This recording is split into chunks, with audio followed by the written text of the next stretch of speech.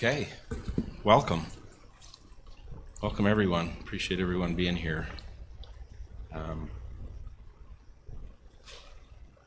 Thank you for being here.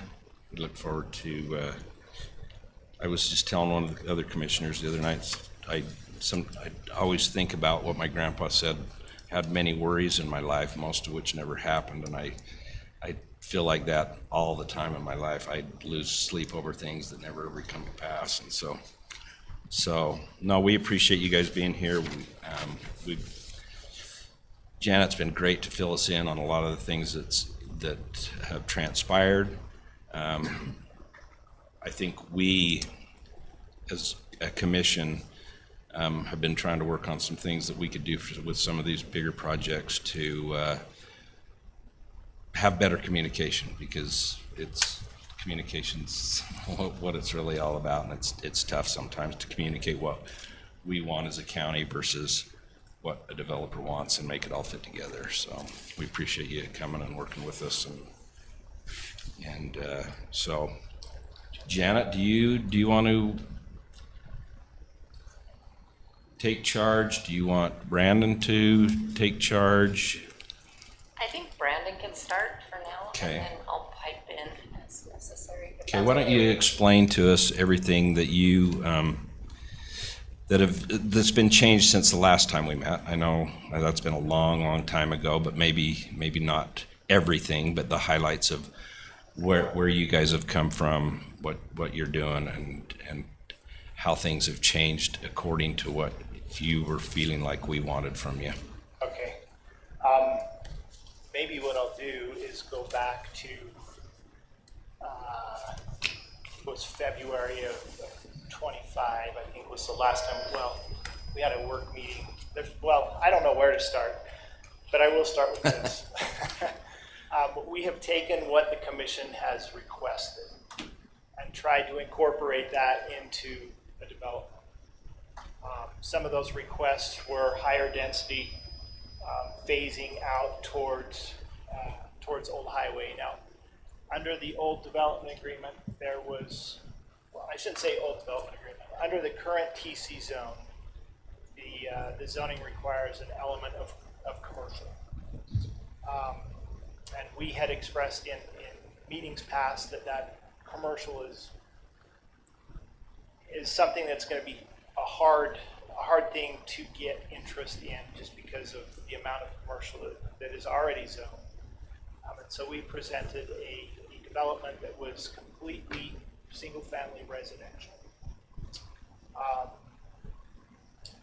And realizing that there was still the element of a percentage of that property, 44 acres, 35% of that had to be commercial. We worked with the county staff on a amendment to the TC zone, which would allow for us to basically, or actually it would allow us to take that commercial requirement down to 0 if we met certain requirements under the town center zone. And that amendment was approved by the commission, I think it was June 21st. April 21st, 2025. So with that approval, we then began working with the county on a new layout that would be entirely single family, like I said, and implementing amenities that would be and to the development as a whole. I know there are a lot of thoughts on how this should look and how this should turn out. I'm basing my comments strictly on the town center zone and what the town center zoning would allow us to do. Now, we can go one of two ways. We can follow the town center zoning without the amendment, which would allow a mixed use.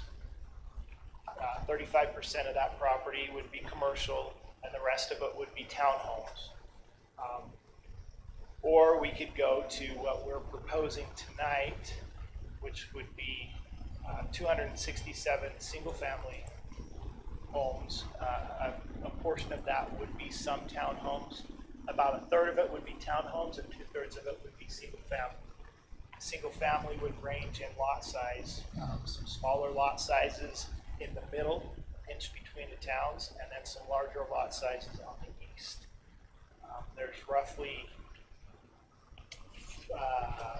6 acres of open space.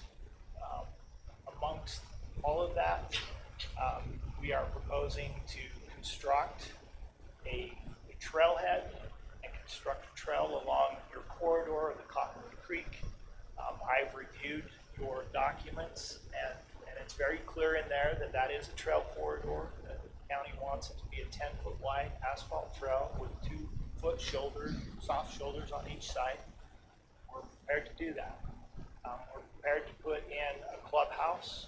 We're prepared to put in amenities, and we're prepared to also allow the community to use some of those amenities. We're prepared as a developer to have the HOA maintain all of that open space. That's been a discussion that we've had internally and with the county staff, but we're prepared to do that. We are, I guess maybe the last couple of things I would like to say is I'm grateful to the commission for the time and effort that you put into this. This is not an easy thing. It's a big development that takes a lot of time, a lot of coordination, a lot of effort. I've put forth my best effort in trying to meet with each of you to discuss and show you what it is that we're planning to do. And I hope that you felt that that's been a very transparent exchange. I've never once tried to hide anything. I'm grateful to the staff for their time and their energy in helping us through this process. It's been a little challenging for all of us, but again, it's been a good process, and I feel very good with what we have and where we're at, and I'm prepared to answer any questions and talk about anything that you guys would like to talk about in full transparency. So thank you. Thank you. Did you have anything further that you wanted to share on that? Commissioners, questions? I have a few of my own, but why don't we start down at your end, Mike, and we'll work this way. Maybe more comments than questions. Commercial. My intent was never for it to remove 100% of the commercial. And in speaking with other commissioners, I don't believe that was the intent of anyone here. So I was very shocked and surprised when your application showed 0 commercial. And frankly, pretty disappointed by that, especially given the fact that the town center zone is a commercial zone. That's what it was designed for. I'm actually the only one here that was around when that, and I helped create that zone, so I know very much what's in it. Debbie back there was around at the same time, but nobody else here was around during that, and the intention was a highly commercial zone. The vision actually was commercial main floor and residential above that. It was never a vision of townhomes here and commercial over there. It was actually mixed commercial, mixed use. That was the vision all along of the TC zone. When this particular parcel was rezoned to town center, we brought that very issue up and said, look, we understand there's a desire to put residential in here, but we want to maintain some commercial. And part of the issue is that there's very little property in Morgan County that's even halfway suitable for commercial development. There's just not a lot left. It needs to be in an area where there's sewer. Well, that only exists in Mountain Green and in Morgan City. Nowhere else in the county do we have sewer. We don't have good water systems or sufficient water systems, I should say. We have good systems. They're just not sufficiently large for commercial elsewhere in the county. And so part of this was trying to preserve commercial space as much as possible. I, at the time, advocated for 50% as the number, not 35. And I still think that it should be higher. So to see, to see 0 is a little shocking to me. That was never something that I felt was on the table, and a little surprising. Now, that being said, I want to give you guys credit because you went after we asked you to, you went and sat down with the other two property owners and developers in the area. And I think you did your best to try to come to an arrangement to move some of that commercial around and try to cluster it, which is what we had kind of envisioned. I feel like the other developers didn't play ball, and I don't think that was fair to you. And frankly, I'm going to remember that when those other developers come in here and want to do their projects. Unfortunately, it seems that all three of those developers that own property there are all residential developers. None of them are commercial developers. And so they're trying to do what they do best, and you're trying to do what you do best, which is residential development. And I understand that, but it's a little disheartening. And again, I think you guys did your best to try to work with them. I feel like they did not play ball, and that's not fair. And I don't know if you have any comment to that before I go on. I do, actually.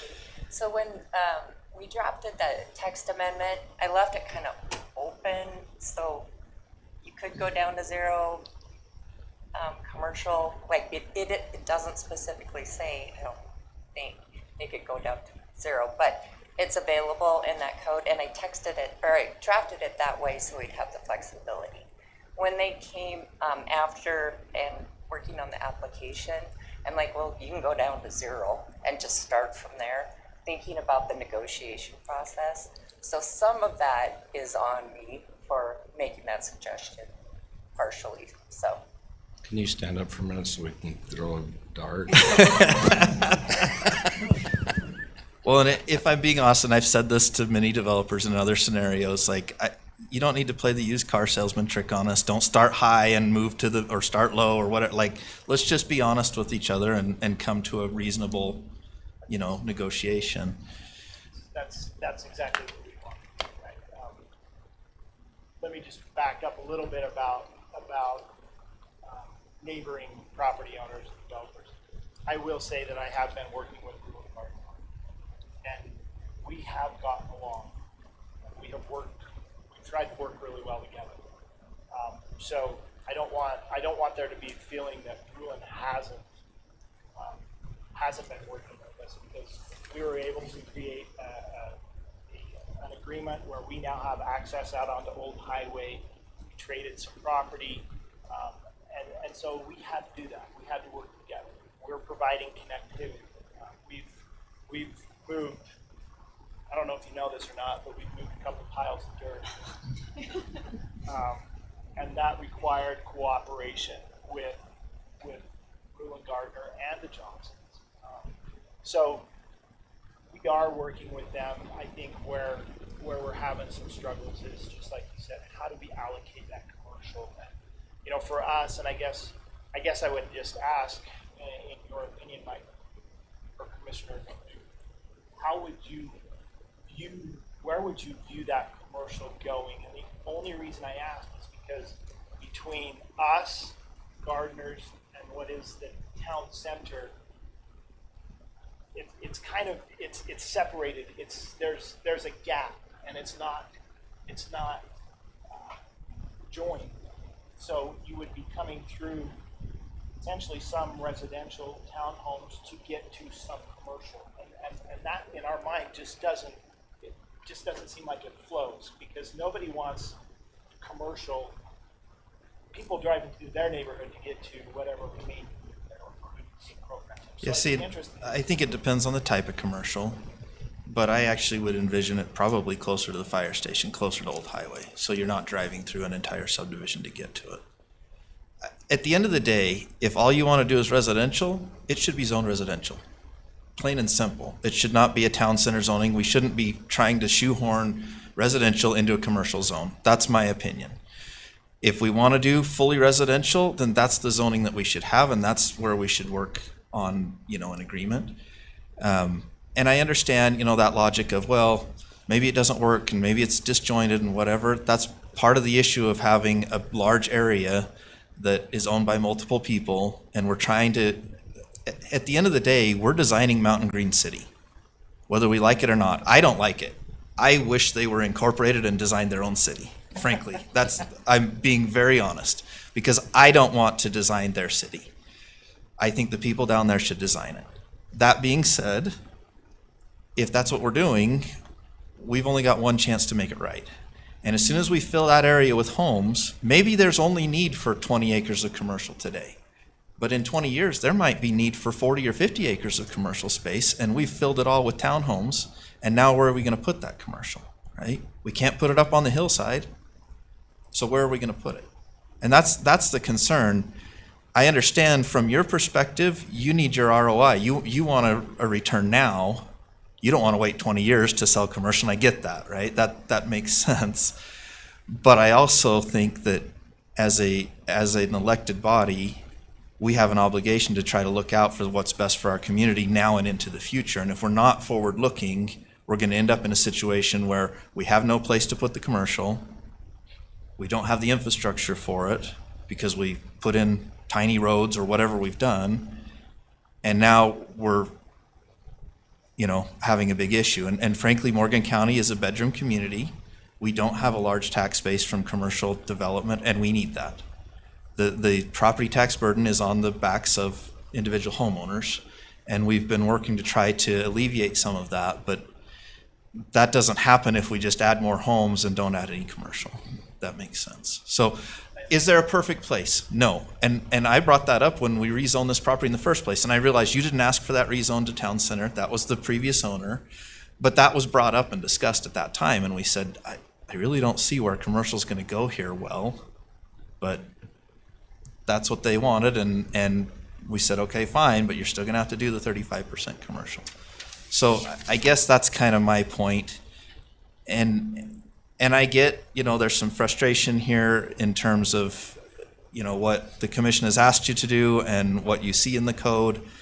I also think that, there were some promises made by the previous owner that need to be upheld.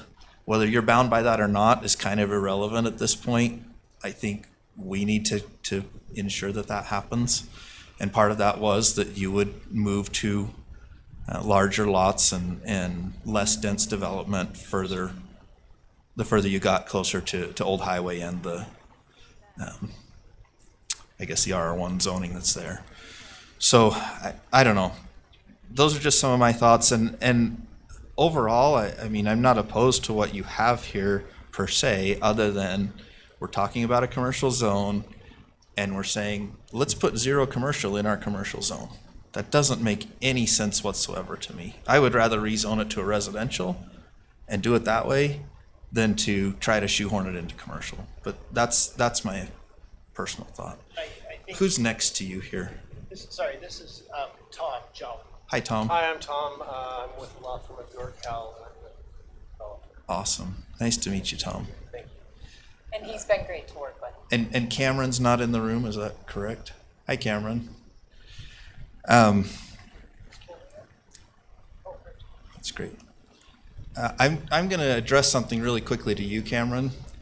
I want you to know that this guy has done more for you than you realize. And if it were you up here, I wouldn't even be talking to you because I don't want to do business with a guy that talks the way you did. In fact, I'm going to read what you wrote about us real quickly here.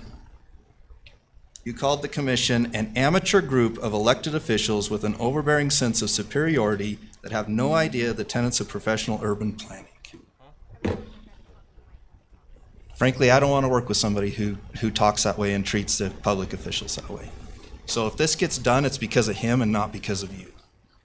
And I hope that gets back to Matt and, I forget the name of the other guy that's above you. Anyway, I hope that gets back to them because there's no room for that. And you should be ashamed of saying that. Okay, enough said to Cameron. Back to you, Brandon.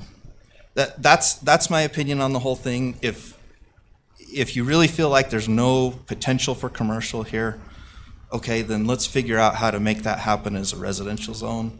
But let's not try to. There was never an intention in my mind of having 0% commercial in a TC zone, in a commercial zone. That's my thought.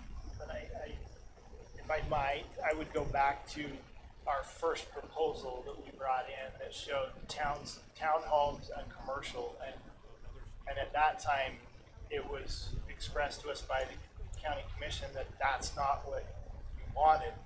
You wanted some residential. We expressed a concern that a mixed use with live-work units below and homes above wasn't working right now because that's what's currently in the Rome development, And they're not selling. and they're not selling. Yep.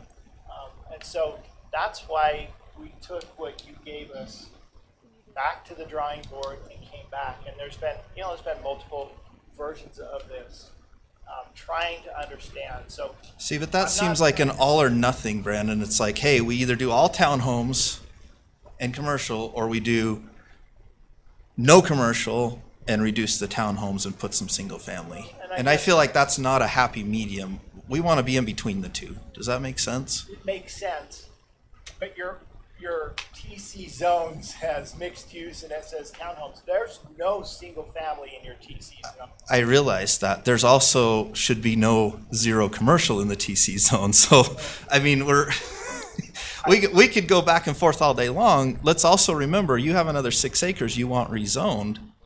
To me, we would never rezone that if you don't agree to do some more single-family homes. You know, even if you go back to your initial proposal, Sorry, do some more single family homes or what are you saying? single-family homes in the TC zone, right? Because if you say, well, our only option here then is we're gonna have to go to all townhomes and our 35% commercial, okay, cool. Why would we rezone that other 6 acres for you? We would keep it 1 acre lots. So be it, right? But you're gonna lose a lot of homes compared to 8,000 square foot lots. Well, we would, but the town center zone also allows us to get into the town homes. And it also requires you to have an agreement with us, and we can say no to that agreement. Well, as long as, and I'm not, what I don't want to do is get into an argument over this. We And I feel agree, like- and that's why I'm saying, hey, instead of all or nothing, like, let's come to a happy medium. Don't come to the table and say, well, you either accept all townhomes or you accept no commercial.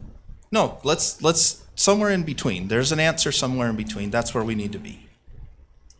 And maybe that commercial maybe it's an RV park, right? That's sort of residential, sort of commercial. I don't know. Maybe there's a solution here that's not what we're thinking as commercial in our minds. Does that make sense?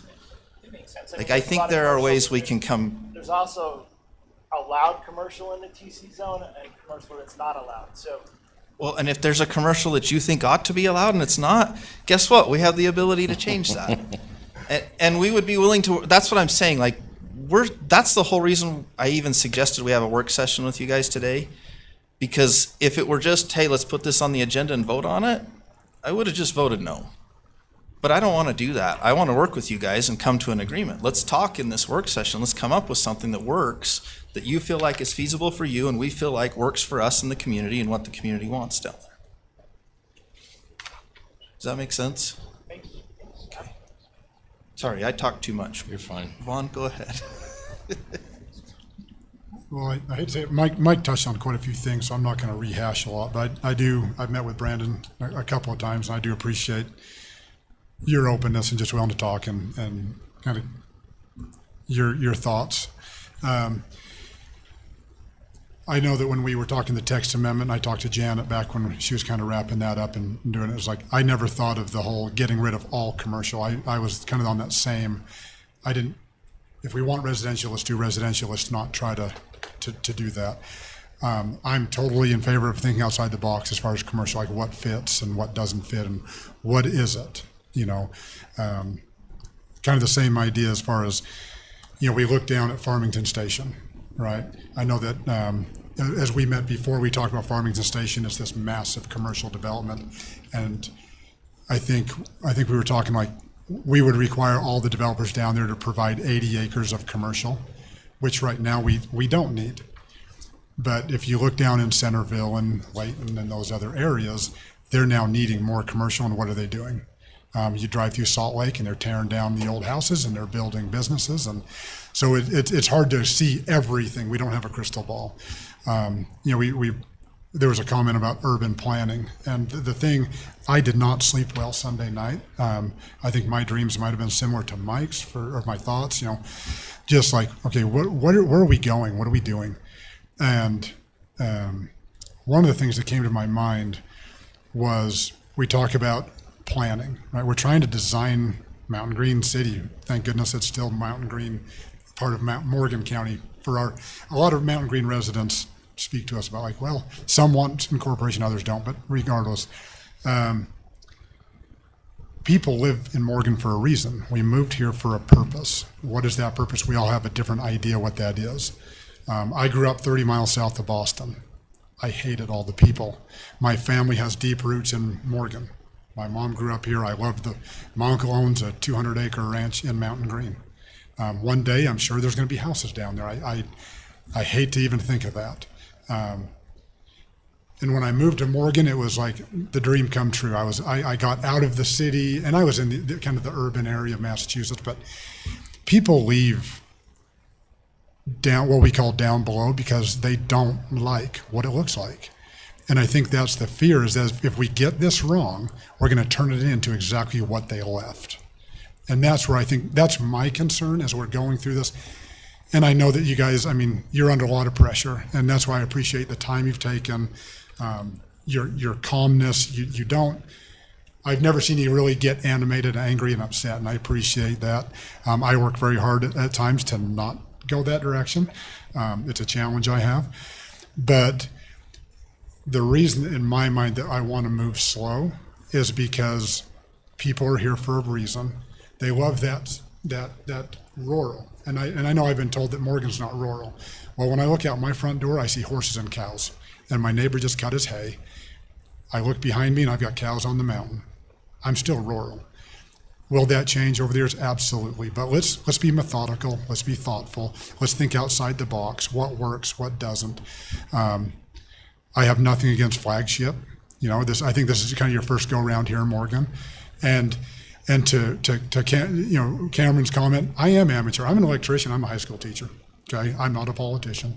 I did this because I care about my community. I want to listen to the people and try to create what they want and work with the developers. Growth is coming. It's inevitable. Mike made a comment a couple months ago, if we're not growing, we're dying, right? But that doesn't mean we just uncontrollable, build everything everywhere. And so I do appreciate your time to listen and to think and to come back with ideas. We want people to come in here and be successful, but that's my big fear, is that we go too fast. But let's be methodical. Let's think about what is it going to look like in 5 years, 10 years? Am I now heading to Wyoming because I hate what we've created? That's kind of where I'm at. And like I said, Mike touched on quite a few of the things that I want, but that's kind of where I'm at as far as like, let's think outside the box. As Mike mentioned, an RV park, maybe that's a good fit. I don't know. Let's see what it looks like. What does it take? And we have one chance. And I do appreciate your time working with the other developers. You didn't have to do that. And you did. You spent a lot of time trying to work with them to create that town center. And that was a request. We can't make you do that. And you did. You stepped up and said, I will take that time and try to make it and try to get it right. So that's from it. So. Really? Yeah, I've loved working with Brandon. He's great. Always takes our consideration, or takes our suggestions into consideration and tries to put them on paper. So I've loved the trail you've incorporated, the trailhead. I really love that. And I am an amateur. You are working with an amateur right here. But I sit on boards where they are professionals, like Northern Utah Economic Alliance. Lots of economic developers, I've talked to you about this before, and I've asked them their opinion on this development agreement. And personally, they think it's very well written. They do advise, do not go down to zero commercial on this, which I agree with 100%. So now we're at the spot where do we go from here? You've done a great job with this. One of the other concerns I had was, in your first phase, there was 0 amenities offered in that first phase. Not until the second phase do we get to any of the amenities. So that was a red flag for me. If you do go commercial, I'm not in favor of an RV park. How about glamping? Could we glamp? Depends. But thank you. I have a ton of questions on here about the DA, so I don't know where we're going with this work session, but. Let me me just tell you, as far as amenities, the amenities are now programmed to come in with phase one. Because the road, the main road that comes in off of, across from Rollins Ranch, across the creek, whatever it is, into our development and then back out to Cottonwood. That whole road is built in phase one. And the clubhouse and the amenity just off of that, and ice to the fire department there. So you're, You can absolutely build, and I think the development agreement talks about when all the amenities have to come in, and there's been a lot of discussion with the county staff on when those come in. yeah, We're not opposed to building the amenities. We just want to make sure that we're not being forced to build. If we're building 25 units and we have to have 50% of the amenities built, that's a pretty heavy lift. I'm not saying we won't do it. but Right. That's a lot to ask. that is a lot. So let's put the amenities in as the amenities are needed. Now, clubhouse, those do really good for us. When we have our amenities in up front, that helps sell our communities. That's what brings people in. So we are very interested in making sure that our amenities are programmed and built to either meet the expectations of who's and or exceed those expectations of who's moving in, so that they're already in place and people aren't saying, I'm paying HOA fees and I don't have a park for my kids to play in. That's not how we look at it. So when you say there's a large park, what is a large park? Like, how big is that? How many acres? Well, I went back and I did some research in your current general plan. And your current general plan says that there should be 3 acres per 1,000 residents. Based on this, we're about 900. If you take the number of homes and you apply the calculation of 3.38, I think it was, or something along those lines, this development would create 900 additional residents, which is just short of a 3-acre park. We're showing with the HOA common space and the trail common space that there's, I want to say 5.2 or 5.9 acres just in that space alone. And then you take, a lot of those single family homes, they're going to have their own yards, so they're not going to need open space. They'll have grass in their backyard to do whatever they want, but they're still going to enjoy those amenities. We're proposing a trail along the main road, a sidewalk that will connect all of that together, but you can't include a sidewalk and some of that, So yeah, you take our development, you take what your current general plan says, and what we're providing is what. It's an open space, just not a big open park, but you're just kind of bringing it all together. But I think, and we sat down and we talked about this. How can we get people from here to there, and what's the connectivity, and where is the open space? I agree with you, Commissioner. I think that the city of Morgan or the city of Mountain Green could use a place a little bit bigger than Kent Smith Park. Don't doubt that one bit. But let's create trails and connectivity, and let's identify where that is. I don't think this is the place for that, because with a large park comes parking, and if we're gonna have to provide a large park, we're gonna have to ask for increased density, because that Or decreased park- commercial, uh, or decreased commercial, yeah. right? So that's again, let's be Yeah. creative. Yeah, serious. So, Thank you. Lane? I'm going to be a devil's advocate. But I have to agree with Mike on the TC zoning. I think maybe that shouldn't be the right zoning. My opinion is this area, and if you can bring up page 186 of the packet. Yeah, that one. Okay, if you look at that, if you were to put commercial there, right in amongst everything. You've got residential development up above you.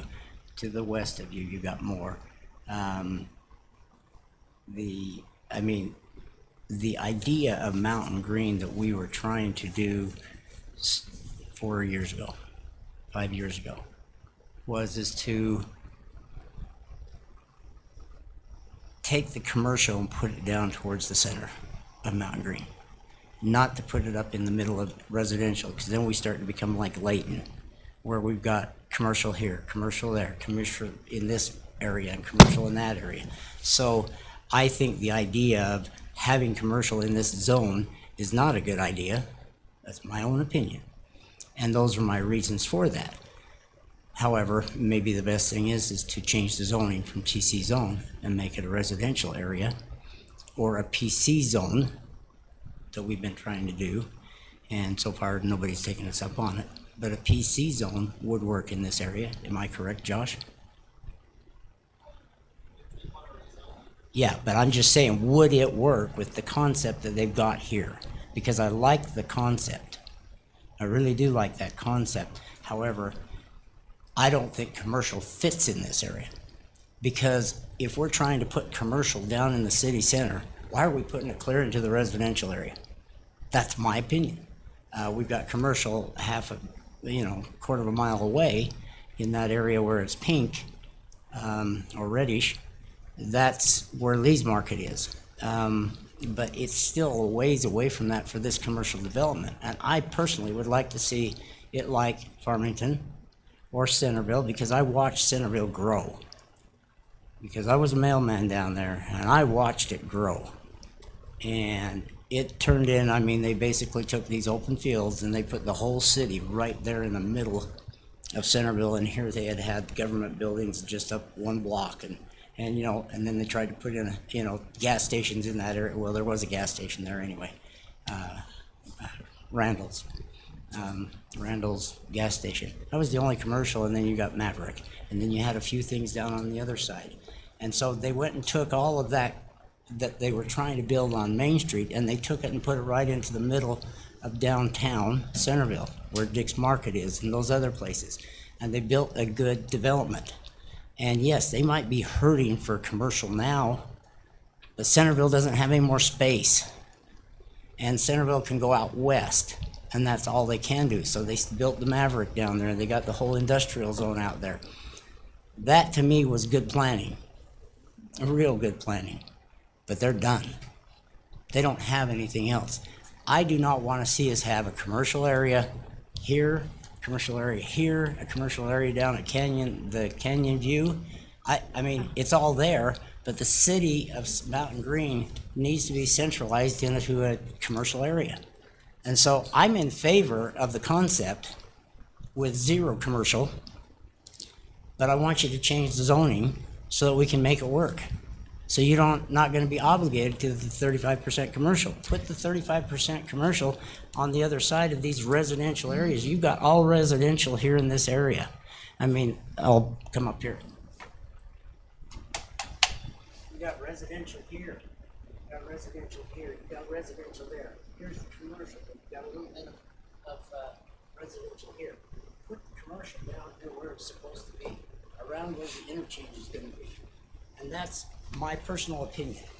And that's the way we had tried to design it back in 2021 when we started doing this, was to go and try to make it to where in our economic development at that time we were going to take and put the city center down in the city center. All the government buildings, the libraries, the commercial, the retail, everything was going to be down there. And then commercial, Canyon View commercial.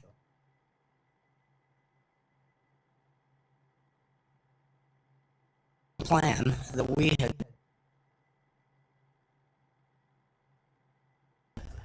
My opinion, that's why I say I'm a devil's advocate when it comes to that.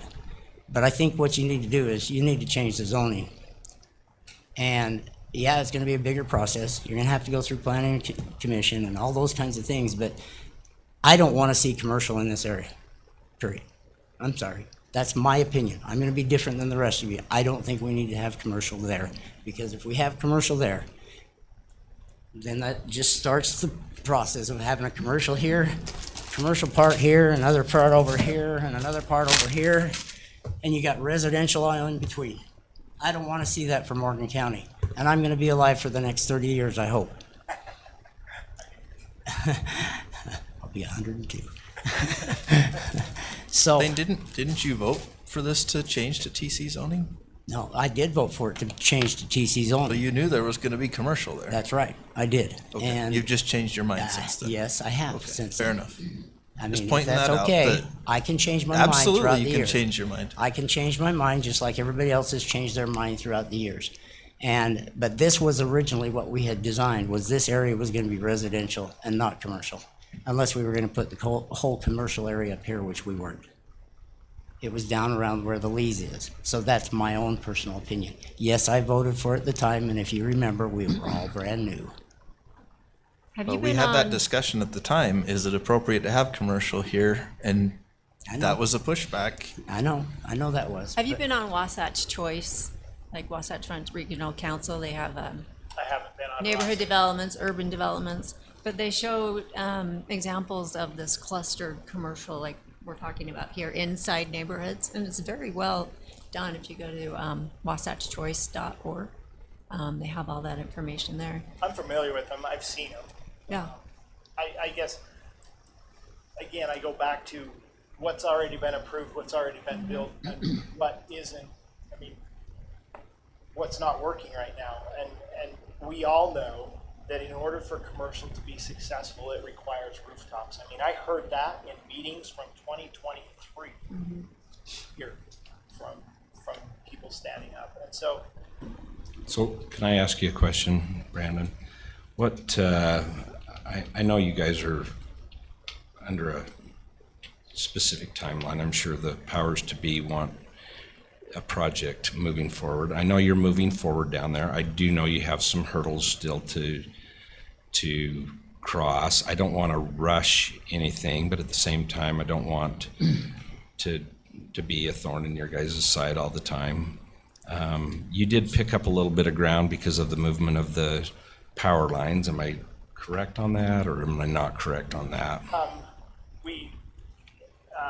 the power lines, the road was going to be, the main road that went through there was going to be along the power lines. And so we may have picked up a few acres with the power lines, but we were trying to position those power lines so that it Didn't interfere. hold it. Okay. Because we weren't quite sure what was going to happen there with the power lines. So can you give me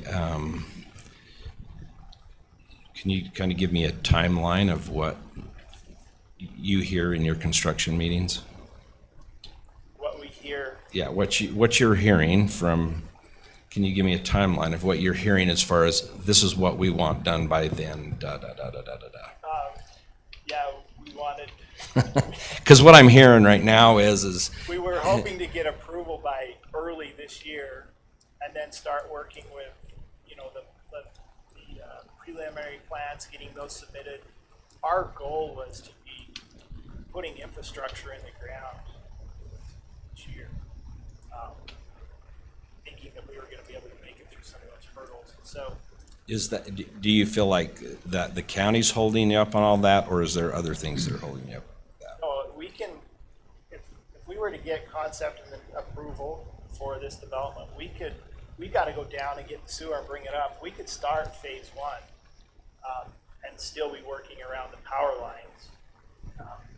We feel that that's almost done. I just had to make one minor adjustment last week with one of the property owners, and I think that's going to get signed. And so those power lines are going to be relocated.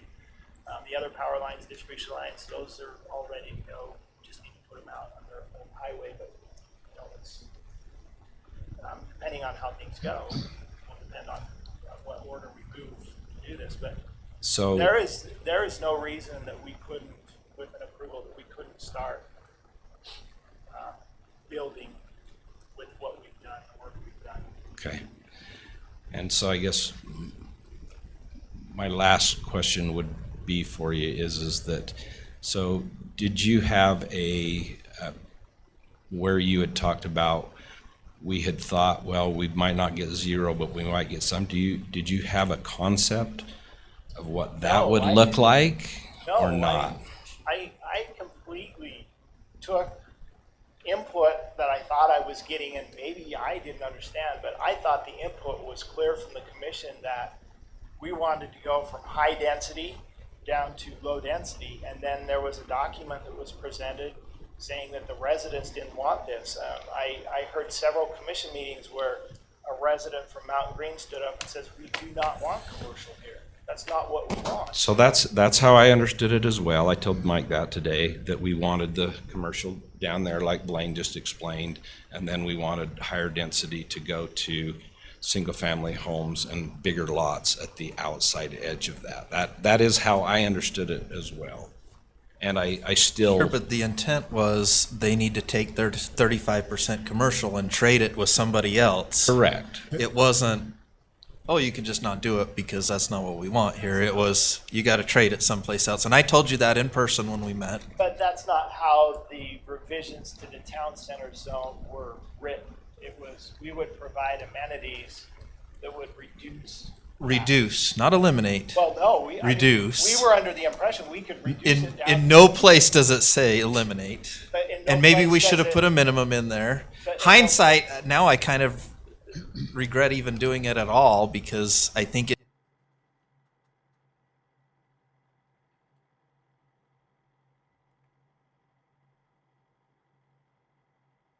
things that you're talking about just don't needle for me. A pocket park doesn't move the needle for me. You put in there a hot tub for your residents, that doesn't do anything for the community at large, We right? have to have amenities for our community. I get that, for your community, and that's fine, but that's marketing for your community. That shouldn't be something that offsets commercial for us. But it's, Does that make sense? it makes sense, but So, you've got to understand that in your current town center zone, I'm required to have a clubhouse. 750 square foot is the size of the clubhouse. That's a tough shed, for heaven's sake. No, it's tiny. I'm only required to put 500. And feet you're of- welcome that we have very low standards there, because But we're we also- could say we want you to have a 50,000 square foot clubhouse, right? We didn't do that. We purposely kept those standards low to give you some opportunity to be flexible for what you need. We understand that you're not going to put a tough shed there because you want to attract people to want to buy there, right? Ultimately, you need to have some amenities that attract people to buy homes in your community. Right. But what I'm saying is those amenities to me do not offset the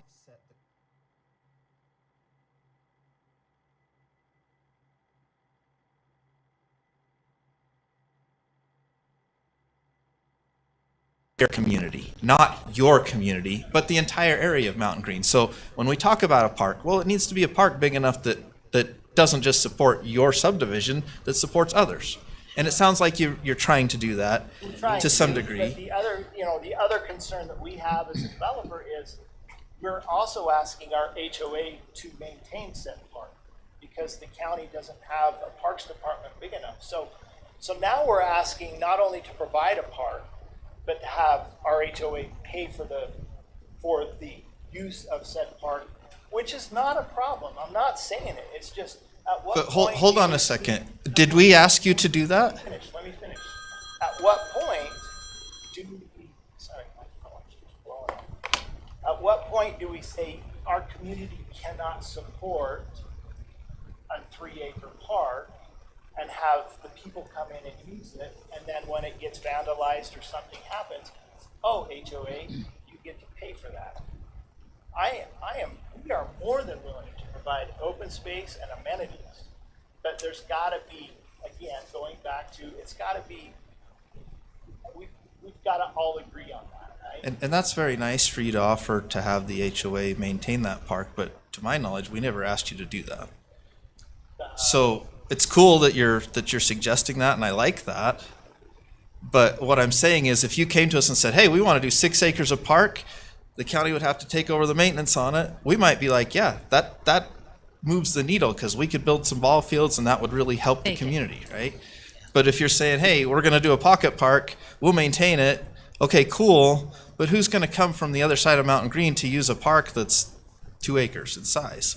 And generally speaking, these pocket parks are just retention basins that have grass in them, and you call it a park, and that's cool. But that's not, what I'm getting at is, you got to move the needle, and you're not moving the needle. To say, hey, we're exchanging something for commercial, right? It's got to be something that actually is value to the community, in my mind, not just simply, because if we give away the commercial, if we just let it go, right, that's tax value. We could take those taxes and use that to build a park or to maintain a park someplace else, right? Tax value if the commercial develops. If it doesn't develop, there's no tax value there until that develops. Well, So I There's guess, also- I there's guess my also- thought is here, because we're going, Can I say just? you bet. Okay, sorry. Just, as this discussion is going back and forth, I think there's a few things to remember. The application that we have is the one before us, and maybe it may be helpful to ask the applicant, do they intend to move forward? And do they want a decision tonight? Is there something, they've heard some feedback of maybe some would vote for it, maybe some wouldn't. There were some comments earlier about what's required. And as far as the TC zone is, if they meet the 35% commercial, and then they've got the multi-family and very bare minimum, the tough shed, the other stuff, as long as that development agreement comes through, then the county, the entitlements are done. And so as long as it checks the boxes of our code, then we would have to approve that development agreement in that case. Now, I think we would say under the new text amendment in how it's been amended, it allows more flexibility, and it doesn't have all the criteria, and maybe there's some ambiguity that we could change in the future, but for the purposes of tonight, that's what the application's under, is the new code. And it legally complies with the new code, but you do have discretion of whether you're willing to make that adjustment away from the standard TC zone.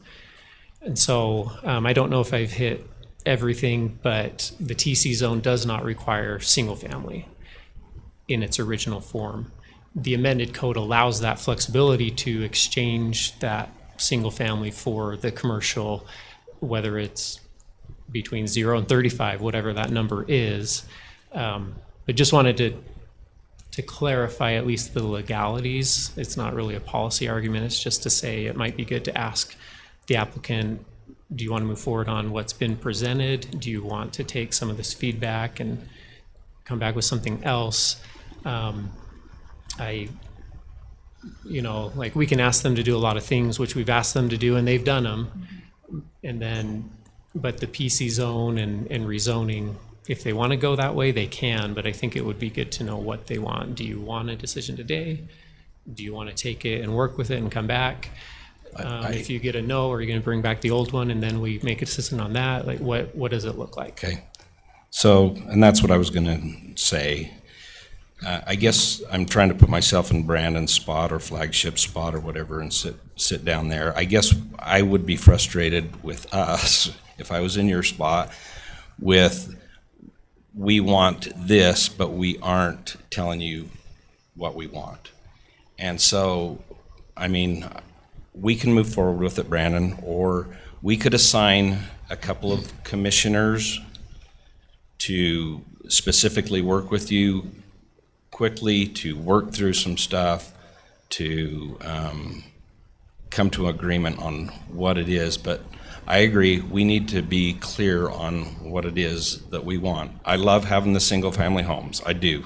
I think if we put one more townhome down there, we're all gonna be lynched, So I want that. I just want it to be a beautiful place. I want Mountain Green to be a beautiful place, and we do have one chance to do it. And if we can assign a couple of guys, if there's a couple of us here that you would prefer to work with, that's fine too, but we'll do whatever you want to. You can. Well, I think from our perspective, we would like a decision tonight, and I look at it this way: we have 3 decisions: approve, Okay. deny, or approve with conditions. Okay. Because that really tells us where we go next. Okay.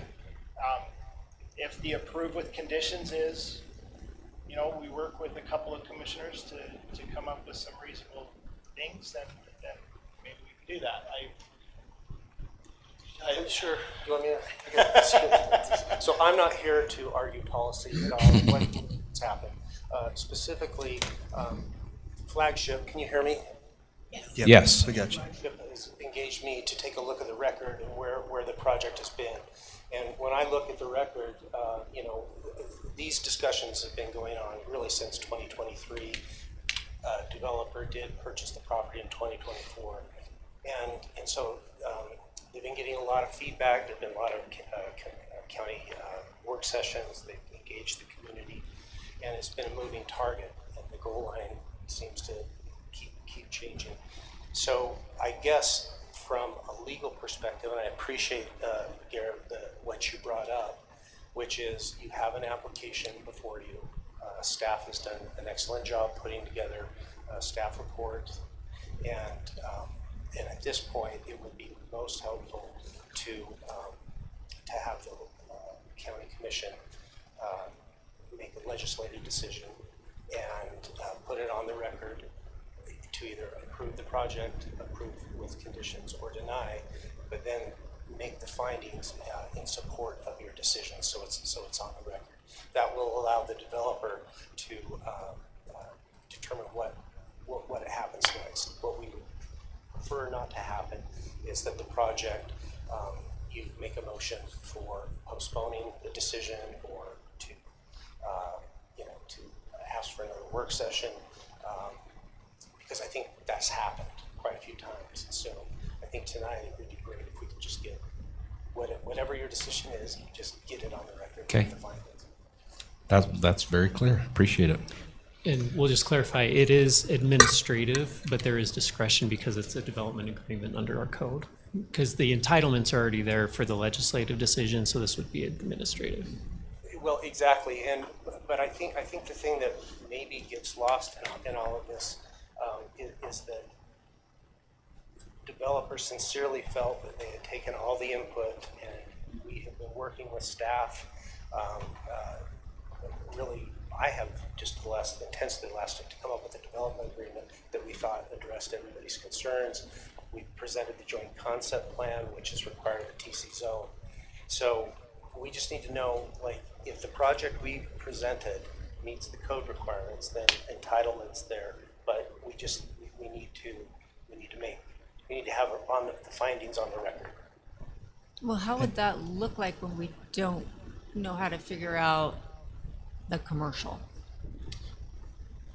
Well, the application in front of you is that there's no commercial. So There's no this is commercial. I more, know that, but if we do it with a condition, how are we determining that percent of commercial from I guess 35 that's that the would be a risk that these guys policy. are gonna take by moving forward with it. And I We think, just And come that's up why we with had a this number work out of session the was to hat. talk We don't have any about it, but matrix of- it seems like they don't wanna talk about it, they just wanna say it's one or the other.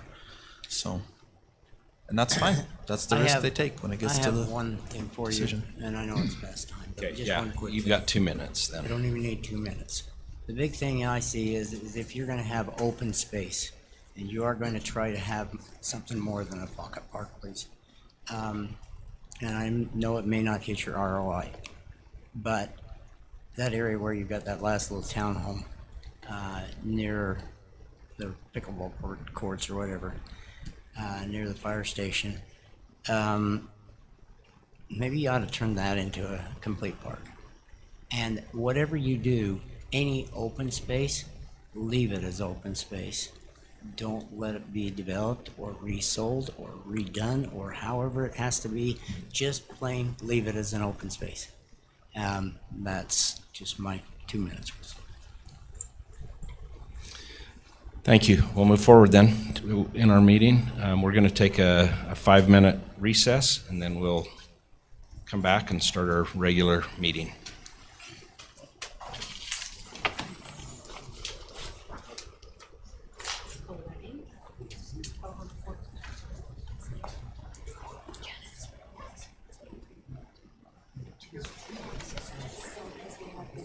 These two dishes. try it? So my group, I did all the slides, they're protected, so I'll still graduate. I did. Graduated. I know, they say it's really fun.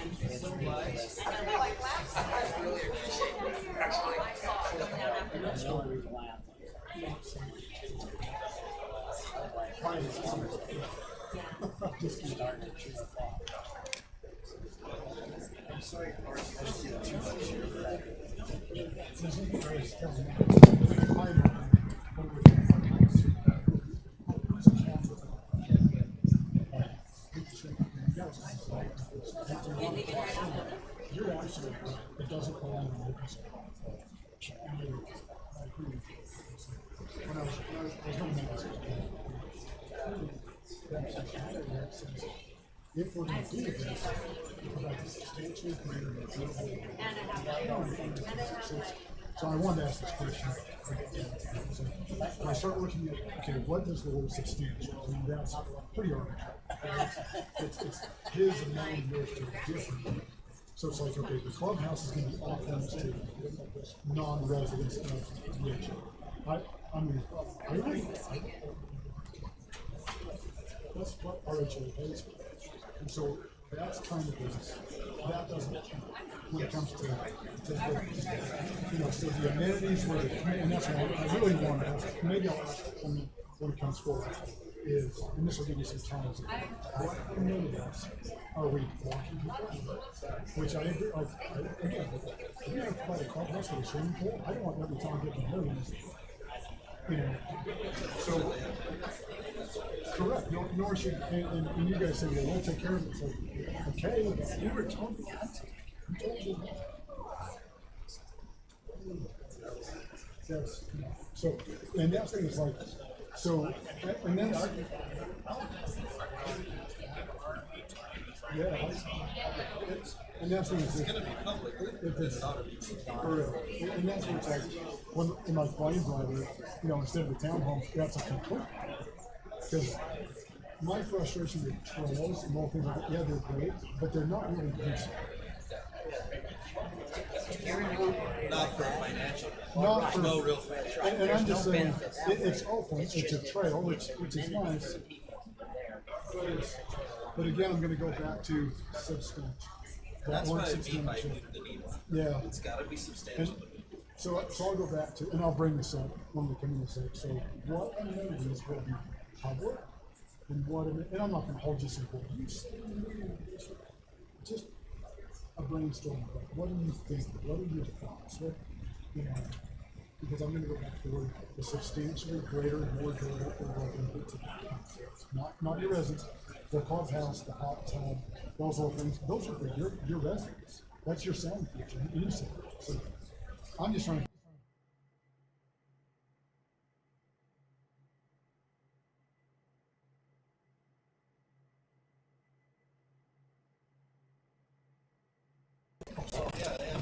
And so, and again, I'm just trying to think like, what is it? What is it? Because my thoughts. She's caught on to that I was revolving like this, I'm just trying to think, what is it? and so she doesn't ask me, and so I just am like, What is it?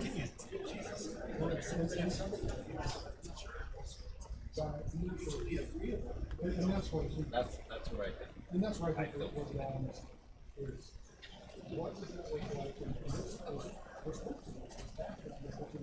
what is that substance?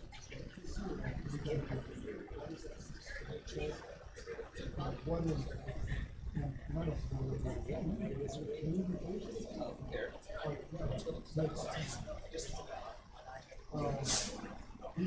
he does.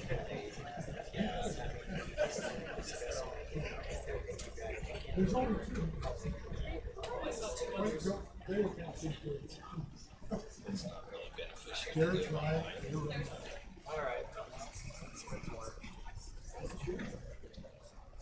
I don't know how that vote's gonna look, or how that motion's gonna look. Conditions, then you work. I cannot. Conditions. I know. You can't come to conditions. How big are you in the conditions? I don't know if you can say conditions.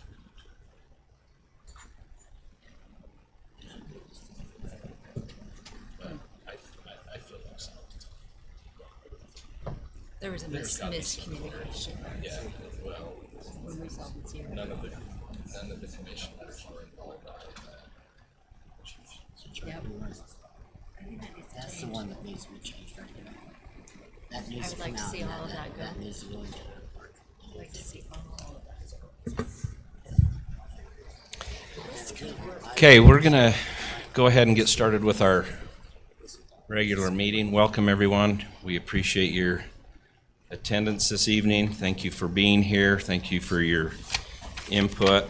Thank you for being part of our wonderful community and having concerns and coming out. We really do appreciate it. We're gonna have a invocation by Commissioner Newton, and then he will lead us in the Pledge of Allegiance. We'll go to that. Our Father in heaven, we're grateful to gather this evening. We're grateful for Morgan County and the people who live here. We're grateful for the beauty that surrounds us. We ask Thee, Father, to bless us as we discuss the needs of our community and the desires of the people who live here, that we will be able to make wise decisions and think through them fairly and logically. We ask Thee to bless those in our community who may be suffering or have needs and help us to be able to help them. These things we pray for in the name of Jesus Christ. Amen. Amen. You'll please rise for the Pledge of Allegiance. I pledge allegiance to the flag of the United States of America and to the republic for which it stands, one nation, under God, indivisible, with liberty and justice for all.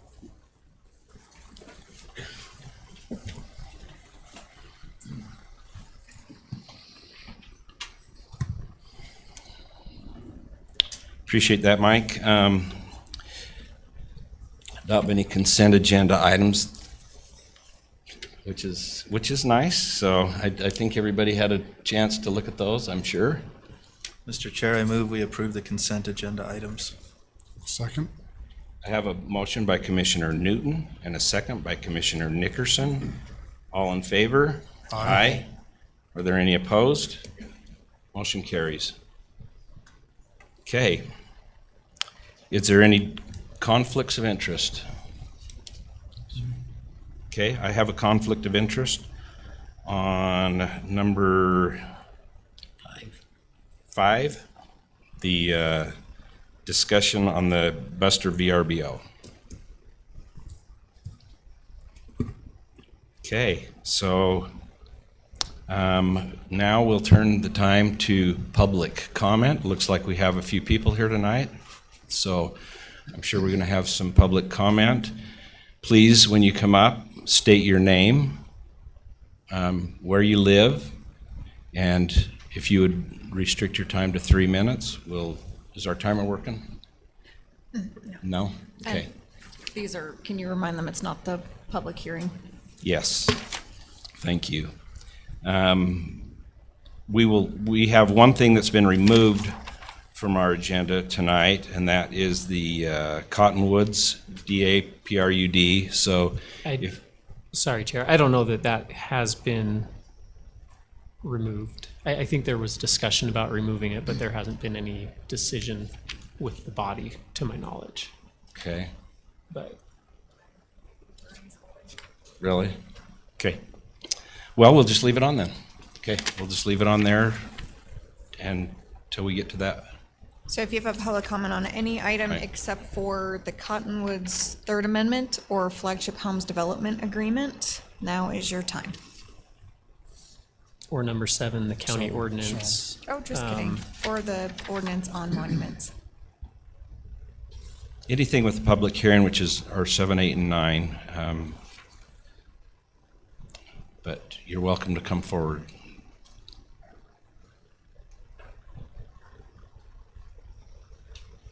Okay, all right, thank you. Hi, Golden. Today. Good, how are you? Good. Hey, I just want to come up here. I'm Sorry. gonna be Introduce yourself. State your name. For the Golden mic. Barrett. I thought you guys knew me. I But apologize. picks do, up it's on for the the record. AI and it'll Gotcha. code everything. So Golden Bear, Deputy Fire Chief of the Mountain Green Fire Protection District. So thanks for hearing me out. We're here on just two different items that we'll discuss one later. So first of all, for the flagship development. So I just wanted to lend my support. You guys are probably all aware at this point, the agreement that we're having with flagship development and our fire station expansion, the potential expansion that we're going to be having.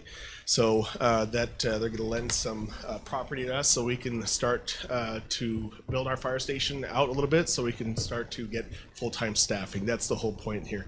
As we all know that volunteerism and is starting to decline nationwide.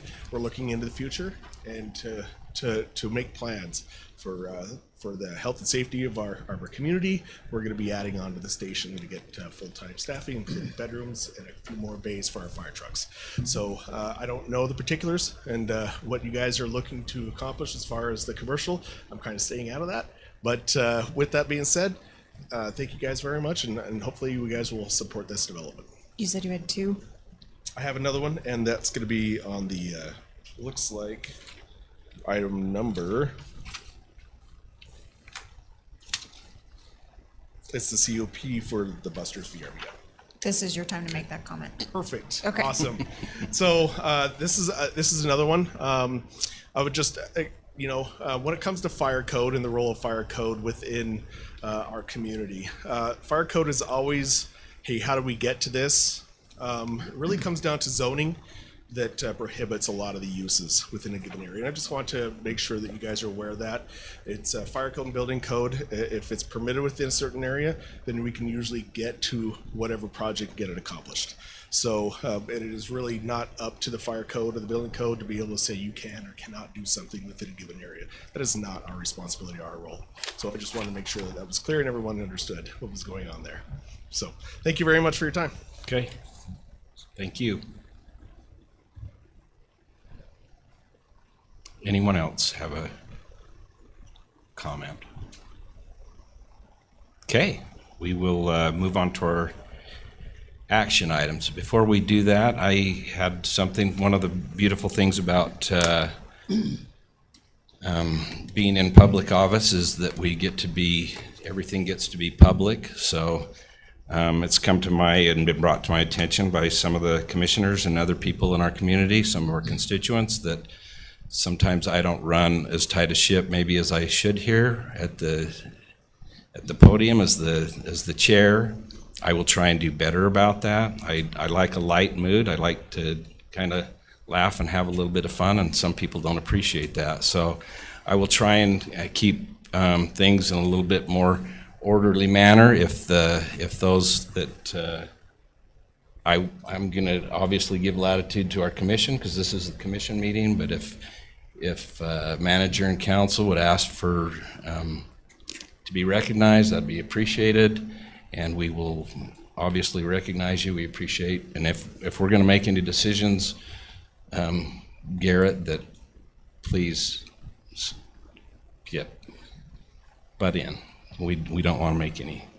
But I appreciate everybody that's up here that I work with, and they're good people, well-intended, always trying to do the best for our community. So we will turn the time over to Erica if she wants to come forward, please.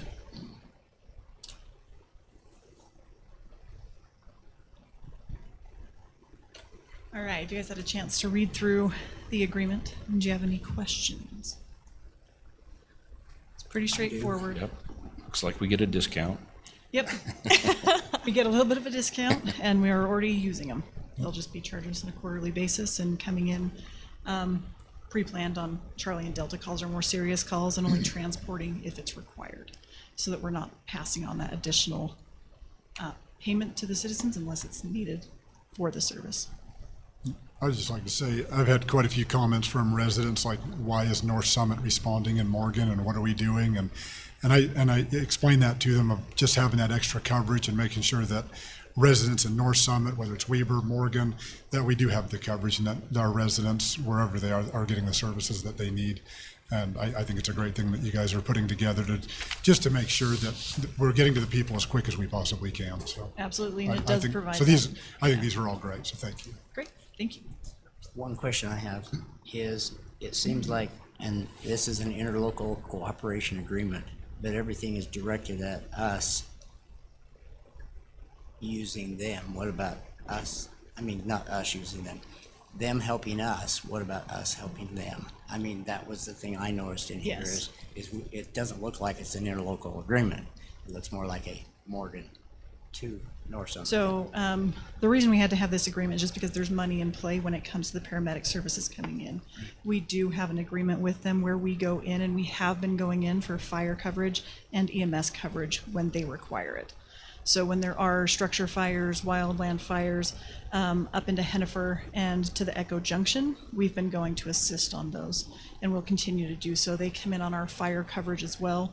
They're built into the stacks through dispatch. This is specifically because we do charge for EMS services, and this is helping them recoup a little bit of their costs when they send paramedics to us. That's a good question. It is working both ways. So the commission's cooperative agreement for everything else you signed last November, which it wasn't something new, it was an extension. But it's the fees is what I was looking at. Correct, but this is, and I'm sure we'll see it the other way around once the Croydon Fire Station goes live, because that's kind of what triggered all this is, hey, we'll provide for your side of that county for fire services, because we're gonna have a station in Croydon. But at the time, they were not staffing the North Summit office or location. So this is the start of that cooperative agreement, but we're not, we haven't broken I And we just don't didn't know charge- if this here, the charges, the fees in here are all directed at Morgan County, this is what we're gonna pay. What about North Summit, if we need to go and help them, is there any kind of a cooperative agreement within that? Are we under the same obligation, are they under the same obligation as we are? Yeah, so when, we don't charge for fire services. Right. At all, correct? Right, that So comes if we from do state. EMS goes into North Summit, then we're transporting. So we're recouping all the money for that. Okay, it just doesn't have it in there, that's why I'm asking, I'm just Yep, wondering that's a good why, question, why clarification. we're the only ones in here and not North Summit's in here as far as the costs that we collect. if because that needed. agreement was already signed. Yes. And they don't, when we transport, we recoup everything from that as Okay. well when we go in. So there's nothing, that they could pay on the other end because they're not billing when we go in for EMS. Does that make sense? No. So the agreement the other way is already signed. That's been in play. This is, now they're staffing at North Summit, so they can get here quickly. Now that they're staffing, the original agreement that we signed is now this is us adding North Summit into it. So we already get paid. Okay. That contract's That's all I already want. signed. Yep, this is just Wanted to make adding sure this it's one just in. not all Morgan that has to pay everything and nobody else has to pay anything to help. Correct. No, just to fill in, we're under a statewide mutual aid compact, the entire state we sign, and ours is with dispatch. So it doesn't matter if we go to Hennifer to transport, or if we go to Ogden. Last Monday, when the whole world erupted, we were reported to the burn victim. If we had transported, we bill. So it's only, this is specific only to paramedic service. Paramedics, that's what I right now. thought. If we transport anywhere in Utah, we bill, we keep the money. Yeah. The fire is like, when we have a fire, we need everyone. Monday was the example. We had 3 calls going in here. You read the news. The guy lost his life in a fire, and everything got covered, but their house, 7 houses from my house caught on fire, and 2 of the fire trucks that showed up came from 13 miles away because we take care of each other. But Okay. hopefully that answered your question. That does, it does. I mean, I knew we had an interlocal agreement with everybody. Yeah, but all it's we just did that- was- those fees. That's the only thing I saw in there that was a problem, was the fees. Yeah, and that's just this, because we just went from a mutual aid to what's called the automatic aid. So mutual aid means we ask. Now, with North Summit specifically, they're automatically dispatched to certain calls that we've stacked. So we don't have to delay getting people to help us. Same thing when we go up to help them, we're kicked out on any kind of fire right off the get-go. So the North Summit Fire District is basically Hennifer and Colville, is that correct? Yeah, they have 3 stations, one ship, Yeah, one ship is one. one ship, One is Colville and then, Hennifer. yes, they Okay, open Hennifer. just wanted to make sure. Now it's staffed with paramedic service. They're full-time there. So the bigger deal there is when you do insurance in Croydon, they're in the 11-mile fully staffed, so when people up there get their call, now they can be insured. And when we add our station, now that's just gonna up the ISO ratings for these insurance companies who basically run the world, so. Most of them do. But it's just better for our citizens, and that's the least impactful financially that we can do, is just all of us help each other. Okay, thank you. Any questions? No? Mr. Chair, I move we approve the interlocal cooperation agreement between Morgan County and North Summit Fire District regarding paramedic transport services. Second. One of us. Okay, I have a motion by Commissioner Newton, a second by Commissioner Fackrell. All in favor? Aye. Aye. Any opposed? Okay, Thank you, Commissioners. Thank you, motion Erica. carries.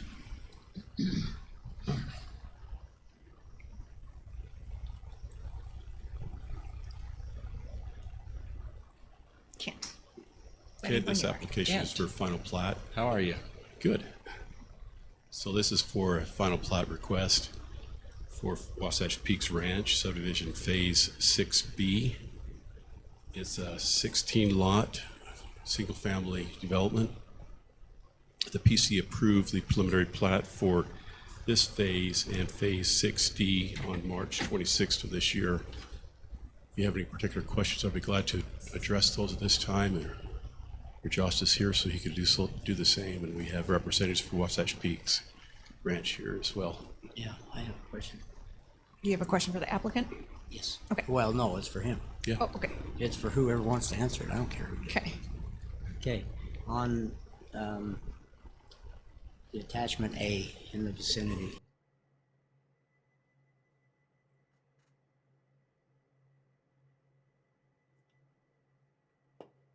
Which ones we're talking about here? They were marked A, B, C, D. This one here is attachment A, and it has at least 30 homes. There, you have to look at the different ones, and it shows you which is A, B, C, D. There you go. Yep, has colors on The it. ones with the color, okay. Okay, that one. This Okay, one? that's fine. See Phase 6D,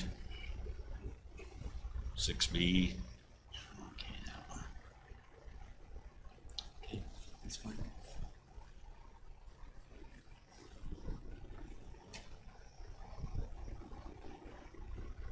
Did you still have questions or not? 'Cause Is that yeah, I do have a question. You've got, B39 right there. It's 3.52 acres. That trail going to that location, is that a trail? Is that a ski type of thing? How did they get to their home?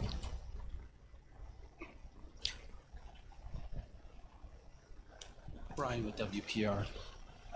The driveway actually circles around B38, so what you're seeing is a ski run that's going along B39. So if you look at B14, the shared driveway goes around 14 through B38 to B39.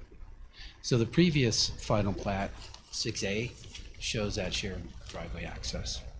Okay, so there is basically they've got an access to B39. That's correct, yes. Okay, because I was gonna say, they're gonna have to pack everything in all the time. Yeah, no, there's a driveway. Wilderness home. Yeah, there's a driveway. Okay, thank you. And the same with B50's already got one, so. And are those others, are these B42 and B48 and B49 on the other side of the trail, that's their property also? Or is that another potential lots? B42, B42, B48 and B49? Looks like a ski run that There's goes a through ski their run between properties. them. It goes through their properties, it looks like. Yeah. Might as well come up, Hey, Brian. Brian put his glasses on. I can see now. Yeah, so B42, the driveway access is between B45 and B48. But I think he was asking about the ski run. that You've got the goes ski through. run through there, and then you've got on the other side of that, is that on the opposite side of the ski run, is that There's open part of space. that, is that open space or is that part of the lot? Yeah, it is part of each of those lots, but it's declared open space. Okay. It'll be recorded that way. All right. So it'll be restricted. Okay. Okay. That's fine. Thank you. Okay. Look for a motion then. Mr. Chair, I move that we approve Wasatch Peaks Phase B final plat. 6B. Or sorry, 6B. I'll second it. Okay, I have a motion by Commissioner Nickerson, a second by Commissioner Blocker. All in favor? Aye. Aye. Any opposed? Motion is unanimous. Okay, this next application is also from Wasatch Peaks Ranch. It's for subdivision phase 6D, final plat. And it's for 5 lots that are single family. And the preliminary plat for this phase, along with phase 6B, were approved by the planning commission, or recommended approval on March 26th of this year. So I'd be glad to try to address any questions you might have this time. What's the green for in that B70 area? Do you have any questions, Blaine? I do. Okay. That's what I asked. What is the green area for on B70? Well, that's, I believe, a wetland. Okay. That's, yeah, that's what Okay. it says on the, sorry, on the, Okay. existing wetland. Native. It's also open space area. So this one lot that is, I mean, this whole area is not green buildable, is that correct? Correct, where the green is. They have a building envelope. No, I meant in any of these areas, because you've got 6.04 acres on B67, which could make it eligible. Is green belt? No, they. That's what I need to know. Is it green beltable? On B67. I think you had said that once before, Ed, that it was, all this area had been taken out of green All belt of- and could not be used back into green belt. All of phase 6 has been removed. Okay, good. Okay, thank you. Mr. Chair, I move we approve the WPR Phase 6D final plat, I'll allowing second for a it. 5-lot subdivision. Okay, I have a motion by Commissioner Newton, a second by Commissioner Blocker. All in favor? Aye. Aye. Any opposed? Motion is unanimous.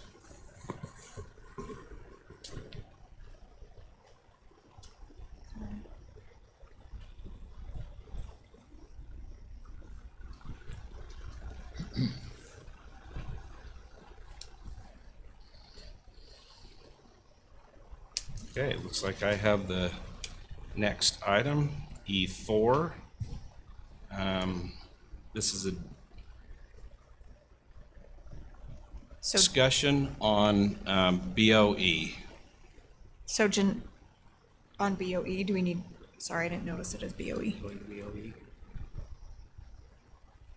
You're just questioning the policy. So my question is, the people that have been calling me have been complaining that they've lived in their homes for many, many years and suddenly have received letters telling them to declare that it's a primary residence or they're going to be charged as a secondary home. I know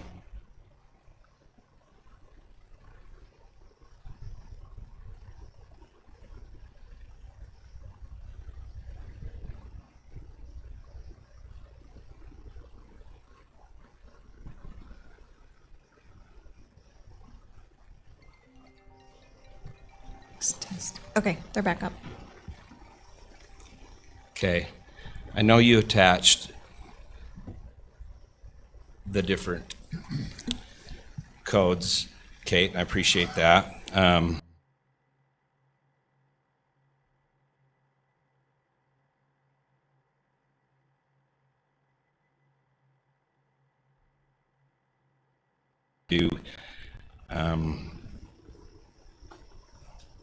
Fill out the form at this point. They still can appeal their property tax being taxed as a secondary home. They still have that time period, but that's not how they're understanding it. They're understanding that it's too late. You're going to pay the full amount.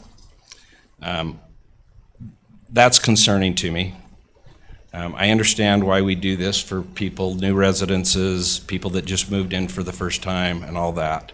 But to mass send out these letters, I'm concerned about that because I don't want our people to be overburdened with property taxes, and I don't want them to be missing, and I don't want to be overburdened with a bunch of BOE appeals.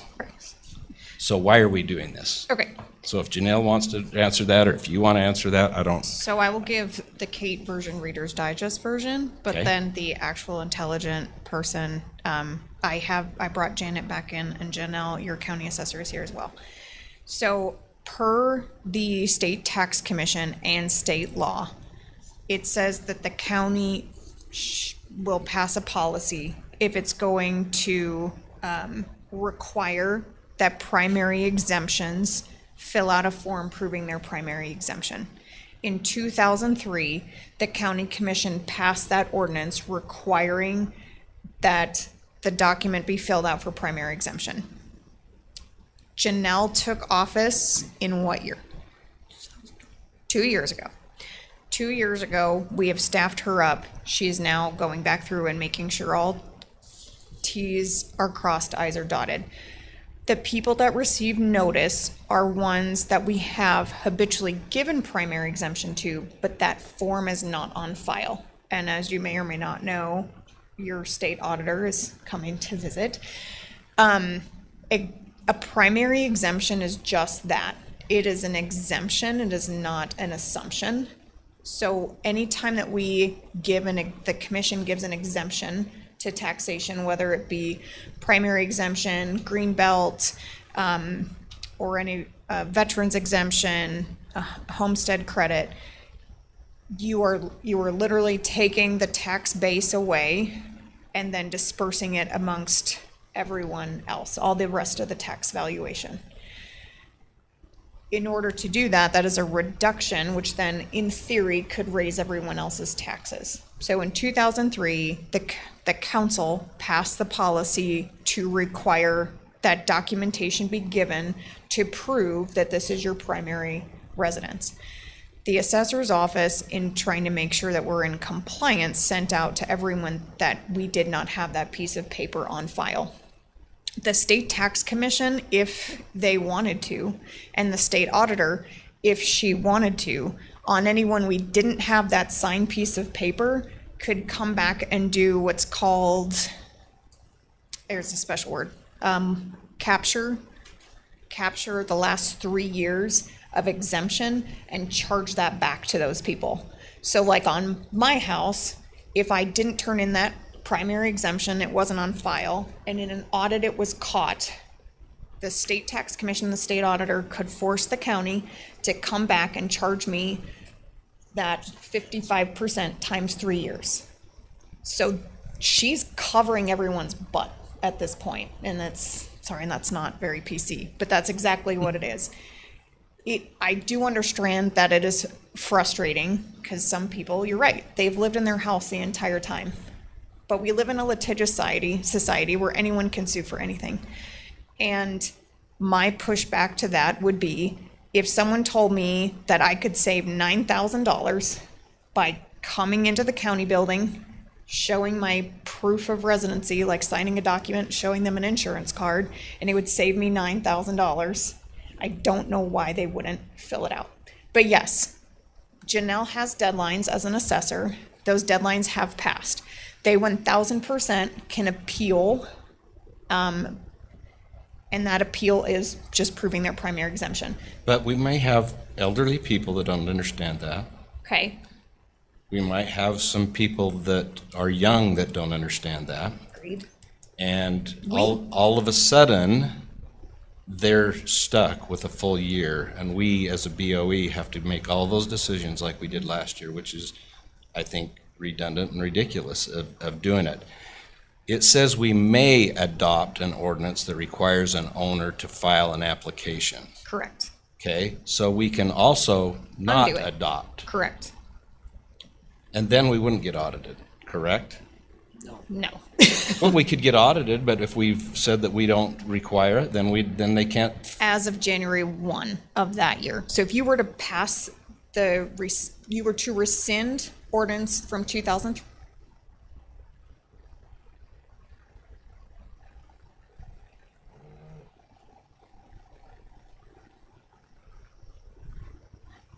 The 2003, there we go. If you were to rescind the 2003 today, it would go into effect January 1 of 27. Well, guess what? The state legislature, they already changed it. So as of January 1 of 27, it goes away anyway.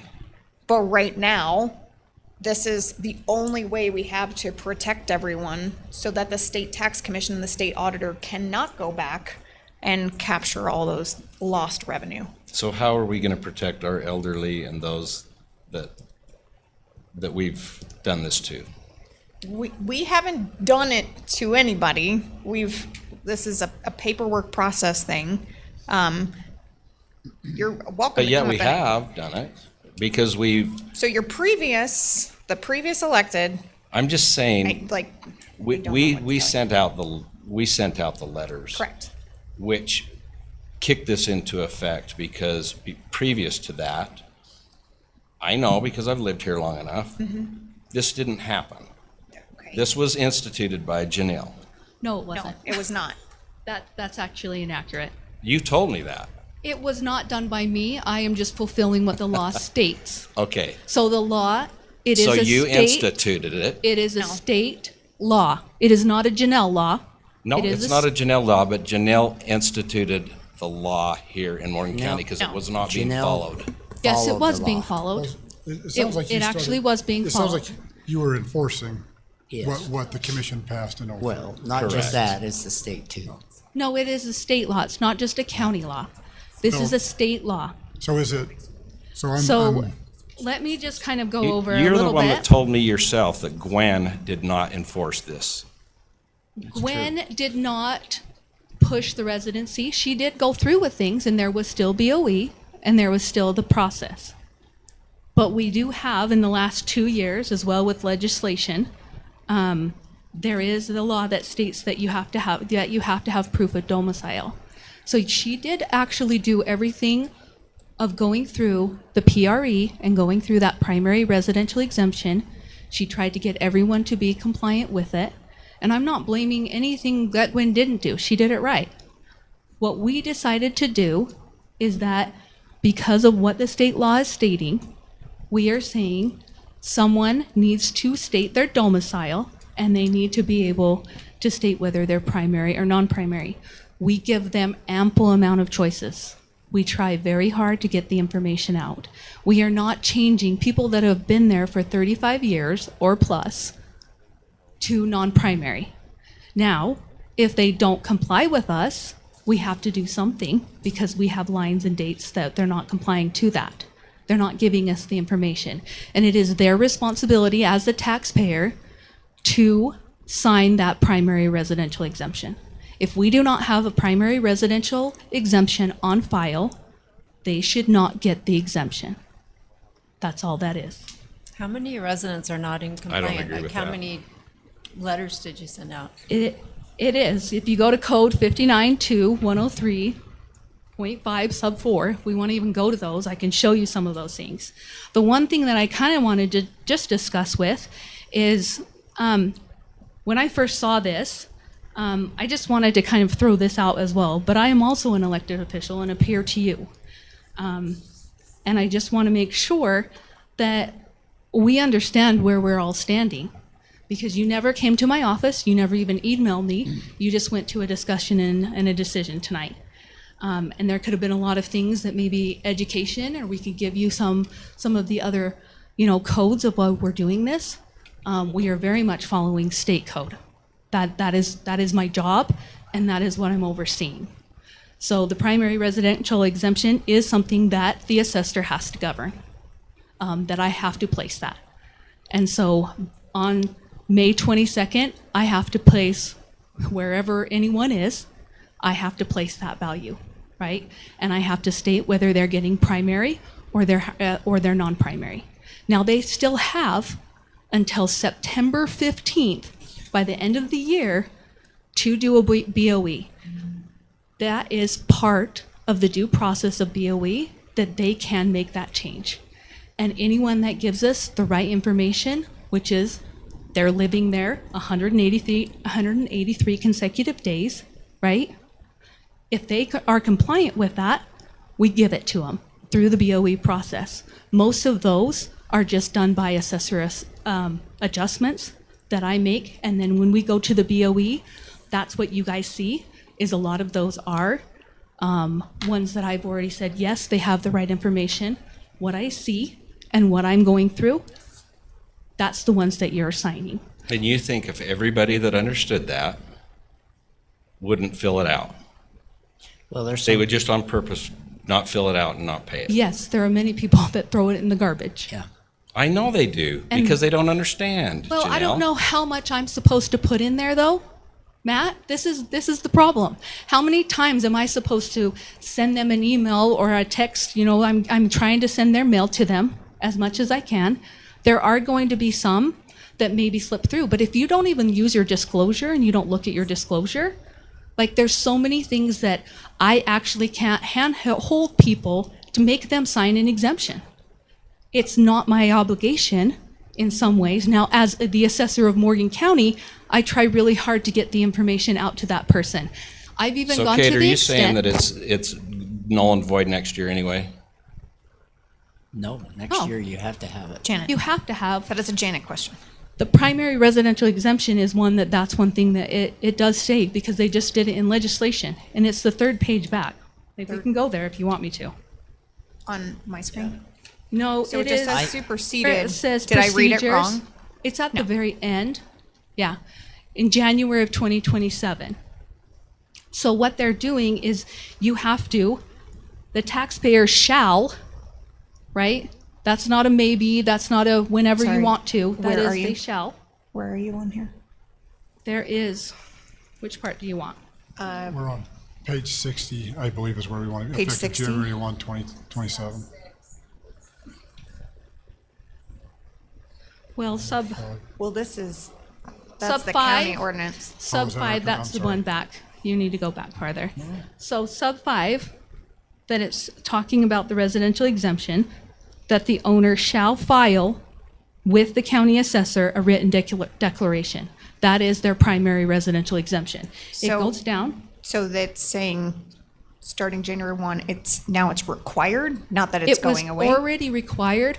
What they require now is that they are saying that you have to prove your domicile. So whether that is, and that is going to the next page.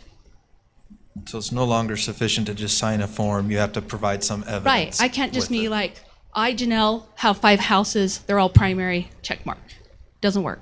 You have to say what they are, what your intent is, what you're doing with it, whether you're renting it and you have a lease, whether it's your primary, or whether it's a secondary. That's your choices. So if you go to the next one down, Kate, and it's in 11, sub 11, Sorry. you're okay. Sub 11, and then you're going to go down to, it goes to B, and then you're going to see the II. So this is the information. It says residential property and address is listed to the residential. So these are the things that we're asking for. Okay? We're asking for a driver's license, or if they have a tenant that has a driver's license, that they're saying what is on there. I can also ask for voter's registration. Now people are like, well, why is the assessor not just looking at that? Well, that's not a road that I'm going to cross and go into, Cindy's office and say, hey, are they a voter? I'm still seeing in line 1, in the superseded effective 1/1/27, it says we may adopt an ordinance. So that means to me we may not adopt an ordinance too. We do have an ordinance in But- place. But we could rescind that ordinance is what I'm hearing if we don't want that ordinance, So what are you suggesting? Everyone gets primary? unless they prove otherwise. Unless you send them something that And says how do you want to prove otherwise? they would have to come in and show that that was not their primary residency. Yeah, but most people aren't going to do that, Matt. You've got people that are not going to do, if you had a house that you were renting as an Airbnb and you were renting that are you gonna come in and say, hey, this is a secondary one? No, you're not. You're gonna try to take the taxes as a primary residence. I know people will do that. People are not always honest like the majority. So what we're trying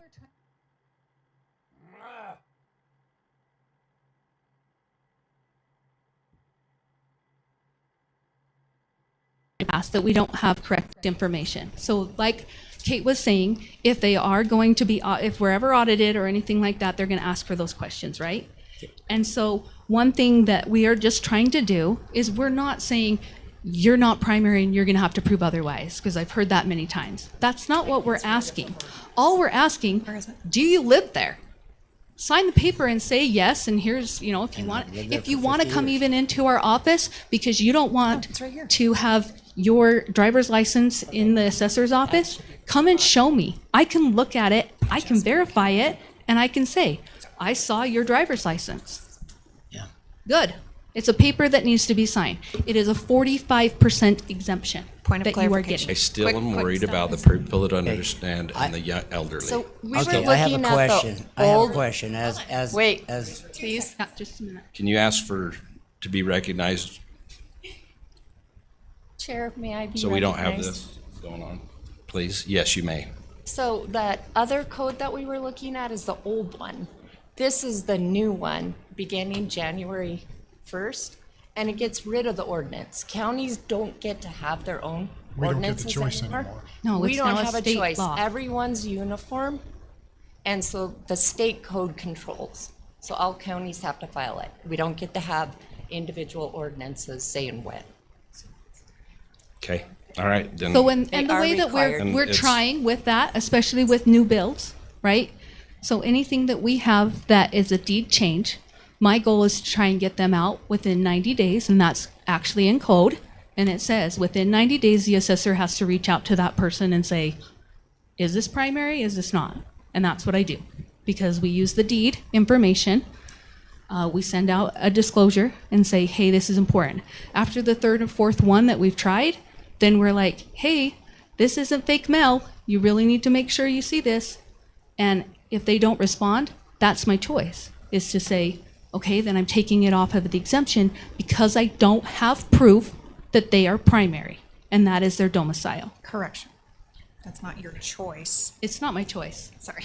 Just Right. wonder. So okay. Well, if the state's taken over, that's a fight I'm going to have there, I guess. So Good.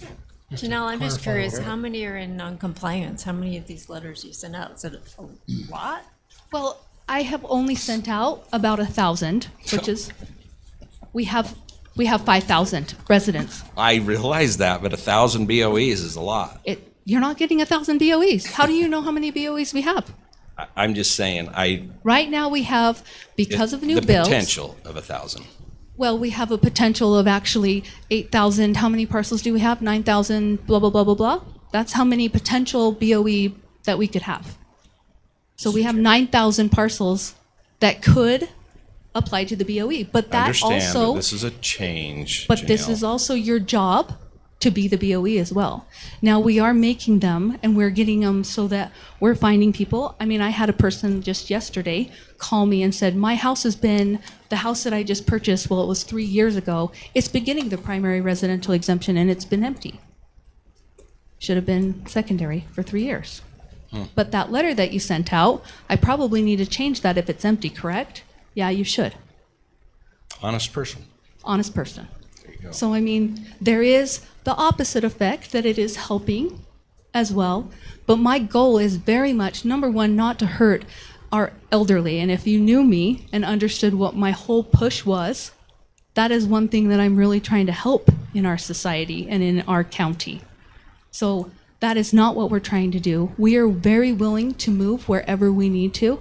Now, there are going to be some that come after September 15th. And that's just part of it.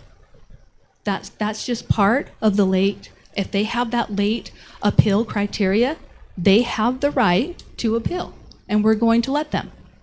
Now, whether we approve or deny it, that's all up to the BOE. But I am not trying to make everyone non-primary in Morgan County. That is not my job. It is not something, but I need to make sure that everyone is compliant and that we're making sure that that primary residential form is signed and that it is up to date. That's my job. Okay, thank you. Can I ask a question? Yes, you may. Janelle, so I guess my question is, and I've spent some time in your office, and I appreciate your time. We've talked about just me and your staff as far as streamlining on the construction side. Like, how do we get from a building permit to CUP to primary exemption, or whatever it is they're doing to make that process? So I think that one's kind of a fairly easy fix, just in my mind, is as that process with the planning department, the assessor's office. And then we talked about what triggers you reaching out. So like if I were to purchase a home, that deed change and those kind of things. So right now you've sent out these letters, and I just for my sake and maybe a bunch of others, come January 1, when this new law takes effect, what is the responsibility of you as the assessor and the resident to, because you're saying, because if I read it right here, sorry, these Of what they have to update. and it says they shall, right, owners shall file an application with the county board of education before the county applies residential exemption. So what is going to trigger that? So if we have all these people, there's nothing on file, how are we going to notify these people? Is it through these letters, or how? There's how do always we- going to be something on file, whether it's, there's always going to be when they purchase or when they have a building permit, they're going to have a parcel number given to that parcel, right? Right. So every parcel, whether it's a developer or the new owner, they're going to have that information. So I guess what I'm saying is, so like if somebody's lived in a house for 35 years, this takes effect, and it says that that owner shall have it. So, and again, maybe I'm just, tell me if I'm confused, because it sounds like if there's nothing on file, but we're being required to have it on file, but we don't have the exemption form on file. Does that make sense? There still is, though, a lot of those that we don't have on file. And that's what There still is an address. There still is Correct. their situs address. So I guess my question is, so if we don't have it on file, I just want the residents to know that, okay, come January 1, you are going to get these, or whatever it is, because the state is requiring, according to this code.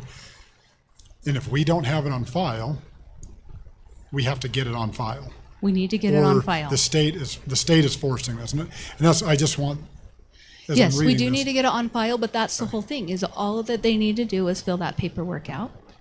And the other thing too, if they need help, by all means, come to my office. And so I guess with that, it has to be on file. If it's not on file, you're trying to get it on file because the state is forcing it. It's not, we don't have the option to have an ordinance or not. Yep. And one thing that we're really trying is, if we want to go earlier, but what we've been doing is we get a building permit, the home gets to about that 50% complete, and then that's when we start sending out that primary. And I think, correct, but, and I think that's on the new construction side. I think we can get through that fairly simple. My thinking is, for these people that have lived in their homes all these years, if they don't have, and I know I have mine on file, I didn't throw mine away. My wife says, do you know what this is? And I'm like, I don't have a clue. And I came in and I asked, I'm like, what is this thing? But I just want people to know, like, okay, these are going to be coming. If you don't have it on file, we want you to get that. We want you to have that proof. And it's not, we want to do it. The state's forcing it. Like, we don't Well, have, and they'll also see with their disclosure, right? Because the disclosure, all of a sudden, you're paying half more. You're paying 50% more in taxes. Right, So so, I mean- I would think if I'm only paying $4,000 and then the next year I'm paying $8,000, I probably would look at that a little better.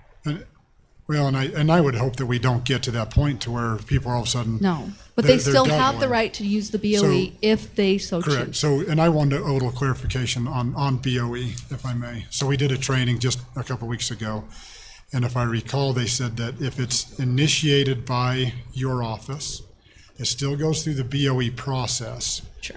And that's what you were talking about. Like, you're just bringing forward and say, yeah, we found that there was an error. They came in, we fixed it, and we've alleviated. Sure. We have 18 right now. Right. We have 18 that was from between May 22nd, when I closed the row, until today. We have 18 that we're changing from non-primary That to was primary. initiated by your office because they came in and, Well, and because we sent out And you sent out the letters. primary exemptions, and they qualified, and they said, yes, this is my primary, and I've lived here for 183 consecutive days. I was glad you didn't say years. I was going to say, man, I'm really, We all wish that we lived that long. I just wanted to make sure I got that clarification so that in my And mind. it's not one of those, and that's one thing, with this updated, right now, they're already primary. I'm not changing them to secondary just because. Like, we're gonna try and get the information as much as we can, and that's what we've tried to do. We've tried to send out multiple ones. We've tried to get their information of saying, hey, and by all means, call. Like, I'm here. That's what I'm here for. So we want to help the citizens out. We're not just gonna be like, nope, you're secondary, sorry. So it sounds like, and maybe tell me if I'm wrong here. It sounds like, so there's really no reason for us to remove an ordinance because it's going to go away in January anyways. No. And really, it sounds like from what has happened, what's transpired to this point, we really, hopefully everybody can get their paperwork because, I mean, nobody wants to see their taxes double. Well, I'm and just trying to think. we've been able to make it a little more, tight and configured so that we're not making big mistakes and giving people residential exemption or even keeping people on non-primary. Like, we're trying to correct those as fast as we can. And we want what's right. I mean, I'm not gonna try and, that there are dates though that I have to keep to. And there are deadlines that are mandated by the state that I can't just be like, well, I know who you are, so you can come in. The door shuts.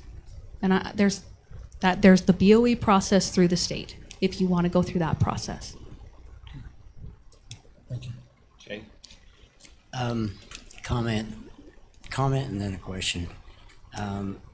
So if we've already filled it out for this year, come January 1st, we don't have to come in and redo it. No, you're just updating your You're just- information so it's accurate. Okay, so, as far as a suggestion, do you have, to help maybe Matt out, to the people that have not done that we could maybe contact them as their elected official and say, hey, can we help you? To Do make you sure know- you do you understand. know people I that don't know? know, that's what I'm asking. Is But you there guys, something we can anyone, do? I mean, that's one thing. Refer them to the assessor's office. That's what we're there for, is to help with the BOE process. I mean, Chanel, they I need think the he's information. asking if you can give the commission a list of people that have not submitted. So that we can help them. That have not submitted their, That have not submitted it, so we can help them, because here they're gonna end up going not through the BOE because they don't understand that that's what happened. See, but And when so we have that we want- situation, I'm let's- just saying that. let's if- go through it. What I'm saying is there some kind of a list that we as commissioners can go and help our residents in, hey, did you get this in? Or you don't have it on file yet, but you received it. Did you throw it in the garbage? Can we help you get this? That's all I'm asking. I will look through everything, but I don't believe that we've changed anyone that has been in a primary resident for an extended a long time, Okay, and we have not changed anyone to non-primary. but if they don't have something in file, But we're we gonna can have look. to let them know. You know what? If I know a name and I know a parcel, I can definitely help you. But when Okay. if I'm just, you know, if I'm there's just a curious if there's a scenario, way that we can do it to where we can help the residents out. Still worried about the elderly. the that- elderly that is the might ones- not get it and they just pay the bill. Yeah, and not even gonna worry about it. So, go ahead. All right, just to that last comment, maybe it would allow a little more discussion. I think we have to be careful as a government entity to treat everyone the same, and so just going through a list and choosing people that we want to call and going above and beyond. I would recommend just- that we don't do that, but maybe there's some other way that applies equally across the board. maybe it needs to go to social media. I don't do that. I just read a lot. So Okay, well, that's another idea, an idea we can do, maybe put it on the website and somebody with Morgan Moms put it out there. and that's just fine, try because to we do have a Morgan County Facebook one, and maybe that might be one of the options, is saying, hey, we're updating our information, but most elderly people aren't on Facebook either. So Yeah, that's right. I mean, you're always But going you to can- have you some can at least- exceptions, but you the can at more that least we say touch, your correct, neighbor or the something more like that we that. touch, the more that That's it right. is. So, That's all I was commenting on is, Yep. you know, if there's a way we can help, I would like to help. Well, I think the whole purpose of this though is it's not that the assessor's trying to gotcha. Yeah. That's not my intention, and it's not something that I ever want. My job is to make sure that I'm being compliant with the state, and my job is to make sure that we're updated, and that's what we're doing. And the last comment I have is, I think Janelle's done a great job. She's done a great job at making sure the assessing of this county has been good. And that includes Greenbelt, because people have to apply for Greenbelt too. And I know you're gonna be coming out with something on that. If you are in Greenbelt or you're taking Greenbelt and you're not using it for Greenbelt, you're gonna have to pay taxes. I'm sorry. And I'll continue to do that the rest of my life, whether I'm here or not. Because, I mean, it's unfair. Well, and the that's- problem with that any I of these want- exemptions is it's subsidized to someone else. Yeah. And I think that's where we need to make sure we're being smart about is the people that really don't qualify shouldn't benefit from something. That's right. So anyway, I want Thank to you, commend you Janelle. for your job. Mr. Chair, can I ask one quick question, Janelle? I was gonna say. You mentioned that you hadn't changed anyone from primary to non-primary. Is there a point at which you intend to do that if they don't file their paperwork? We usually try to send out at least 3 to 4. I've even gone to the extent of we're trying to even, like with their title company or things like that. Like if there's any phone number that we can try and get to, we've been trying to research that. The ones And that. now, is that just on new stuff, or are you talking No, about the those are- existing? Those are just the existing. Now, the new stuff, if you purchase a home and there was a transaction, those they have 3. We send out 3. If they don't reply, then they get changed to non-primary. So with these that we're just updating, we're not just like, change it over. So, because we understand that 90% of our county probably is primary. But we're trying to work through all of that, and it keeps getting more and more non-primary, and there's been a lot more since I've been the assessor that have disclosed that they are non-primary. So that's also a good thing. Well, I would just point out that the tax rate is derived by taking the budget and dividing it by total taxable value. So if you have an exemption, that just reduces the total taxable value. It doesn't reduce tax, it just shifts the tax burden someplace else. Right. That's all it really does. Overall, the tax is the tax across the entire county. For Morgan County, it's about $3.5 million a year in property taxes. That's spread across everybody, right? For Morgan School District, it's closer to $20 million a year. Yep. That's spread across everybody. But when you talk about the difference between a tax exempt or a primary exemption versus not, it's not necessarily reducing the tax maybe for that individual, but it's just taking that tax and moving it someplace else, Yep, it's giving it to the rest of everyone that is primary or whatever it is, which is why it's important to have it accurate. which is important. And that, I mean, a 45% exemption is huge. So, I've got just one real quick one. So when this is kind of said and done, let's say everybody has gone in, the whole county's covered, everybody's filled out their paperwork. How often, other than being triggered by a sale, deed changes, things like that, are longtime residents, how often should they expect to see these things? so it says in the code right now that they're the ones that have to disclose that. So if they decide to put an Airbnb, or they decide to move, or whatever they're doing, or if they decide to make the home vacant, let's say a lot of those too, or whether, it was a grandma's house and grandma passed away, that house technically should be turned into secondary because there's no one living in it. Correct, but I guess my question is we've sent out, is there a time where they're saying, okay, every 6 years, you need to go out and verify? Nope. And that's just It's until the law changes again. until the law changes. But no, it really is. It's up to the taxpayer to change that. And I understand that. But it is good, and that's one thing that we're doing. It is good to update all that information because sometimes there is 20 years down the road and it's still primary and it shouldn't have been. I mean, Right, that's no, one and thing. I understand. And whether we make a mandated, every 5 years or whatever it is, that's you. Well, no, So- and I just didn't know if there was something where they can expect to see it every Once, so once they've often, or- stated, Unless the it state goes changes the forward. law. Yep, So, once, okay. once they've stated what they are, it goes forward until they decide that their domicile is no longer there. But it is amazing sometimes when I ask people, where do you live? And they don't know. They don't know which house to pick, so. That's like when I went deer hunting. Pick the one. DNR wanted to know where I shot that big buck, and I'm like, I don't know. I don't know. Pick one. Right down there. Yep. So I think that's what it comes down to is they have to, number one, state what their primary is and go forward with it. Janelle, I just want to say thank you to you and Matt for both wanting to protect our residents. And, you know, you have to follow the law and you're protecting them from what I understand, the state coming back and clawing back 3 years of taxes. Well, that would devastate some people too. Right. So thank thank you. Thank you. Okay, the next one is mine also. It's a discussion on, and decision on Buster's VRBO.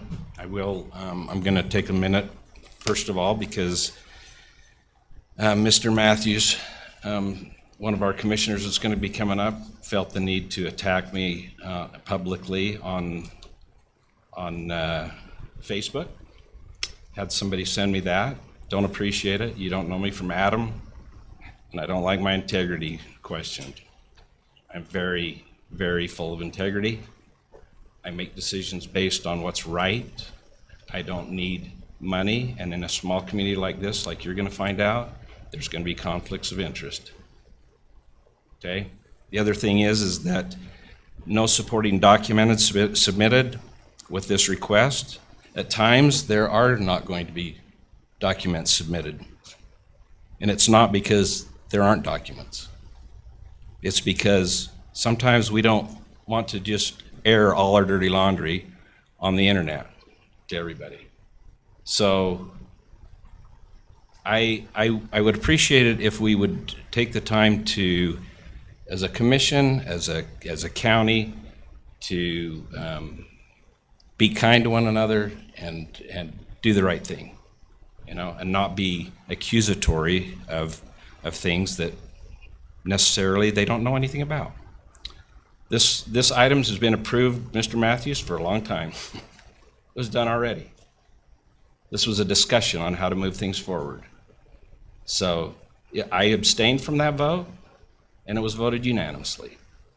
So just for your information, it's good to look into the back history and how things are before you start writing four-page things on Facebook. Okay, so I think everybody understands and knows what's going on with the VRBO and Buster. I'm gonna just give each person time to share their thoughts on it, what they feel like should happen. It's hard to have a vote when you've already approved something, but there's got to be something that we have to do here to move and make things right with Buster, or give him options to off-rail. So I think, go ahead, Mike, we'll start with you. I guess ultimately for me at this point, if we have code that indicates we can't do what needs to be done there, we did put in the agreement, whether we intended it or not, we allowed a use in that agreement for potential nightly rentals. So to me, if there's a code, and Garrett, I'll look to you to provide that. If there's a code that says we can't, then we probably need to revise the agreement and remove that, because we shouldn't have an agreement that allows something that's against code. If there's not a code that doesn't allow it, then I feel like we agreed to it. We move forward. That's where I stand on it, one way or the other. Vaughn? There's a couple things. I kind of leaned on my son. He's the pilot in the family, and so he did some legwork and finding different things, talking to different pilots. Actually called a couple of airports where I saw some things that kind of piqued my interest when you see hotels, things like that, near or close to airports. But I'll start with, I think the biggest thing that I see is, and I think Buster would be, if I speak to him, is if there was something that was federally or by the Fed or the state that is prohibited, then I don't think he's going to put his pilot's license, his business license, things kind of at risk if he's going to break a law. Now, there's something, when we look at the federal regulations, it says if we're a federally regulated airport. And I think that's kind of a big one. As I've talked to the different airports, their managers, then we have to abide by the FAA and their guidance and what they tell us we can do. Nowhere could I find when I spoke to the FAA and they said, this is where you go to look at that. Are we federally obligated? And really, when you look at our airport and speaking to the people at the airport and the history of it, nor will we ever be federally obligated because of where the airport lies. The FAA hates where our airport is located, up that canyon. We have not homes, but on the airport, our hangars to the west are actually encroached too close to the center line of the runway, so they would not give us any money anyways. And we've also allowed the commission, not us, but previous commissions, councils have approved construction of buildings at the end of the runway, which actually encroach upon that same kind of protected space. So anytime you look, from what I could see, from my understanding looking at it, is, we don't qualify as federally obligated. They're not going to give us any money. So they don't, the FAA doesn't like it, but there's not a you shall not anywhere I could find. We did find an Arapahoe County public airport, spoke to Luke, I think you say his name's Scaffin. He is their senior business support specialist. They actually have a hotel on their public airport, and they've set up the lease so that they can run it. And so this is, and I know that I've spoken to a few, if you can find that, so I had to kind of go back through. And so it's not that it's nowhere to be found, nobody's done it, but it also is when we look at the airport, and hopefully I'm not taking too much time here, we have a public or a private section of the airport, and we have a commercial section. I think that commercial, when I look at that and I think about it, that commercial section was designated to try to bring taxes to the airport, to the county, so that the burden is not put on the residents. The burden is put on those that use the airport. And we've actually shifted and if I recall, we put into our code that any money, or I'll just say money generated at the airport, just like our rifle range, and that goes back to that location to help to support that area. And so if we've created a rule that violates another rule, or we've made a lease that violates something, then obviously we need to look at that. But if there's nothing preventing it, we've encouraged people to bring business in. If it works, it works. If it doesn't, it doesn't. That's not, as far as the business aspect, I don't think that's our concern. But I also think as we look at this, we can put restrictions on this Airbnb and be like, no, they can't stay there for 6 months at a time. It's, I don't think that's the purpose. They fly in, they go skiing, they go hiking, whatever, and they're there for a few days, a weekend, maybe a week, and they leave.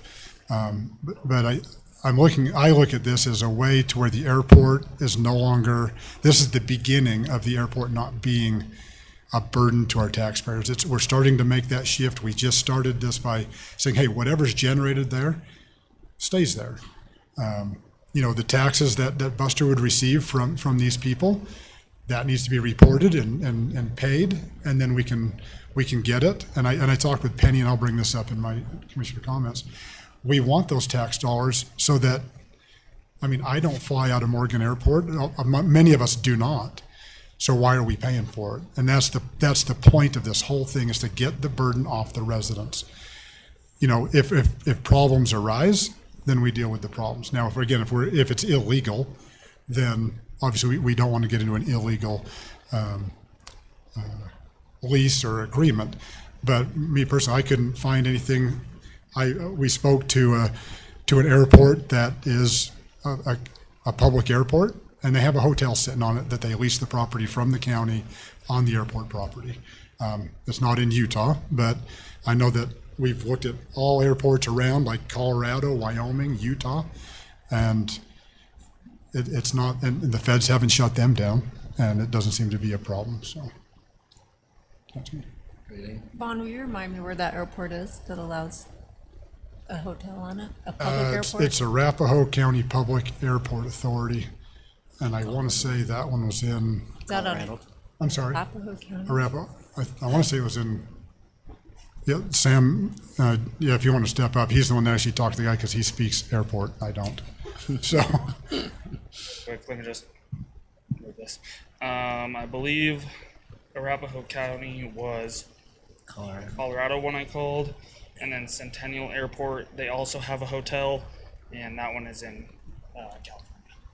And these are public, Both publicly owned by the county that have airports on airport property. The one in California, I wasn't able to get a hold of the owner. The county, I couldn't get a hold of anyone. Okay. The one in Colorado, he was really nice and called me back. And because I did the same thing. I searched and couldn't find any. I spoke to managers from Wyoming, Montana, and they highly were not in favor of having Airbnbs at an airport. It was so when I talked to the one in Colorado, he was like, "Are you guys federally obligated?" Went down that whole rabbit hole. yeah. Sure, a lot of you have. Yeah. And he was like, "Are you ever going to be?" That's his big concern with not allowing them. Where I told him, "We're not. We never will be, based off where we're at and all the points that." from my information. But in I the get. future, we could possibly qualify for FAA Well, grant well, and that's what I was saying is, because we have had one before. no. Didn't we have one before? No. To my understanding. Just one back in 1971, I think. And that was But it about wasn't- was that the one about relocating the airport? Yeah, it wasn't the same grant assurances as some of the FAA.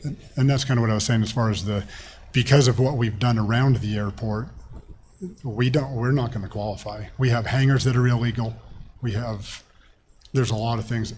And when we've talked about grants in the past, it's been like we try to avoid the federal because of all the strings attached. So when it talks about parks and open space, I remember Commissioner Newton saying there's usually a lot of strings attached to any federal grant, and it kind of ties our hands. So I'll be I didn't wanna honest, take your when time. we approved the CUP, to me, the airport sleeping in the hangar was the Airbnb, not the actual person habitating in the hangar. So I was assuming that was the airplane sleeping in the hangar and not a person. So to me, there's a huge liability if we open that up for an Airbnb for pilots. Who are they bringing with them? Are they staying there? Sewage, water, are they gonna, who knows if they're gonna be drinking and they're out on the runway? There's a lot of questions. And it is against our code right now to have any Airbnbs. So that's where I stand on it, is my understanding it was the airplane sleeping in the hangar, not a person. Okay. Well, my opinion, again, is we gave him a lease to be able to have overnight sleepers. And that's what I said the last time when it was brought up, is it's in the lease. And if we didn't want it to be in the lease, we should have done something then. And I am of the opinion that one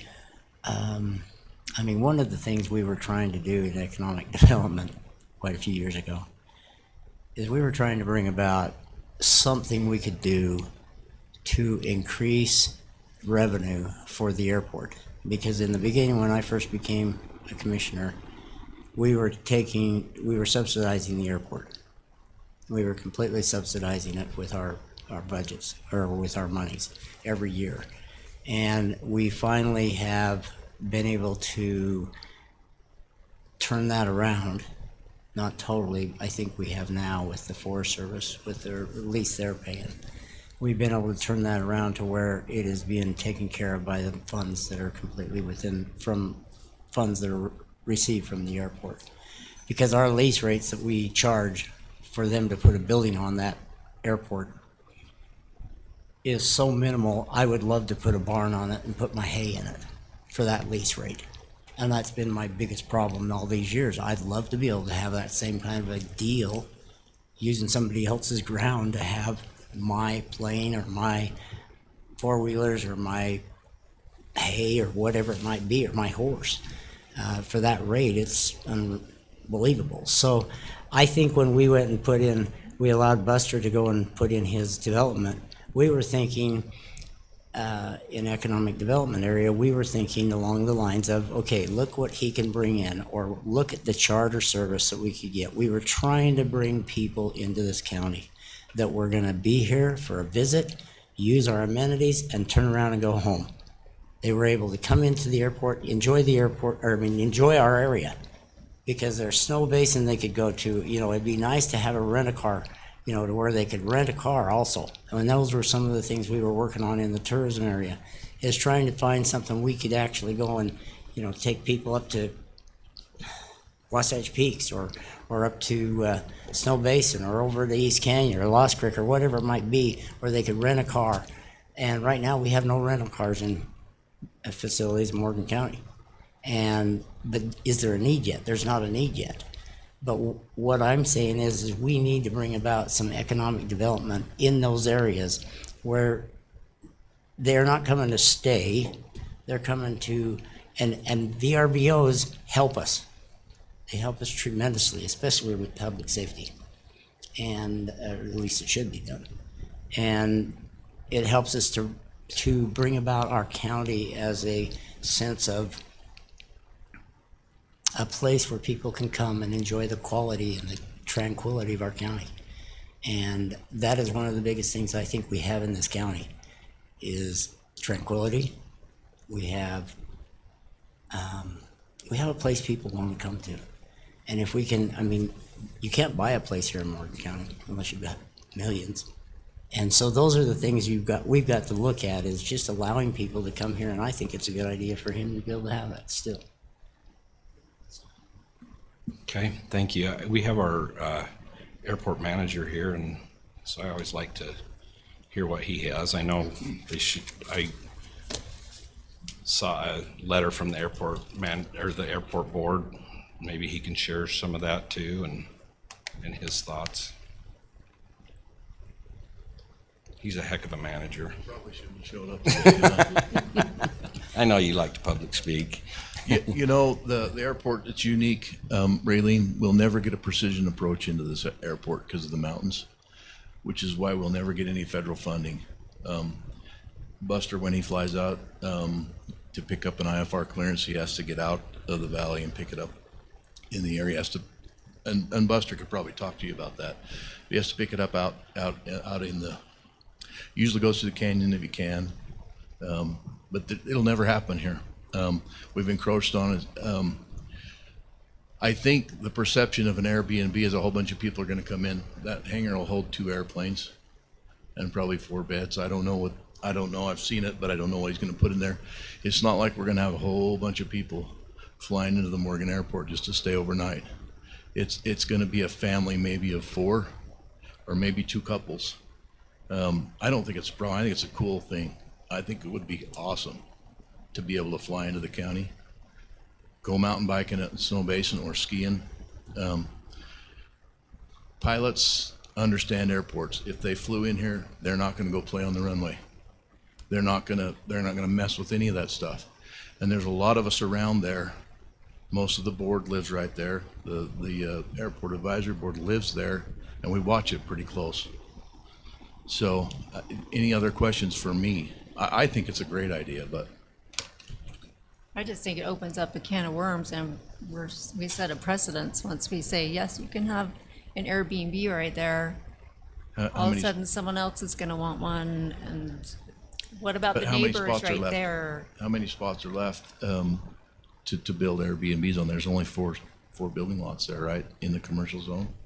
And I think, right, but I'm saying maybe private hangars might even come and say, well, you let them there. It's a different lease, though, correct? Yeah, it's a different lease. Yeah, but we'd have to change the lease, but I've talked to quite a few people, and it's like and I had a hard time, and sometimes I still struggle with, like, separating the commercial from the private and saying that this falls under, this has the commercial has certain things that they can do that the private can't, and the private has things they can do that the commercial can't. For instance, I think the one that comes to my mind is we have people that own a hangar, and maybe it holds 4 airplanes. They keep one, they rent out for 3 others.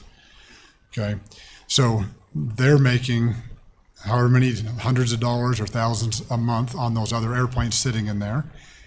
On the commercial side, he can't do that. He cannot rent it out for hangar, just to store somebody's plane, and like on the private side. So there's a give and a take on both sides. And so as I'm looking at it, it's like, okay, I can't think of the private when I'm thinking of commercial, and I can't hold the private to the same standards as the, vice versa. I don't want And to. it's really the airport zone, not commercial zone.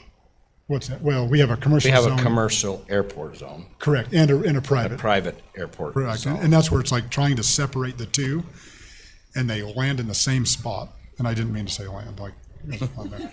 So they're in the same spot, but they're 2 very different places. And I think that's, and as I look at it, as I read over and I read the electrical code, that's where I'm really familiar. But as I read through that and I'm trying to kind of discern it, it's like I've got to separate what we allow in the commercial zone of the airport, which I think 6 total hangars. Is that what it's 6? Is it 6 total or 5 total? 5 total. And then you've got how many we have in the private? 50? I'm sorry, but Sorry, there's a lot. we won't make you look it up, but there's a lot more. Yeah. And so, and again, I mean, we've had people try to live in their hangars in a trailer, and we've had to make them leave. And 56 in an FBO. there's what? 56 in an FBO. 56 in FBO. So you have 10 times the private as we do the commercial. And it's just like trying to separate that. And it's been a challenge for me to try to keep that separate, and I mean, listen, as my son's gone through flying and training, and I mean, I look at my electrical license and I look at what I do and when I renew my contractor license, have you done this? Have you done that? Have you been convicted of this? I mean, and then I think about what he's done to get his licenses and certifications. Anybody that's dumb enough to put that in jeopardy by doing something stupid like playing on runways and that, it's like, I just have a hard time. It's a different group of people than like when I go do an Airbnb in Hawaii or Vegas or somewhere like that. It's like, it's a different group of people. The pilots I've met, I mean, when I flew down to Chandler and stayed there, I mean, the way I look at how that airport operates, and it's a small airport, not a big airport at Chandler. I'm way bigger than Morgan, but it's just a different group of people. And, because when I think Airbnb, I think the college kids and spring break. That's what we think is a massive party. And our pilots, I see what they go through and what they do to get that. I can't get there. I just can't see them risking $1 million airplanes and certifications to do something dumb. Again, that's just me. Do you have anything? Can I go?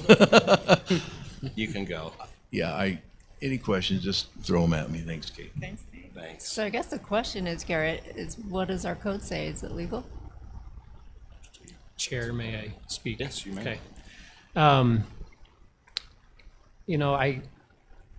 I'm giving this as feedback, not as an attack either. But the difficulty with the two-edged sword is it cuts both ways, and when you're talking about, your integrity, feeling attacked, things of that nature, I guess I just wanted to point out, before you attack or put something on the agenda. So the way that I read this, it kind of comes as an attack. I think Janelle felt attacked too. So I just hope that we share that respect for each other and hold ourselves to the same standard we're requiring of other people. I guess I can speak to the code. I took notes on each of Commissioner's comments that I can respond to as well. But I think it may be a general question that I would have for the commission. Chair Wilson, this is your item, but what do you see my roles and responsibility are as the county attorney? And I can come back to that, but what do you see my role being? And then also, I think I'm getting an idea of what you're asking me to do here, and I can follow up on that one after I talk about the code itself. But what do you see my responsibilities as being? Just offering any legal advice that would prohibit this and tell us an exact code and that prohibits it? Just my general responsibilities, though. Like, am I offering that advice to anyone who walks in my door, to every resident, every business owner? I mean, where are my priorities? Well, you're the county attorney, so to our residents. Yes.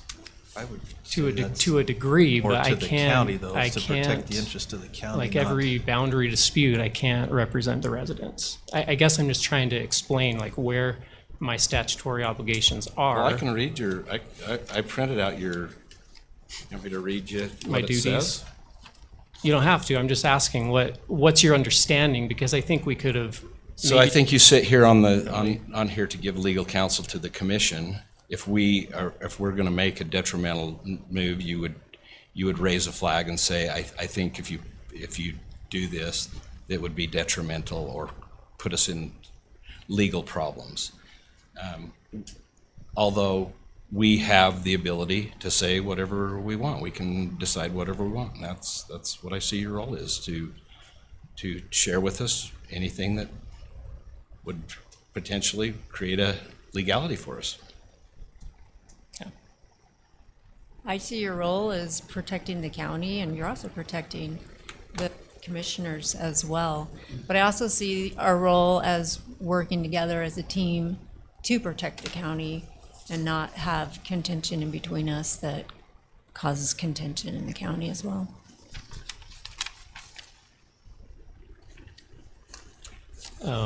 Were you going down the line, or were you just? Well, I don't know. I Sorry. thought that Commissioner Newton was gonna. You were just You looked this saying way. not every resident potentially. Yeah, I mean, my comment was, you're certainly not obligated to defend or protect every resident. That's not how it works.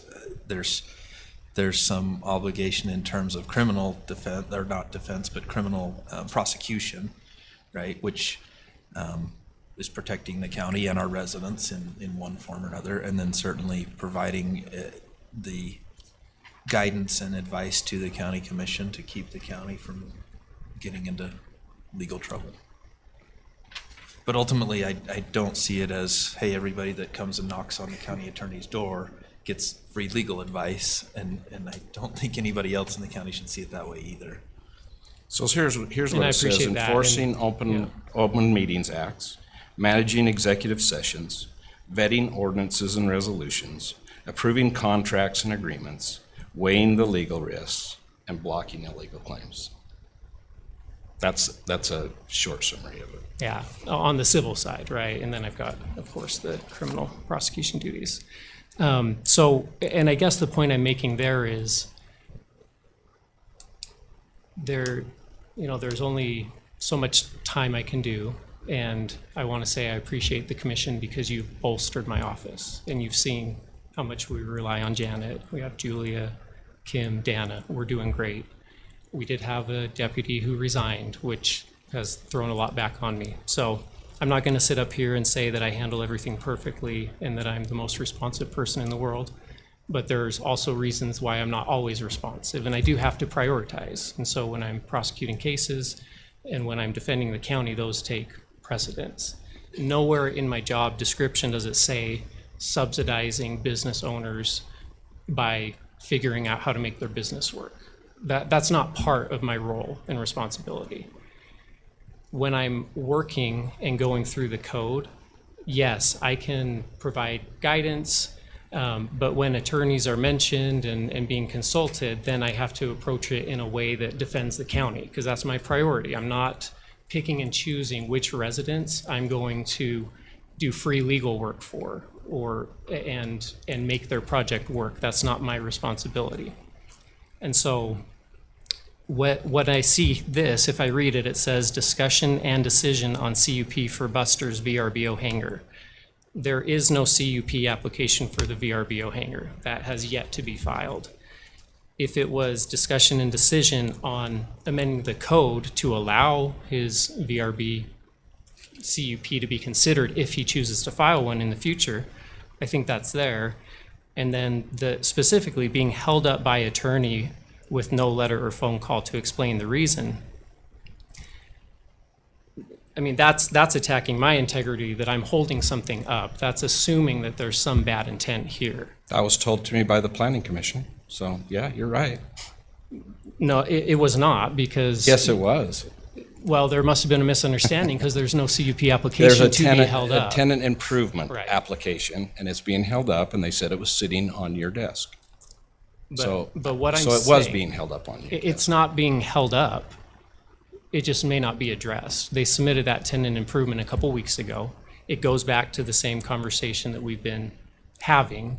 And most applications, they have to say, okay, I want a final decision. You have 45 days from that point. So I'm not, and once again, I'm not talking about prioritization, but I'm not going, I have friends, family, I have other people in the community.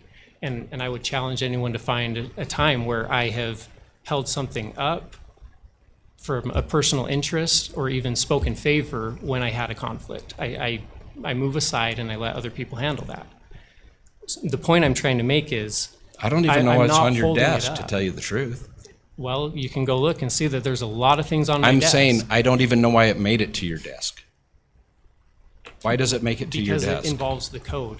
And if there's something illegal that's being requested and we approve that, I have to defend it. That is in what you read are my obligations. But And my what is that code, obligations- Garrett? What is that code that is being, Well, but here's the thing is you say, we want to talk about it. Like, if you have an issue, come talk about it.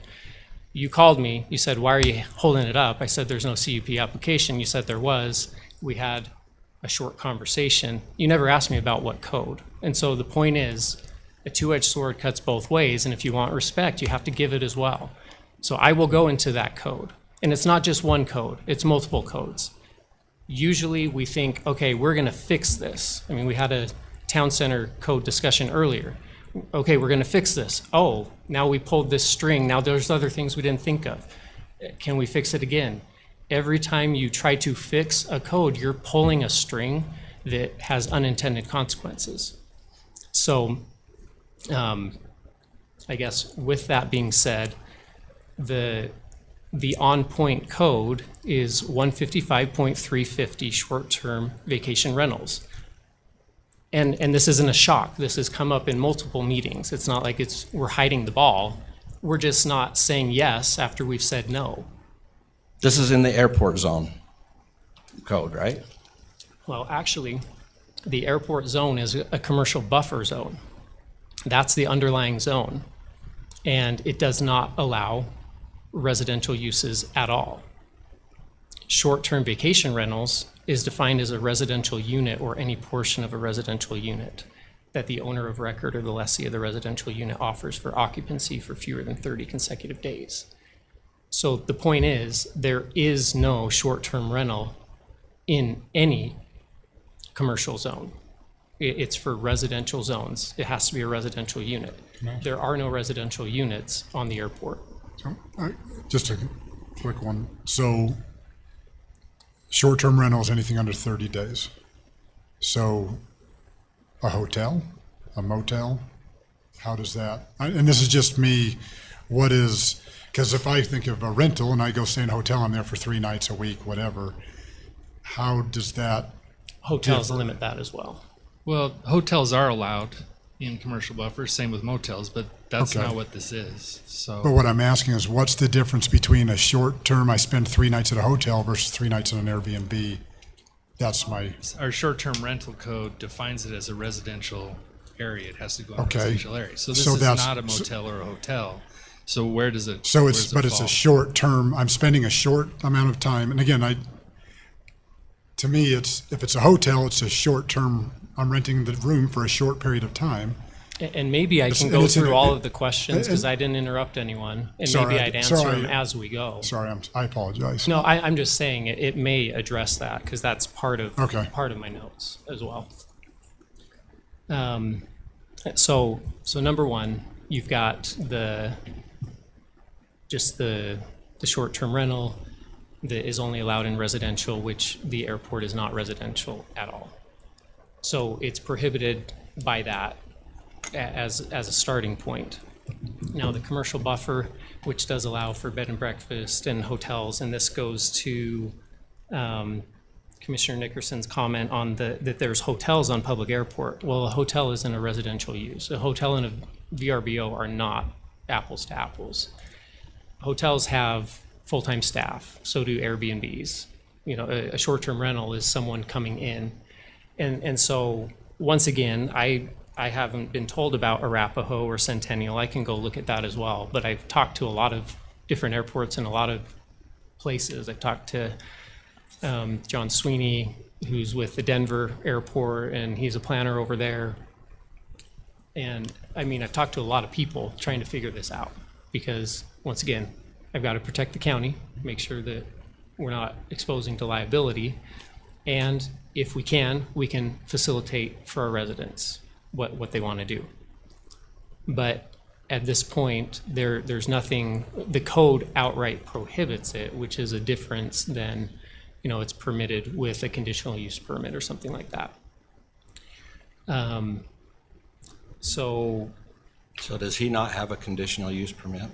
he has a conditional use permit from 2022, which is very limited in its narrative, and it's only for the first 9-line hangar. There's actually 6 potential hangars on commercial, because it includes the 9-line hangar from the 2022 lease. So he has a CUP for those uses. He has not expanded the CUP yet. Okay. And that first CUP, it did not address habitation at all, because habitation and commercial are also not apples to apples. There's very different conditions that are placed on habitation, just for health, safety, welfare. And so just to distinguish, you know, having a hotel on an airport, if there was a hotel and it fit within that commercial buffer zone, there's a potential that it could be there. But an unmanned residential use for short-term rentals is not allowed.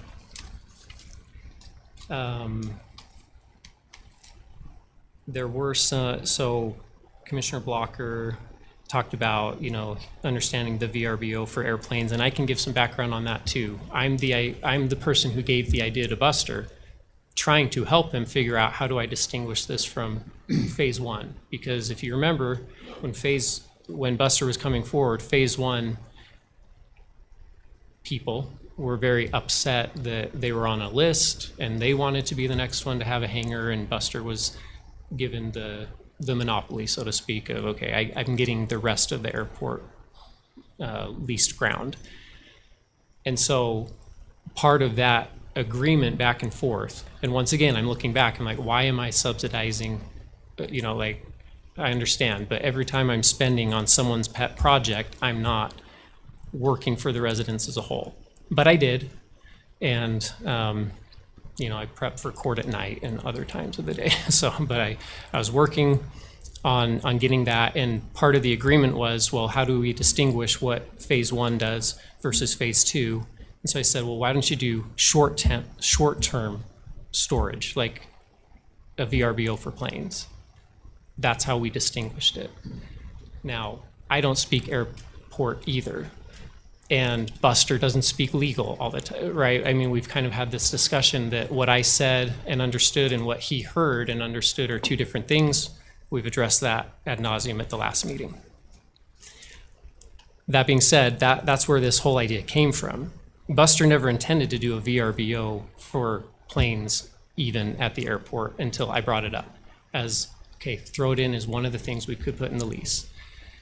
So that being said, that it was the VRBO for the airplanes with the meeting of the minds, at least with the drafter of the agreement. To Commissioner Blocker's comment about liability, that is a big issue. And that's probably the last piece of the puzzle of these strings I've been pulling that I've tried to put together in my draft letter that, you know, I've kind of been reading my notes from. But one of them is in talking to the Utah County Indemnity Pool president, Johnny Miller. He said that USIP doesn't cover our airport at all. We have to contract that out with private providers because they're unwilling to, well, I think they're just unable to, because the airports are so specialized and they have the different risk and liability. So I have emails and calls to, I believe her name is, Stephanie Salazar, and she had to put it up the chain because this isn't a typical thing. This isn't a common thing. She doesn't know. So she had to reach out to the airport people to see, is this something that could be covered, or what does that coverage look like? So at the end of the day, if we have some sort of injury at the county airport, it ultimately falls to us. We have some insurance provisions that we require them to have, but as the owner, there's still premises liability, and we are on the hook. And so it's not just a split-second decision of, I like the idea, I'm going to do it. Okay, let's pull that thread. If we amend it and we allow short-term rentals in commercial, okay, we've allowed that in all commercial zones, except specifically live-work where it's specifically prohibited in our code. And so it's not just a matter of, okay, let's change it to say a residential or commercial unit. Okay, we've got it. No, now we've pulled that string. We have to look at our use tables for zoning. Let's see. Okay, the CUP versus the lease. I think there's some confusion there because the CUP is a conditional use permit that allows certain land use activities to be done on a property, where the lease is a legal agreement, a contract that says we're okay with you doing X, Y, Z. And so a lease does not grant you a CUP. That's a separate process that has to be followed. The lease says these are things that we're agreeing that you can do, but you still go through a CUP so that those things that have been agreed to be done can be managed. Any potential detrimental effects can be mitigated through that process. So I think we've kind of already talked about this. Like, there's the private side of the airport and the commercial side of the airport. The zone is the same across the board, though. So there's really no residential. Commissioner Fackrell, you brought up the lease, and if the lease says that we can do it, then we can do it. And that's what I believe we hit for 35 minutes at the last meeting. This came up, is Section 6 of the agreement talks about complying with all laws in effect at the time the lease is executed. Now, if the law is changed after the lease is executed, they can take advantage of that change, but they're grandfathered in. So if we wanted to restrict it after the fact, they're grandfathered and they can have that same use. But if the law conflicts with the lease itself, then they agree that the law holds. The law is what supersedes the lease. So if I'm contracting with someone to sell my drugs and they break the contract and I go to the courthouse to say they owe me X amount because I distributed this amount of drugs to them and they didn't pay me for it, a court will not uphold that agreement because they can't enforce an illegal agreement. And so even though it says aviator instead of aviation lodging, if it's illegal, it's not enforceable. So I guess to bring it back to the beginning, and you know, I'm happy to answer questions, but what are my roles and responsibilities?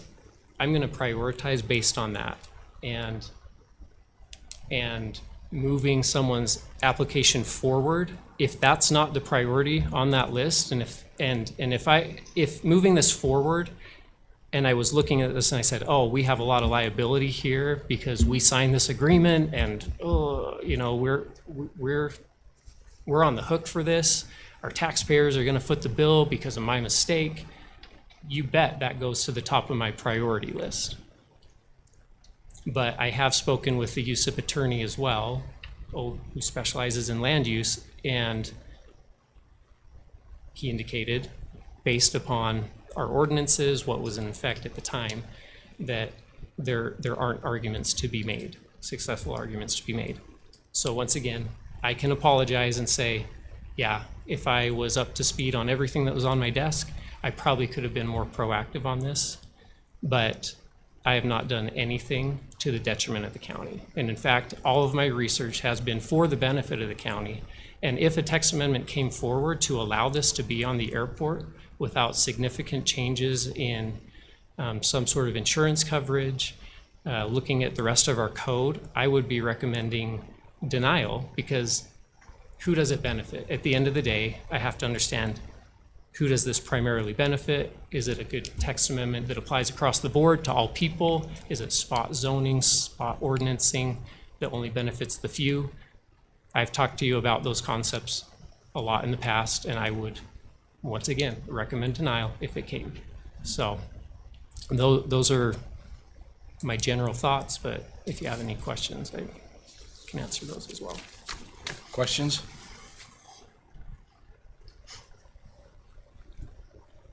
Buster, you want to take like 2-3 minutes and just share anything if you want? If you don't want to, you don't have to. So you just.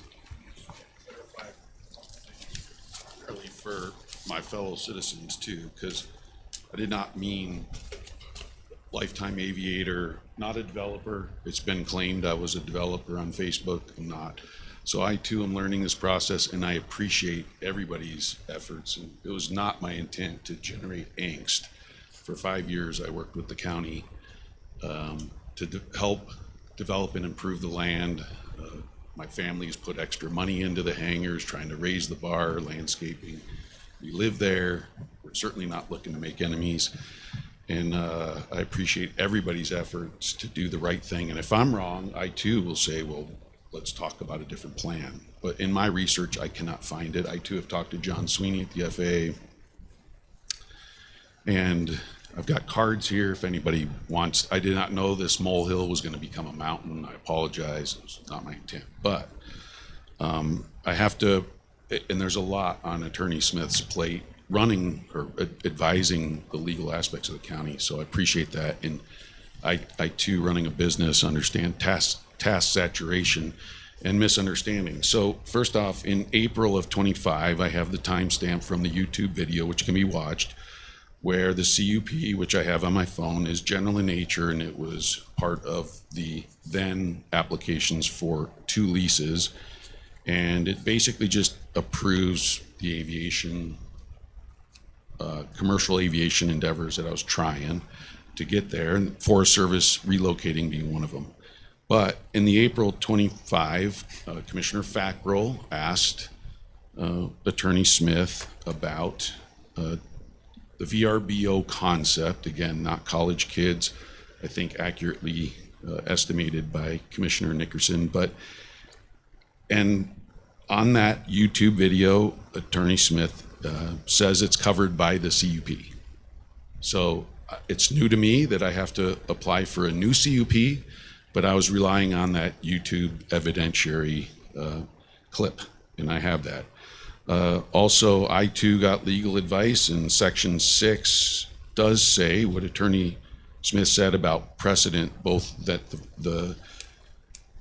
the lease does say short-term aviator, which Merriam-Webster's dictionary is a person, not an object like an airplane, lodging rental. So that was in there. This lease, by the way, for my fellow citizens that were not obviously part of all this, and again, I apologize for all the time this has taken, not my intention.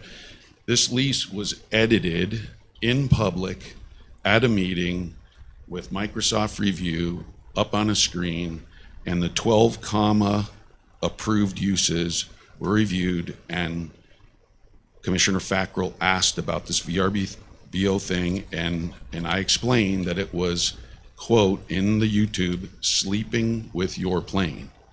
So again, misunderstandings, I'm not sure, and it happens, and I acknowledge it. It's part of our human existence together, so no hurt feelings on my part there. All I'm asking for, but Section 6 does say about grandfathering in future laws, but it also says, or any other decree from a governing authority contradicts, contravenes, or otherwise conflicts with the terms of this lease, either directly or indirectly, this lease shall control. So that was what my lawyer pointed out. Just getting counsel. I'm not saying, I'm just trying to get educated everywhere I look. I've talked to John Sweeney. I've talked to the largest airport organization World, Aircraft Owners and Pilots Association, just today, their legal department, they too can find no reason. I've talked to UDOT, airport director, the airport authority for UDOT, aviation division there, Craig Ide. He too says he sees nothing as far as other claims about living on a, whether it be residential or there's other examples. I'm an aerial firefighter.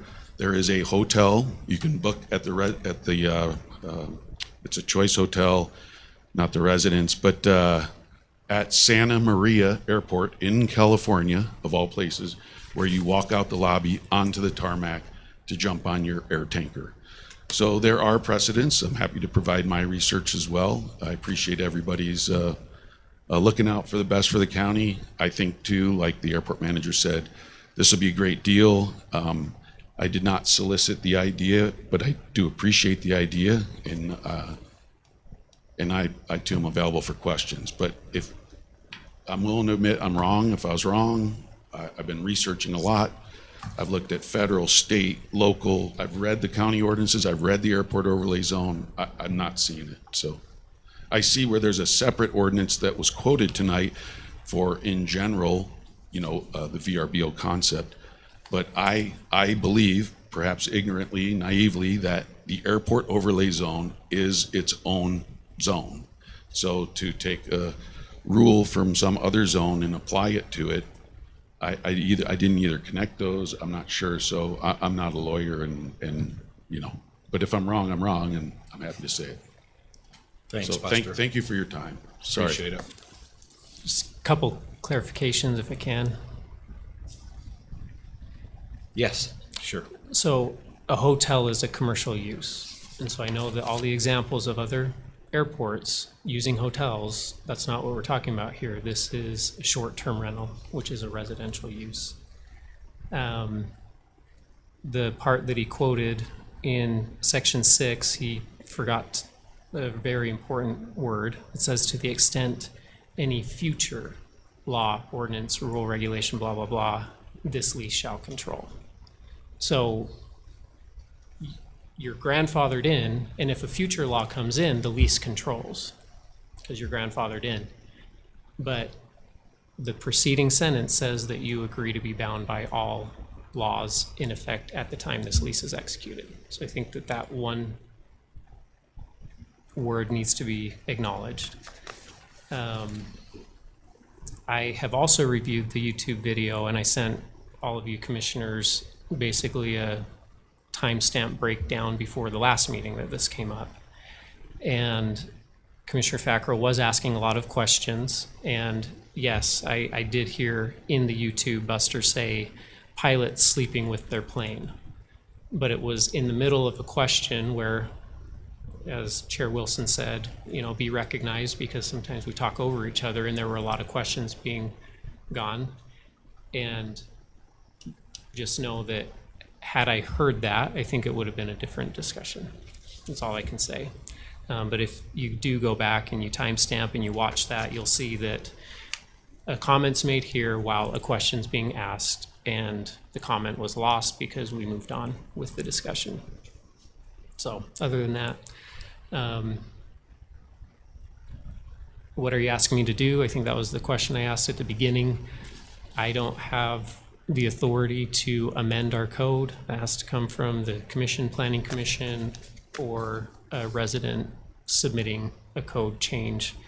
So that's not something that I can just automatically do. I will point out that we've had a short-term rental code amendment that's been sitting for over a year because we haven't sent it out for the survey. And so I don't know what the timeline is, but once again, we prioritize and we get to them as soon as we can. But yeah, I guess I'll defer to any direction, and if the direction falls within my duties, then I am open to doing that.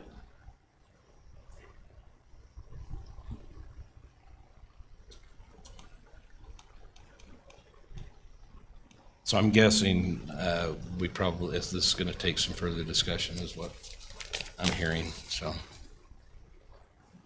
Mr. Chair, based on what we see here in the code, it is pretty clear.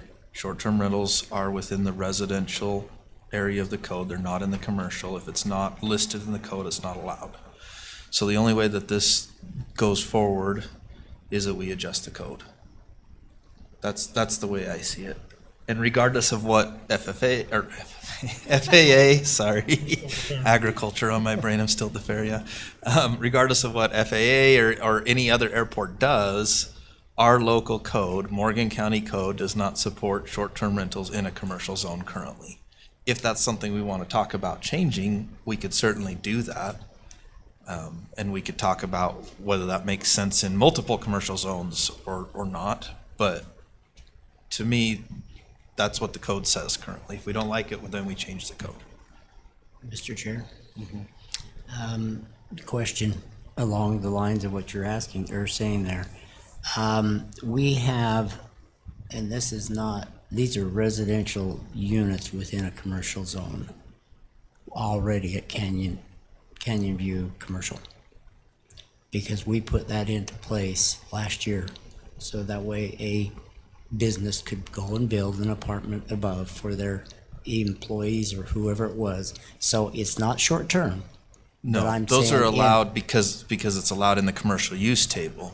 You'd have to add short-term rentals to the commercial use table in order to make it allowed within any commercial zone. Okay, so when you say that there's not allowed in the county in a commercial area, I'm just saying that that's something we The need to- differentiator, Yeah, yeah. differentiator. We need to either change that code, like you say, we've got to change the code or just fix the code or not Or allow it agree at that all. it's fine the way it is, one or the Yeah. other. Mr. Chairman, You bet. and this is something I was like, I've been trying to wrap my head around this for quite some time when it comes to the short-term rentals. So as I've kind of looked at it, it's like, so a short-term rental is in a residential area only. It's not considered a commercial venture, but yet we require a business license. So I'm like, that is like the weirdest written code. Like, we require you to go get a business license to run your business, but it's not a commercial use, and we only allow it in residential areas. I mean, and this has nothing to do with, I know, with the airport. This is just kind of, I have a time to kind of bring it up, and I've talked to a few people in the county. I'm like, it just sounds weird to me that it's a residential use only. We require you a business license, but we don't allow it in a commercial area, but it's not a commercial use. And so I that one is kind of, Chloe's giving me a look. and so, but that's my thing is, Oh, you're asking for the floor? Absolutely. Perfect. I'm so grateful for all the curious questions that Vaughn asks. He comes in and talks to Penny and I about stuff like this all the time. I'm super grateful for Garrett backing us up when we talk about this code, because if we approved every single business license that came in, you would have a lot of issues because most of them are not done educated. I don't know how else to word that, but this is what we have and this is what we go off of. And so if this was brought to me, to my desk as an application, I would say no, based off of that code, because that's how I'm trained and that's what they teach us at UBLA, Utah Business License Association. We're supposed to say yes to businesses based off of the code. So we would say no. I don't think that was his question. no, going off. No, and that's where it's like, no, thank you, Chloe. And I do, I enjoy coming in and talking to you guys and trying to make sense of things. Again, I read. Did you not have an answer for his question? I was trying to answer it. No, I guess the question is like, it's not considered a commercial use of VRBO. It's considered not commercial, it's residential.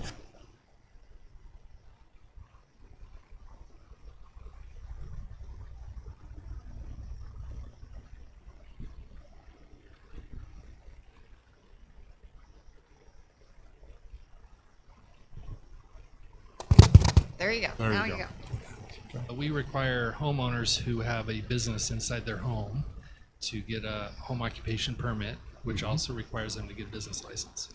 The homes. I have one. Yep. The homes for short-term rentals are not being used commercially per se. There's no sale of merchandise, things like that. It is being used for a residential purpose. It's just they're renting it out. So Being it's, taxed, though. Yeah, and that's why there's a So they're- business license, so we yeah, can right, track the because- and that's the tax. thing, they're being taxed, they're making money that's for profit. Is that not commercial venture? And again, I'm not trying to dispute or argue, but if somebody is, I mean, you could go make a kid selling lemonade on the corner, get a business license, right? I mean, technically. I know that there's some areas that have tried it, and it's like, that's mean. But I'm just trying to make sense of this. If I'm doing something for a profit, I'm running a business, to me, that's a commercial, that's something like, I would say I'm an electrician, I'm an electrical contractor, I'm running a business out of my home. It's not, I have a storefront business, but me personally, I look at that as a commercial use. That, again, that's just how I look at it. I'm not saying that you're wrong, I'm wrong, anybody's wrong. It's just, in my mind, if I'm thinking that I'm running a business, that is a commercial venture, whether it's in my house, whether it's in a storefront, whether it's at an airport. My mind says that's, you know, if it's a food truck, it's a commercial, that's a commercial venture. That's how I look at it. So, Perhaps a work session, because we're kind of beyond Yeah, the, we're kinda- Yes, the we are. action item, but I think those are good questions. There was one other thing I wanted to bring up with regards to Buster Del Monte's conditional use permit. There are stipulations within that conditional use permit that he has not complied with, so he is out of compliance with his CUP, one of which is a water will serve letter. We do not have that on file. I've reached out to the Cottonwoods Mutual Water Company, they couldn't find it either. So with regards to the tenant improvement, yes, it is true. Anyway.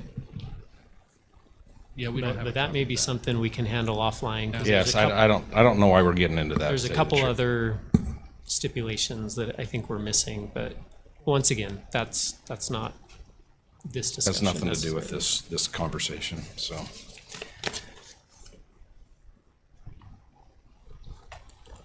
Okay, so yes, I do think we need to have a work session because I think we need to give Buster some options as far as what are things that we can do to either if none of this stuff is, because what other businesses might he bring forward that he's going to go through a long time of doing this as well? So I'm just, I would be nervous to spend any more money down there if we want to change the airport to a different thing and sell the lots and go back to the other. I don't know, but we need to have a work session and talk about that, I think. So, okay, we'll move on.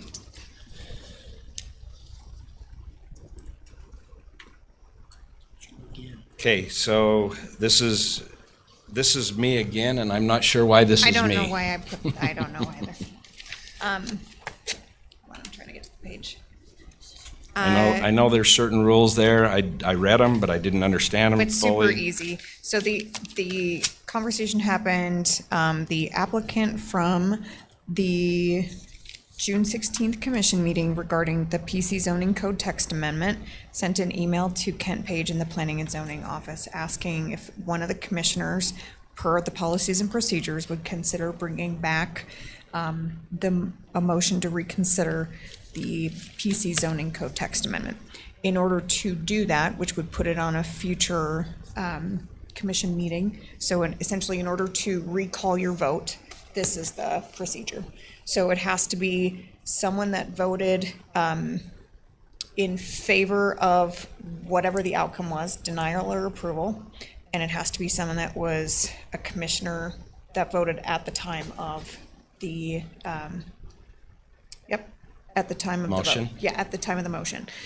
So pretty much anyone except for No, Blaine? the only ones that could would be Commissioner Wilson, myself, or Commissioner Nickerson. Okay, Those so- are the only three that voted on the prevailing side. That's correct. So I think that's why I put it under you, because in the email it sounded like you were open So I was open to bringing it back so that the revisiting commission can decide, make a vote on to recall or not. Correct. Okay, there we go.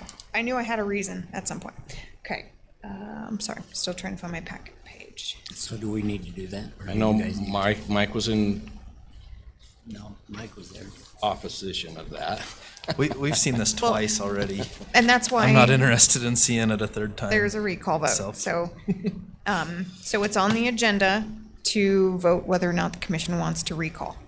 So so Vaughn, Blaine, or, I'm sorry, is that correct? Vaughn? So my Mike, understanding or was, you? is what we were discussing is that whether we would reduce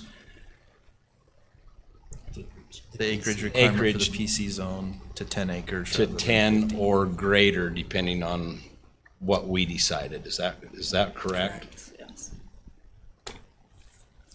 No. No? Because 5, we all Five said was- nay. It was to go down to the 5 was a 5 acres. no-go. Yeah. Okay, well, like I said, I'm trying to find my packet page. Did I put the meeting minutes in it or just Yeah, the it's page 78 78? Thank you. And he wasn't asking. Okay. or 77. If I can speak to that. So the original application was to reduce it to 10 with the ability to go down to 7. Staff, because we originally recommended 5, we said we would still recommend 5. So you had both options before you. That's kind of where it was at. But you don't have to decide on that tonight. You just Sure. have to decide on whether or not you want the item to be brought back to vote on because Well, I think we have to. Because it was need to a- have an up or down It was a vote on denial it at that Because, yeah, because it was denied, they can't bring it back for Can't 2 bring it years. back. However, Right. this is the mechanism that allows you as a commission to bring it back. Well, even there, on a denial, I don't think you can bring it back. Those prevailing cannot bring it back under under Robert's Rules of Order. But they could, we can bring it back in a different form. And that's the No. big thing No. is we Our, can bring our it back. code specifically says, and Your it's in the policy. packet, that it can be brought back just on page, It's right here. I thought, because we discussed this. So for- the county doesn't follow Robert's Rules of Order. Remember, they rescinded that. Our own So you rules. have to pass your own policies and procedures. it's number 10, Number 10, page 73. 73. Oops. Of course, this is the very At the bottom. very bottom. So the motion to reconsider must be made by a member present and voting on the prevailing side of the original motion. Those who were present, we were all present. The only 3 that were on the prevailing side of the motion was the 3 of us on this end. So one of us has to make a motion to reconsider. And I can't make a motion. You can't? Actually, you can. As a chair, can I make a motion? Or does this supersede that? I've never thought I could make a motion. Okay.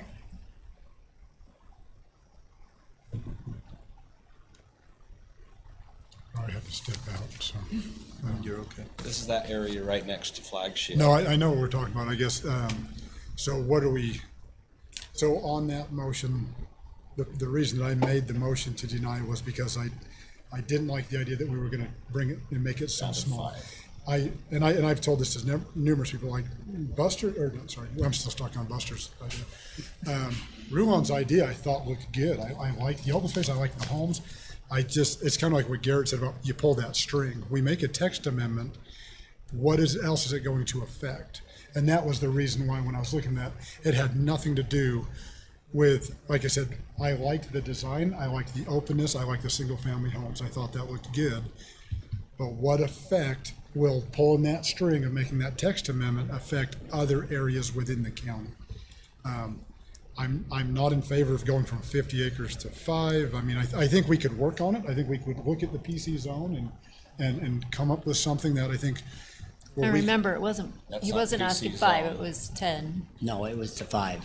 Well, That was no, not the PC. planning Yes, that's commission PC. requested It was, 5. Yeah. it was PC zone. Was it? And so, and that's where it's like, I'm more than happy to have a conversation about, do we want to make changes there? I didn't like it in that wording. Right. And again, Ruan was correct. He put together what we wanted, what we asked for. Single family, large open space. My problem is and I liked Garrett's analogy, you pull that string, what else are we tugging on? And so, I mean, I'm happy to make a motion to revisit our PC zone and see what changes we'd like to make to that. But in its current form of what that was. in Yeah, I the last think we had meeting. talked about 10, down to 10, We had talked if about it. we decided as a Correct, commission. and so. So we still have that discretionary. So- If you bring Yeah. it back up, and you do bring it in, then we can amend it to make it to where we want. Correct, and that, But and so we can't, Raylene and I cannot do that. and so, and that's, I mean, oh, go ahead. Josh is gonna say something. You as a commission have the ability to amend your code. You just direct staff, and we would draft a text amendment. You don't have to bring this item back per se. You could direct staff to hold a work session with you to make those changes. If you want to reopen the previous text amendment to look at reducing the 50 down to 10 with the ability for the commission to go to 7, that's what this would do. But if you're not looking at that, then just direct staff to hold work sessions with you to work on a text amendment to change the See, PC. and I'd be good with that. Like, let's look at it. Are there changes we want to make that, but then again, look at those strings by making what are we affecting if we make this change? And that's And again, we don't have a crystal ball, but, try to, I'd be happy with that to direct staff. We want to look at it and if there's changes we want to make, but. Can I ask a clarifying question of Josh? Absolutely. So you're saying that if they recall this, they can only re-vote on it in its form at the time of the original vote?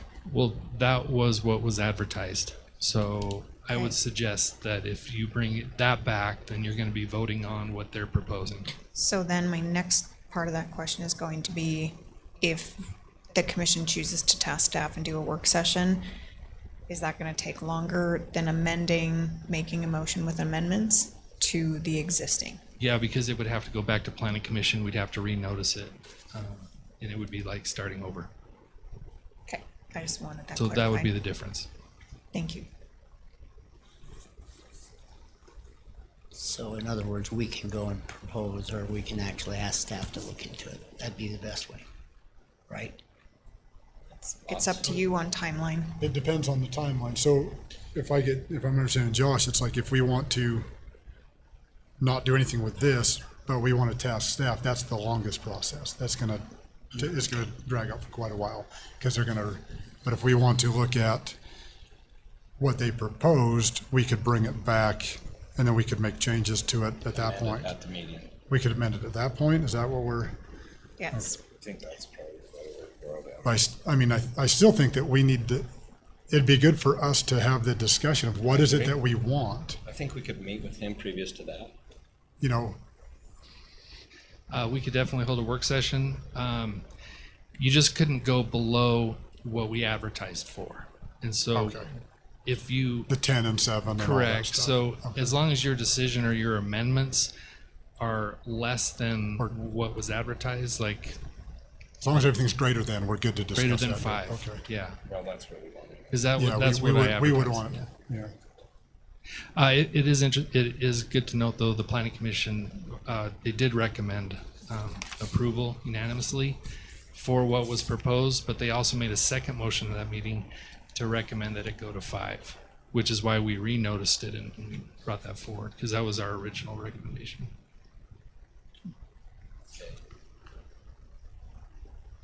Mr. Chair, I'll just make one quick comment. I heard somebody during our discussion up here say this is for that project in Mountain Green and identified a parcel, and I just want to point out again that I don't believe in making changes to the code for one project or one parcel, and any change we make is going to affect every parcel potentially that's greater than whatever acreage. So let's just keep that in mind, that we're not talking about one project, although it might be the right thing for that one project. Is it the right thing for others? I don't know. Maybe we could put some safeguards in place if we do revisit it that ensure that it's not used in every project. Maybe that's a possibility too. But just my comment on that. Well, I think that's why it would be good to have have that before the meeting to be able to discuss this with Josh and what are the ramifications before we ever do. We've discussed this twice already. I know, but- I know, but we haven't come to an agreement. Well, we did. We came to an agreement twice.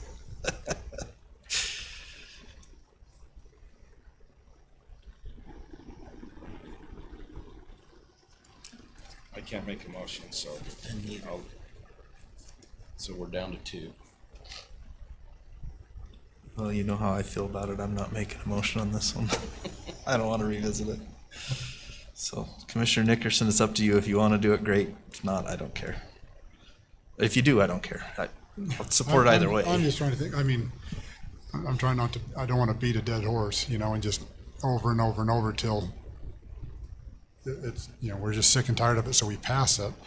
But I think I made the comment earlier in our work session that I don't feel that we should be pressured to hurry and do things that we've got a chance to, let's do it right, you know, and, you know, it doesn't seem like the PC zone was meant for larger pieces of ground. I mean, again, I do like what that piece of, I like what he was doing there, but I'm concerned with pulling that string and what ramifications that will have elsewhere. Just like we've been talking about the airport, you know, if we allow it here, what's it going to do everywhere else? You know, if we, what are we going to do? And so,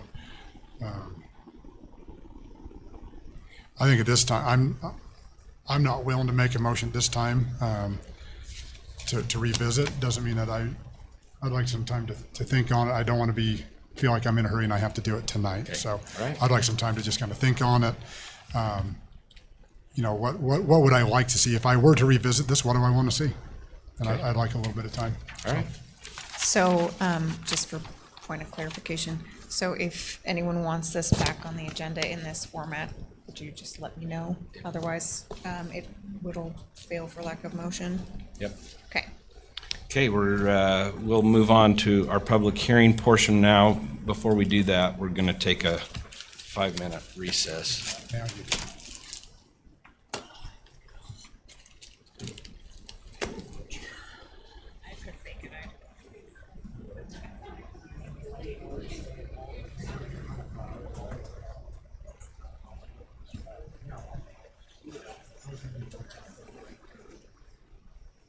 I had to go.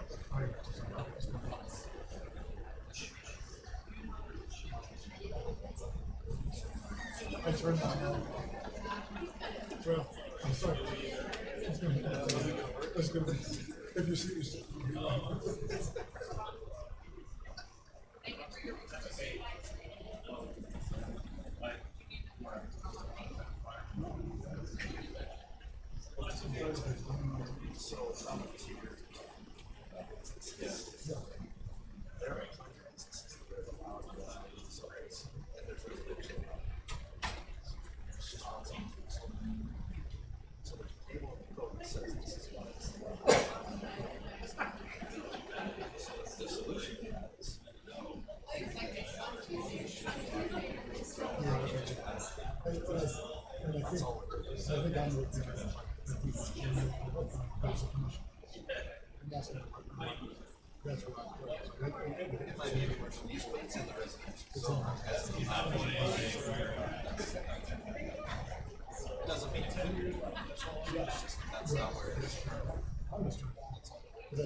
I don't know. If I go in.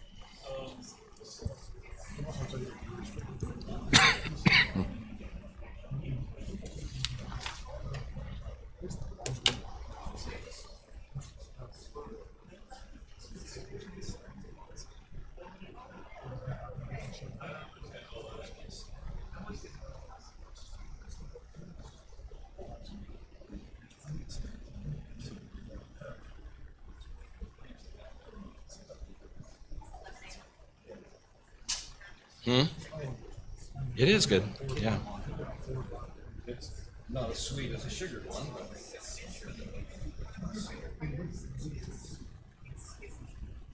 Oh, it's not. Oh, it's free, so that's not the same.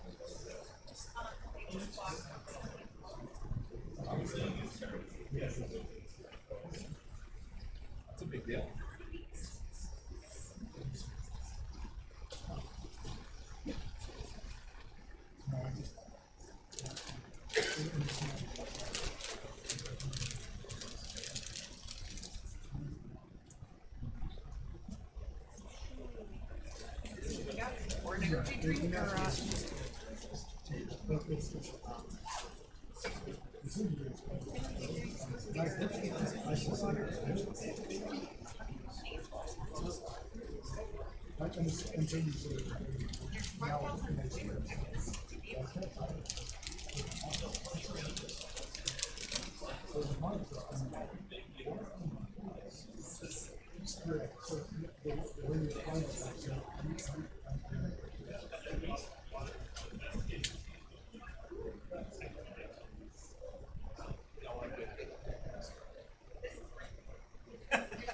It's a nice one.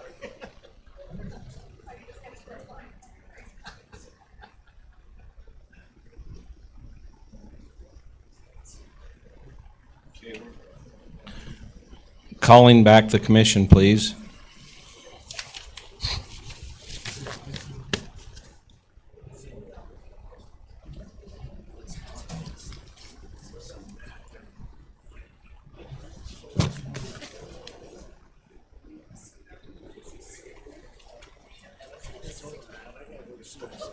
Hmm?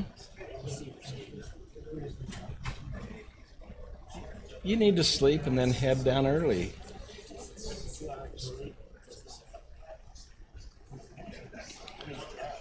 I'm trying to hurry. You help me hurry. You help me hurry. Okay. Okay, we're on E7. Honorable Sean Rose.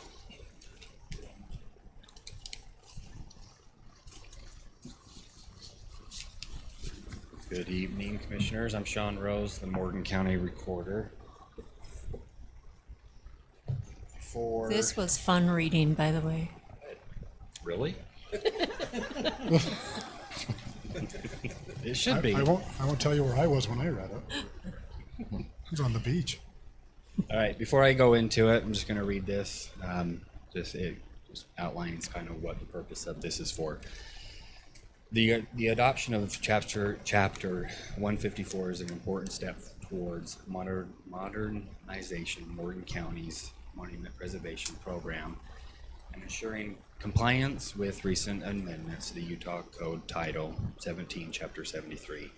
This ordinance repeals and replaces the county's existing monument preservation regulations with a comprehensive, streamlined chapter that establishes clear procedures for monument preservation, permitting, inspections, reconstruction, documentation, and enforcement.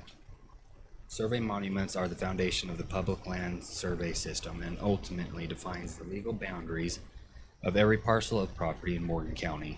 Protecting these monuments is essential to preserving property rights, maintaining accurate land records, and reducing future boundary disputes. As development continues throughout the county, it is increasingly important to have clear standards in place to ensure monuments are properly protected and whenever constructed or excavation activities occur. This ordinance creates a consistent process for monument encroachment permits and monument construction permits, requires monument type sheets to improve future monument recovery, and update the administration of the existing public land corner preservation fund. It also establishes permit fees and inspection procedures that allow the program to be largely self-supporting, ensuring that the costs of the monument preservation are paid by the project affecting the monument rather than by the county's general taxpayers. The ordinance further strengthens Morgan County's ability to protect the public monuments by establishing the clear enforcement provisions. It defines violations, establishes civil penalties, provides administrative remedies, and creates a formal appeal process that ensures fairness while protecting the county's ability to preserve critical survey infrastructure. I am passionate about this project because I believe monument preservation is one of the most overlooked yet essential responsibilities of the local government. These monuments are permanent public assets that define legal boundaries, protect private property rights, support public infrastructure, and preserve the original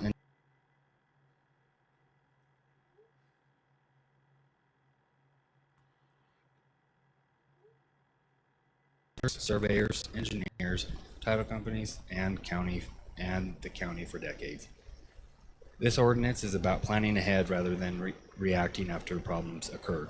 It establishes clear expectations, modern administrative procedures, responsible funding, accurate documentation, and consistent enforcement. It brings Morgan County into alignment with current Utah law while creating a sustainable monument preservation program that will continue protecting our public land survey system for many years to come. This ordinance is more than a regulatory update. It is an investment in protecting property rights, promoting responsible development, and ensuring Morgan County's monument preservation program reflects current law and modern survey practices. So with that being said, a lot of work has been going into this, and I do want to just say a quick, huge thank you to Janet for helping me put this together.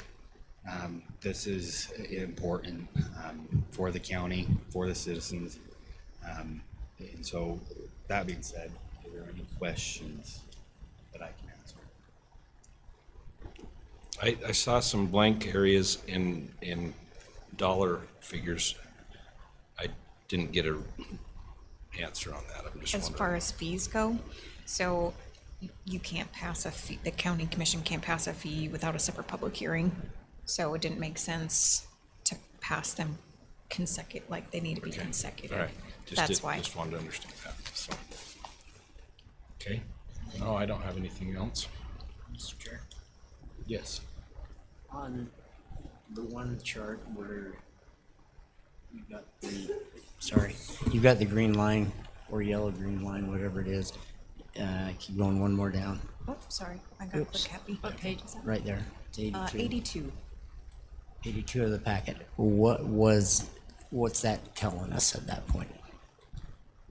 So this is kind of where I brought this to you guys' attention. It's been about a year ago when this was brought in. This is the development down in Mountain Green. I believe this is the Canyon View Commercial. That section corner that's in the middle, where the ties are.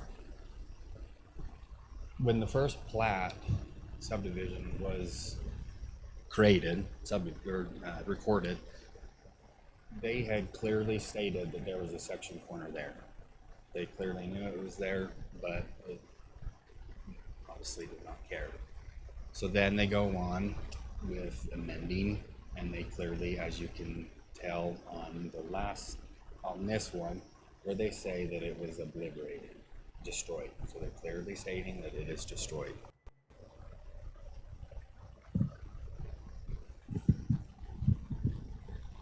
Oh, Jeremy. So this is just showing you guys what is being provided after the fact. So when we got this amendment to this subdivision, we are actually holding this subdivision up because of this. We are able to require the data to be able to, so that section corner is gone. It's not there. You have structures that are on top of it, requiring that there are 4 separate reference monuments referencing that section corner. So that point, that data for that section corner can be still gathered. So this is showing what has been provided and what is asking to be approved. They have put the nails, they've set nails and washers in, which come snow season, they're going to be gone. Just like I just read, once it's gone, it's gone. And it takes so much more work and effort trying to get it back to where it was, getting the data back.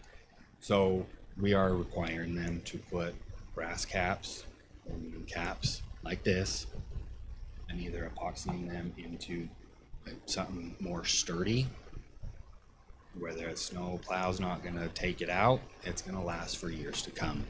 So that point can be shot. The surveyors can go out, get the data for that section corners. That section corner, people's properties are relying on that section corner. Once it's gone, it's gone, and going forward, it screws up a lot of boundaries that are tying to that section corner. So this is just showing you. Okay, so what- how are we going about, I mean, right now, that particular one, is holding up this development. You're going back to the records, do we need to hire a surveyor to come in, or is that part of your, No, our so this is all contract? part of me asking for your approval for this ordinance. We are putting all the responsibilities back onto the developer or the surveyor, whoever is over that development, is putting in the reference monuments, putting in section corner. That's their responsibility. But then giving us the data to those monuments, and that's where we approve it. If it's sufficient enough, gives us enough to for that monument to be retraced. Okay. You've done an amazing job, and Janet too. Like, I feel like it's your passion. Like, one of these reference points is one of your children or something, and you don't want to lose them. So I appreciate that, and yeah, most of it's over my head. So, but great job. Luckily, it's under your feet. One thing that's, as I was reading through it, and I've spoken to Sean about this, is a lot of our monuments are a rock, an old post, you know. And as we get into that, it's like, and I one of the things I brought up to Sean, one of my concerns was, and you probably remember this, was, you know, what if one of these out in the middle of some farmer's field, you know, and they're gonna plow up their field and whatever, and he's like, no, we'll put them in there. We're gonna go deeper than the plows, you know, 3-4 feet deep, get them down in there so they can continue to farm and do it and do their thing. But I think we've got to preserve these, because I know part of my family is dealing with some real headaches over property boundaries and, you know, where the creek was and where the fence post used to be and the big cottonwood that was out in the field. And so I think this is crucial, and I appreciate Sean, and because everything builds off of these markers, and anybody in construction knows about the washers and the nails in the curb, and you're out there going, well, there's an old rusty spot here. I'm not sure where the washer and nail went, but there's a rusty mark in the concrete. Is that it? And so I was always under the impression that those USGS markers, like, you don't touch them, you stay away from them, you don't dig them up, you leave them alone. So for somebody to do that is kind of frustrating. So I appreciate all your hard work as well. So. I have invited Jeremiah Cunningham, who has been the contracted surveyor for the recorder's office. I've asked him to come here if you have any questions or would like him to talk on this. He's here. He's been working in Morgan County and knows Morgan County very well, and he knows where Morgan County is struggling with monuments. So he's here if you have any questions for him. Mr. Chair? Yes. I don't know that I have any questions for Jeremiah specifically, although maybe he could help with this too, but where are we on our grants that we've been using to try to reestablish section corners and markers? Just kind of overall, I know there's a lot missing across the county. We've got some well established in areas where there's been development, but across other areas, they just aren't there right now. So yearly, we are applying with Jeremiah's help. We're applying for the grants. You know, we are very appreciative for any kind of amount that we get, but with the amounts that we get, just does not do. It's not enough to get the job done. Jeremiah is doing everything that he can, but it's also limited on the grants that we are getting. That's why we moved forward to getting an in-house surveyor to better utilize funding. But we are every year applying for the grants, and we are getting them. It's just depending on the amount that we get, how much work we can get done. How often are we reestablishing monuments that have been destroyed? I mean, I'm imagining that this ordinance will actually help with that, because hopefully it preserves what we already have established, and we're not spending money again to reestablish them. We can go out and start getting others. On that point, this ordinance is putting, like I said, the responsibility on the developers. The funding will not come from the taxpayers' dollars. It will come from the developers, either putting that monument back in, or we keep that money and we take that money and put that monument back in. It will not come from the taxpayers' dollars. On the other question, I'll let Jeremiah answer that better for you.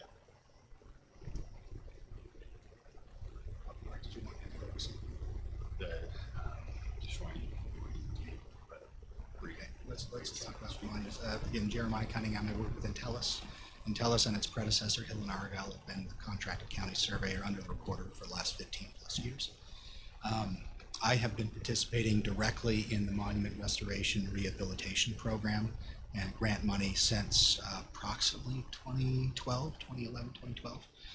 So, 2016 was the first year we did that. So about 10 years now.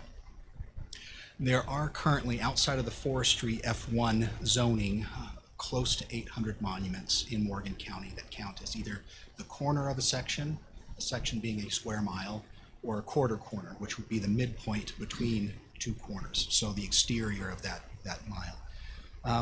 I have found several records that indicate where monuments have been in place in the past, records that go all the way back to the 50s and 60s, control documents that Morgan County Surveyor had at that time. I've also come up to situations like this where I know a monument has been in place, it has been relied upon, and just a story. I know you guys like stories, so briefly, a few years back we were in Mountain Green, and we found that there was construction happening right up next to a monument. Someone decided they wanted a flat yard. And so they tore the monument out near the back, that was on the back property line, and we knew it and we saw it and we reported it, but the county had no teeth. They had nothing they could really do, and nothing happened. That monument is not in place today. But that part, the Rollins Ranch area is where it was, the Rollins Ranch developments. You know, there are dozens of properties and hundreds of residents that depend on the property rights related to that specific monument.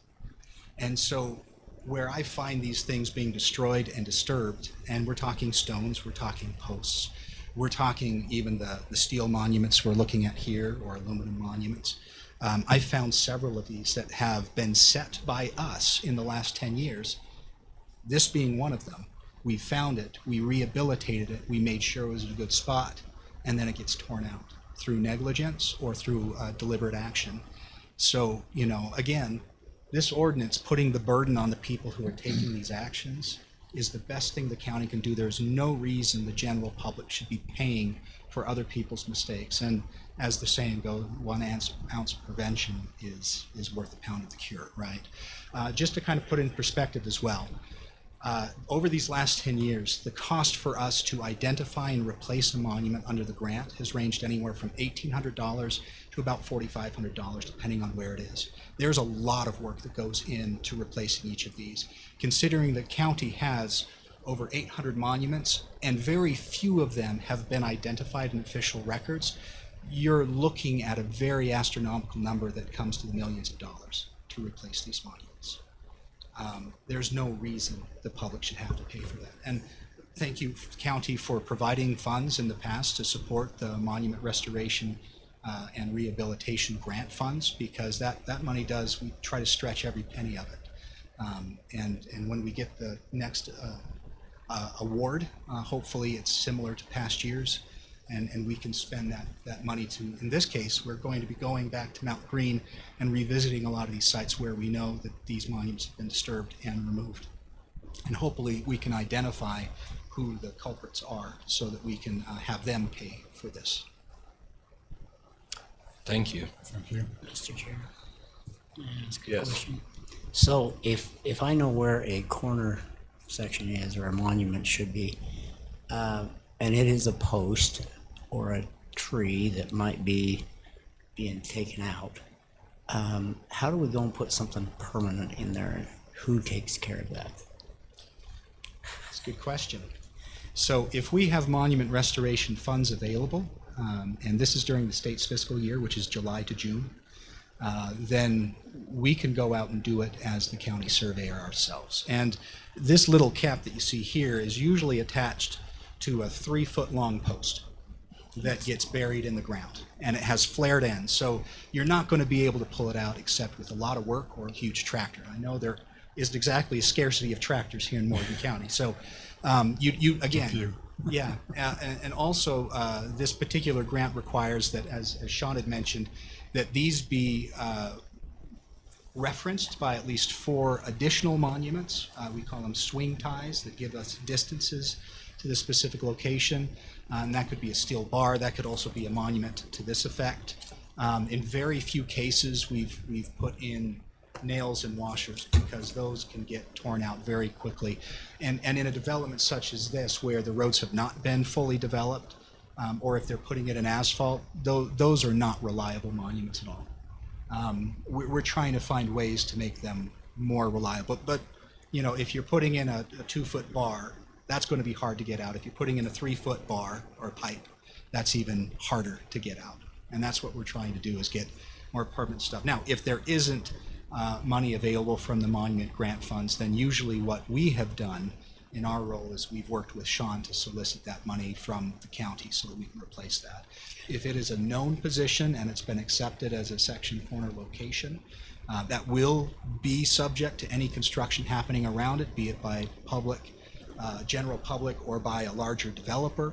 And we would, well, we presume we have the authority to pursue any funds necessary to replace it in the case it was disturbed without our involvement, or before we were able to get involved. Does that make sense? Yeah, I appreciate it. I'll get with you, Sean. What else can I help you with? Any other questions? Thank you. Appreciate it. Thank you. Okay, I'll look for a motion. Mr. Chair, I move that we move into public hearing. Second? I have a motion by Commissioner Nickerson and a second by Commissioner Blocker. All in favor? Aye. Any opposed? Okay. Look for any public comment on this matter. Seeing none, I'll look for a motion. Mr. Chair, I move that we close the public hearing and reconvene the public meeting. Second. I have a motion by Commissioner Newton and a second by Commissioner Fackrell. All in favor? Aye. Aye. Any opposed? Motion's unanimous. Mr. Chair, I move that we approve County Ordinance CO 26-16, Morgan County Monument Preservation Ordinance. Second. I have a motion by Commissioner Nickerson and a second by Commissioner Fackrell. Hold up, just before we vote on that, there's a procedural note here that says the resolutions in the packet are for illustration only and will be passed at a future commission meeting. That's it. So the What's that? ordinance, this is the ordinance. The resolutions are in there, but that'll be the fee. Oh, okay. That's what I was confused by. Okay. Sorry. So we are passing the ordinance, we just, the Thank you. fees are. We can't pass okay. the- You saw the same thing, I Yeah. assume. Okay. Proceed. Motion I like to make, by Commissioner Nickerson and a second, I think, by Commissioner Fackrell. Right? That's great. All in favor? Aye. Aye. Any opposed? Okay, motion's unanimous. Thank you, Sean. Thank you. If I can ask one more, maybe. If you as long as you talk in the mic, because I'm You- getting a text. Jeremy, I'm sorry. tell him to relax. Have a monster. Just lift it up. Okay, so as we've kind of gone through this, the ordinance for Morgan County, we have noticed, and a couple items have come up, and we feel like that it could benefit the county and the public in seeing about changing ordinances within Morgan County. And so asking, and if I need to come back with show you what we're talking about, I can do that. Just looking what you guys would prefer, or if I can ask that you guys task staff within the recorder's office and planning and zoning office jointly to discuss and come up with amendments to the ordinance to better benefit the county and the public. That Go was ahead. not English. It wasn't. What I think Sean's trying to say is, Thank you for translating. as we pull strings, I just wanted to say that, by doing this, adopting this monument code, it affects other ordinances existing in 155 and 150 excavation. I have amended those. I have red lines for those, but the 155s are going to have to go through Planning Commission, and then the 150 will have to come back just through you guys, and so we'll bring them all at that time. Is that what you're talking about? No. Oh, okay, yeah, I'll let you talk about that. Translate, please. I'm not allowed to request changes to the text. I have to be directed. Currently, our subdivision requirements require that applicants and developers have to submit a title report, a final title report, within 30 days of recordation. If they don't, then they have to submit a second final title report. Those can be very expensive. And so when I've been in conversation with Sean, I suggested that since he's an elected official, he could request it, but I can't. So, but he was talking about title reports. Okay. Garrett, can he request that tonight, or? It can be made a request, and that's something, so that doesn't necessarily have to be an agenda request to make a request. It's just as we're discussing and things come up, if the commission has a consensus that they want to direct staff, you can do that at any point in the meeting. Okay. That sounds like a good idea to me. No. Let's not cause any more Okay. harm For the, Let's make it easy. for the developer. Okay, all right. We'll So we just test. task staff to do that then. Okay, I got it. Thank you. Thanks. And thank you, translators. Janet's laughing at me. Okay, Josh, is it Josh? Is it Kent? Where are we at? Since there was a work session on this, I wasn't actually going to speak to it. I was just Okay. going to let the applicant get up and talk. Okay. I think we're all fairly well versed with what's being proposed, so I'll just turn it over to Brandon. Okay. Thanks for being here for so long, Brandon. Sorry you had to go through a lot of stuff tonight. It's been a long night. Let's make it short. And let me just say, I don't miss this at all. Brandon Green, Flagship Homes. We are the applicant for the Eagle Vista concept plan that has been discussed in a prior work meeting earlier this evening. I am here to answer any questions that you may have in addition to what we've already discussed. More importantly, I'm here looking for a vote. Okay. I have no more questions. We, I have a question out. Yes? because it's a public hearing, Oh. can we request at least a synopsis of what Sure, the yeah, applicant is because they weren't requesting here. for Yeah, the public? you bet. I was not aware. It was a Absolutely. public Sorry hearing. about that. No, you're fine. That's a great idea. Flagship Homes is proposing to develop 44 acres of property that is located on Old Highway and approximately the intersection of Cottonwood Canyon Road and west to approximately the Lees area, I guess, in that area. We're proposing it to be a single-family residential development with townhomes in the west end of the development, transitioning into single-family homes with larger single-family lots on the east end of the project. We have proposed a 267 units or homes in the property.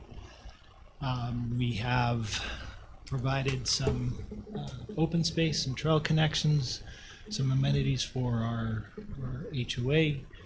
We're also proposing to deed to the fire department some property to help with an expansion. This property does not include, we are not talking about the grayed out area that will be going to the Planning Commission for a rezone request. So we're just talking simply about the area that is currently zoned Town Center Zone tonight. And willing to take any comments or questions. So we're not discussing the rezone of the. That's going to of the that Planning 6 Commission acres. on Okay. August 13th. That was noticed yesterday, posted on the property. I just saw it still in there. They also had the request of the rezone, so that piece is not. That piece, yeah, I mean, you can see what it's going to be, what we're asking You're it wanting to be rezoned to is R18, but yeah, Is this a good slide to leave up? that is a very good slide Okay. to leave up. You can leave that up. That'd be just fine. Questions? So, Brandon, I know we were kind of in between those, the first meeting, our work session and this one, and Yeah. and then Garrett yelled at me. So. Okay, he didn't yell. He just reminded me. So I'm just giving Garrett a hard time. That's one of my statutory duties that Yes, you the were. chair reads. You absolutely were. So a couple of questions I had is, so in 2B of our text amendment, it says that the substituted, make sure I'm reading that one. Configuration development pattern or secured public benefit provides a substantially greater and more durable overall benefit to the county and to the town center area than strict compliance with the commercial allocation requirement. And one of the questions I had is, so when we look at, if we're going to take this and go from the 35% and shift this around to 0, one of my questions was, what amenities are going to be open to the public? Now, I know you have to do a clubhouse, but I'm going to assume that's for residents of that HOA. So what is that substantial? What is that substantial benefit to the county that we're going to see in this development if we get rid of that 35%? So what you're going to see is we will be constructing a small trailhead parking lot where people can park and access the trail. We will be constructing a crossing across the creek, a 10-foot wide asphalt trail that will continue along the Cottonwood Creek area with a connection that would come down into the development to the amenities. We have committed that we would open up one of the pickleball courts to the public, that it wouldn't be just an HOA, but one of those pickleball courts could be used for the public as well. Now, I've heard some comments that, pickleball courts are really not, you've got the kitchen down the road that people can go use. This is free. Doesn't cost anybody anything to go use it. So we would also be, along the trail, there would also be some benches and some trees that would be shade. Those are the amenities that we're proposing. As I have looked at, and I made mention of this in the work meeting, as I've looked at your current general plan for the area and open space, we meet what the general plan requires for open space per number of residents based on the acreage. So I think also it's important to understand, for the public to understand, that a town zone center could be all townhomes, and there is a substantial amount of single-family dwellings here. That's right. We're approximately 1/3 of the development would be townhomes, and the remaining proposed development would be single-family residential homes. May I also add that we would not allow these to be VRBO rentals. That's in our agreement. Not that that matters, but that was discussed. Mr. Chair, I've got a question for the applicant. On that thread of single-family homes versus townhomes, page 150 of our packet, which I guess is page, I don't know what page that is. It's under section 4.2 of the proposed development agreement. That first full sentence there, it says developer may adjust the number of dwelling units within each approved range without amending this agreement, provided that the total number of dwelling units does not exceed 267. That doesn't give me a lot of warm fuzzies, because to me, that would give you the ability to change all of them to townhomes should you choose to do that. We're limited to 267. Correct. But if we agree that you're going to have 1/3 townhomes and 2/3 single family, this clause would allow you to change that at any point, correct? But it would also allow us to go all single family and no Correct. townhomes.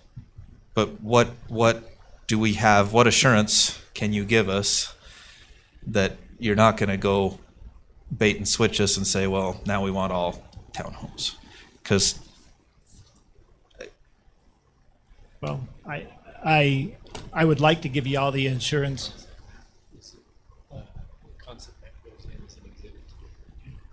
sure, the concept map does, but we all know concepts can be changed. I'm just saying I don't really like that line in the agreement. If it were up to me, I would strike that line or change it to have some type of assurance that you're not going to go all townhomes on us. Well, I think we as a developer would like some assurance too that we're going to be able to develop 267 units. You know, the concept plan is what we're proposing, and we would follow the concept plan. Now, I guess if something changes, Well, we'd have to I come mean, back to the commission if for we go approval. a page above that. Yeah. So go ahead and scroll, if you will, just right under 4.2. It says developer is vested with the right to develop and construct no more than 267 units within the project. So there's your assurance right there, that you can construct that many.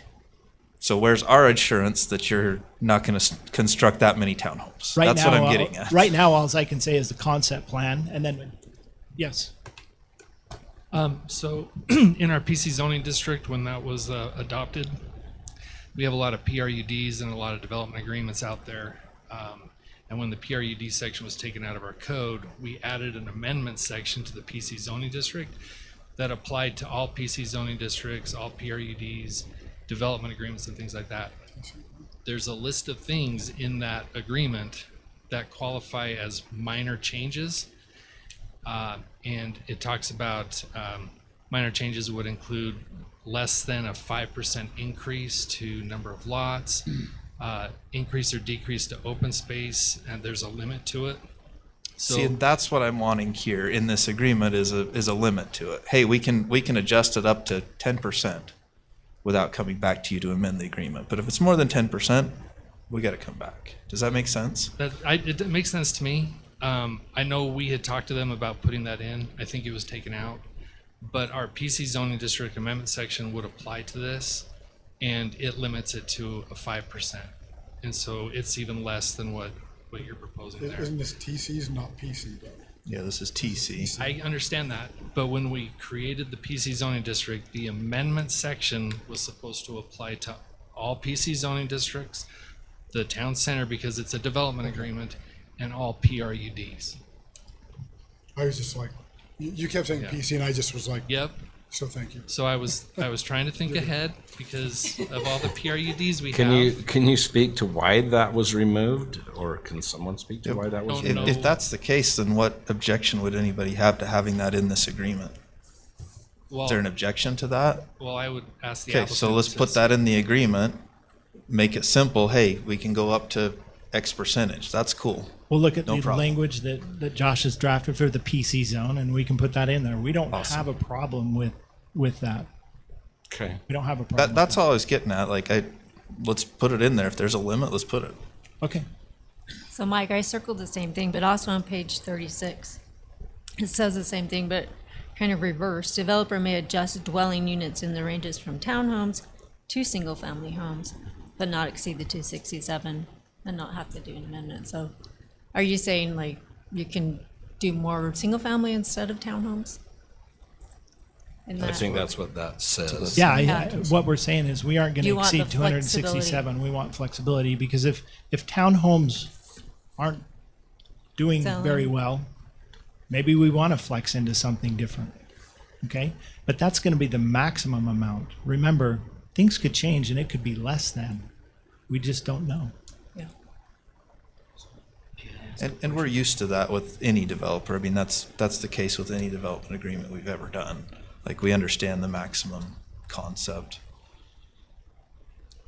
And I think whatever we put in there for, I'll work with Josh. We'll get that language in there, but it'll be carried through the entire development agreement, not just those two areas. Ask a question? Absolutely. Commissioner Fackrell? On your trail, it goes to, I mean, the green line for the trail goes into the Gardner development. Have you already discussed this with them? That was part of what the commission asked us to do, was work with neighboring developers, and Rulon Gardner and I have worked very hard on coming up with the concept plan, and that trail in his development also continues through his portion of his development. And so, yes, we have worked together to do that. Now it's going to be beyond that because you've already approved the Johnson parcel. As you approve those phases, you're going to want to make sure that that trail continues through there as well.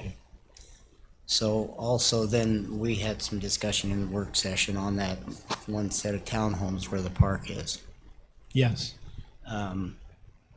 Would you be willing to let that one go so we can have a bigger park? Would you be willing to give me a recommendation for approval? There's a very likely chance. We are absolutely, I think, I would hope that you would understand that as we've worked together, that we are open to the recommendations and suggestions. And if that's important to the county, to Morgan, to Mountain Green, absolutely. I'm just trying to think of the commercial, since we're not, I mean, you want zero commercial, this could take up part of that, compromise. Right.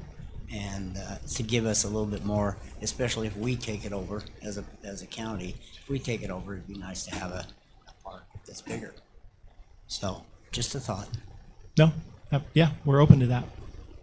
Chair, may I speak? Yes, okay. So Brandon, I like you guys. I want to say, yeah, go for it. I love the trails. I can't give you a yes tonight because I just don't know where the commercial percentage is going to be. So I don't even know how to put that in a condition because we don't have a matrix for it on how we're going to decide that. So me personally, I can't recommend this going forward tonight just because I'm stuck on what is the commercial percentage going to be. We haven't really discussed what we're going to do with it. Can you speak to that, Garrett?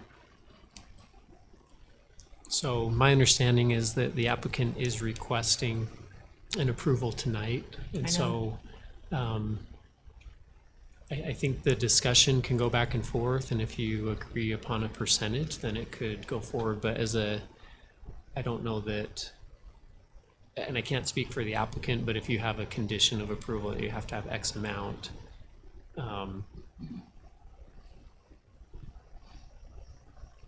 the current request, I guess, is that the value to the county are the single families in place of the commercial.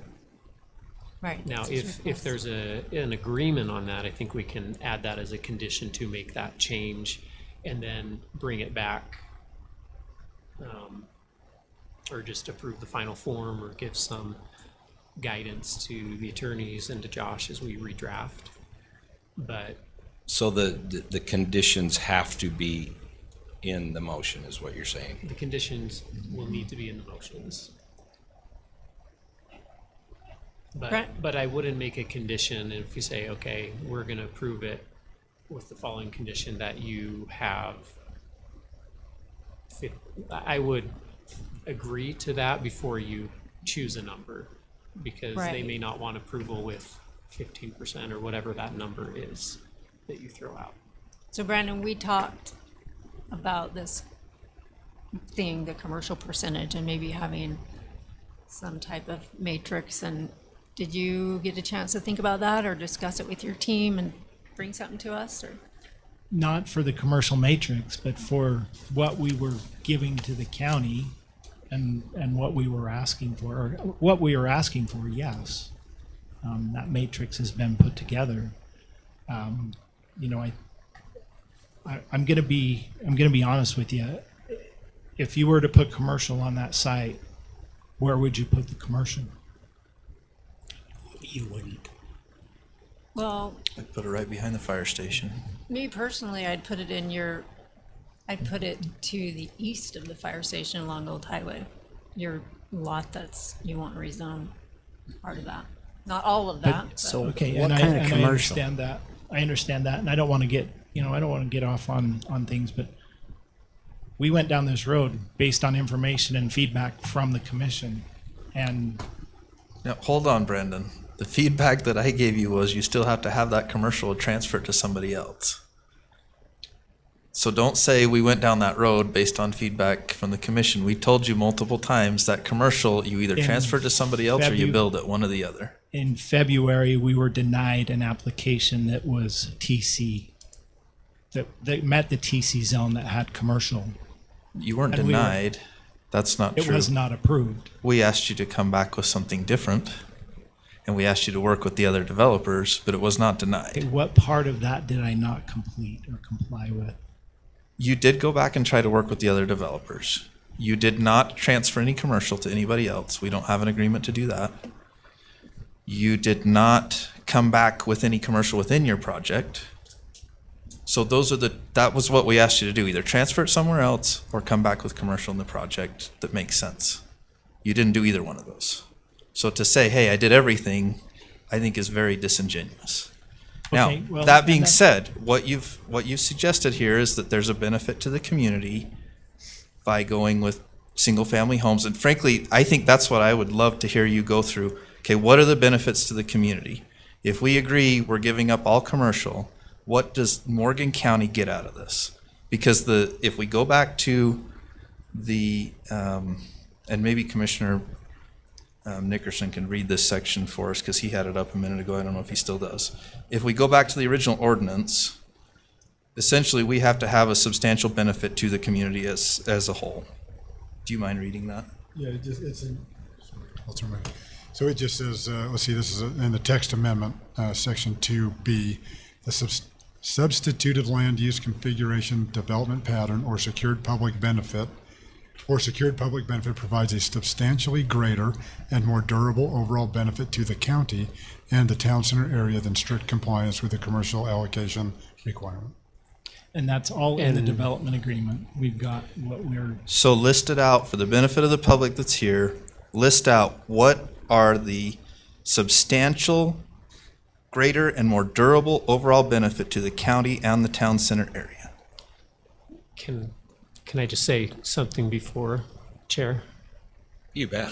I think part of it too, just what I've observed even from tonight is there's not a consensus of the commission. I think there's a spectrum of what direction was given, and maybe there was some that was heard more than others and things that fell through the cracks. And so just going to point that out, that I don't even think right now we have a consensus of exactly what everyone wants, because everyone has different ideas.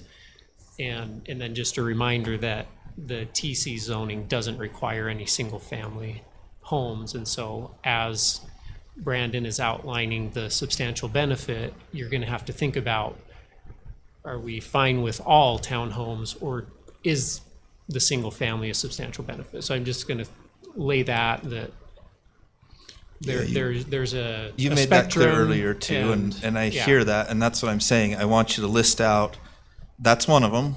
We've established that, the single family. What are the other benefits? Because I think ultimately, I want to be able to go back to my constituents and say, hey, they had a compelling argument that the substantial benefits were these 10 things, and that's why we agreed that commercial doesn't need to take place there. That's what I need. okay, let me, Sorry, Janet's telling me that's in the staff report. And that's up Is on in your the staff screen. report. It's in the development agreement as well, but I'm happy to also. And to be clear, I read it. I want you to read it and show it to the public. The public's here to learn about this. I want them to learn about it. Is there a specific page you want me to bring up? I believe it's, let me pull it up right now. I'm just getting to it.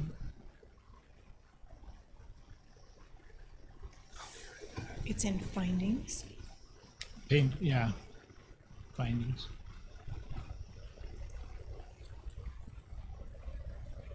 Oh, I got a little scroll happy. Hold on.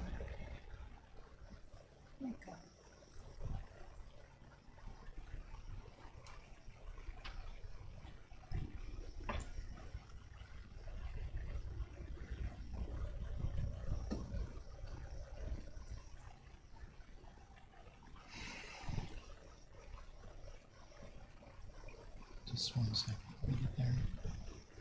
Project amenities, section 5, Oh, in the DA? development agreement.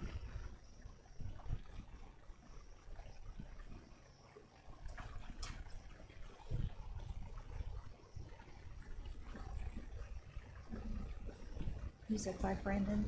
Yeah. Project amenities described in this section 5.1 constitute material public benefits supporting approval of a concept plan, the reduction of commercial allocations authorized pursuant to 155.266D. Let me just read through some of those amenities.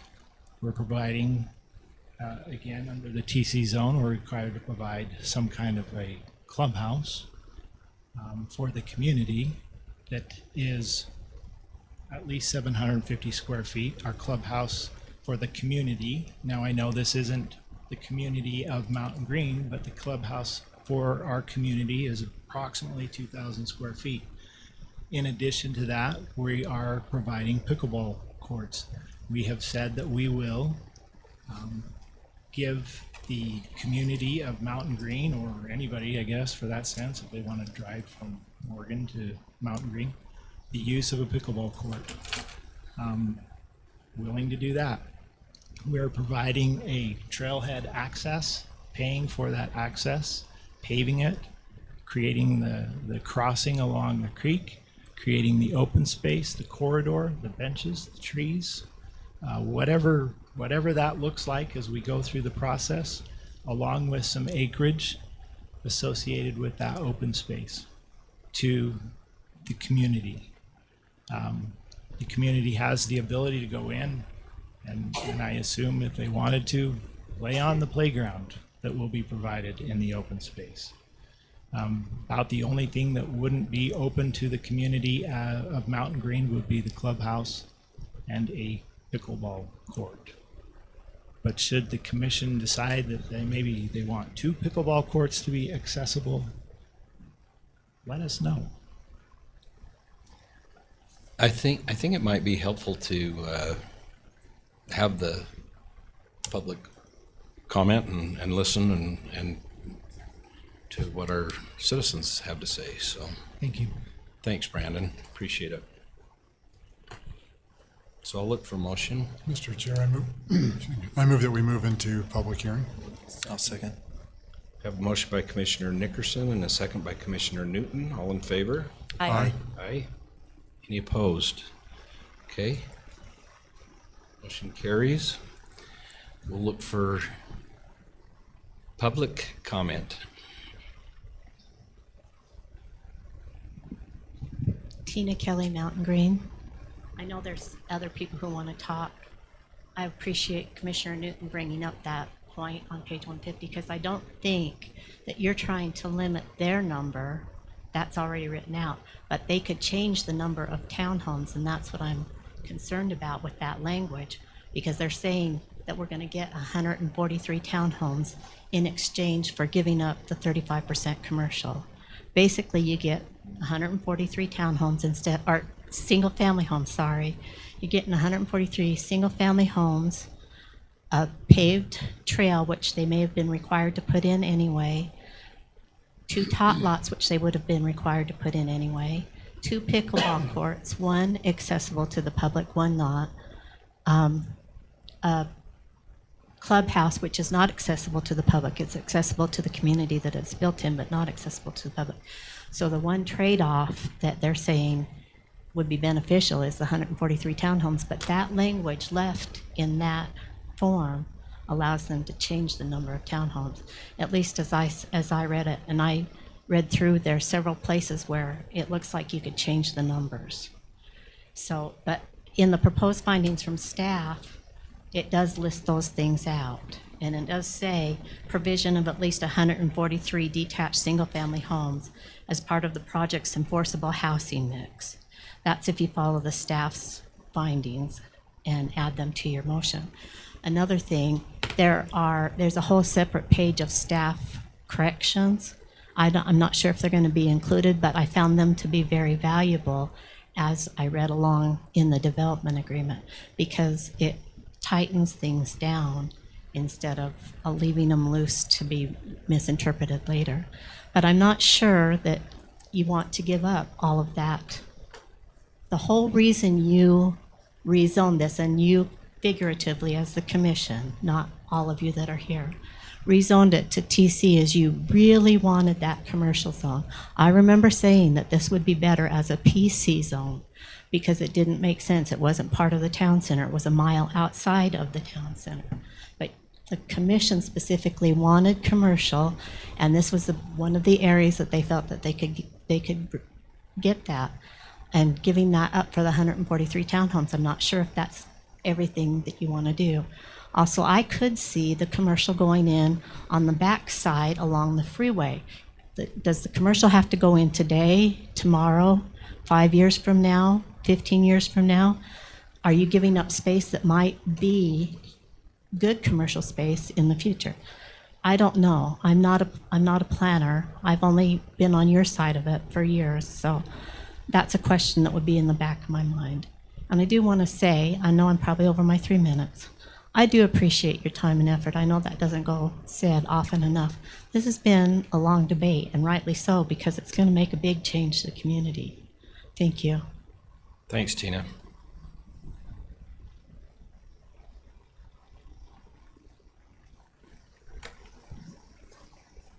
Lilia Allen, Mountain Green. I am just going to agree with Tina.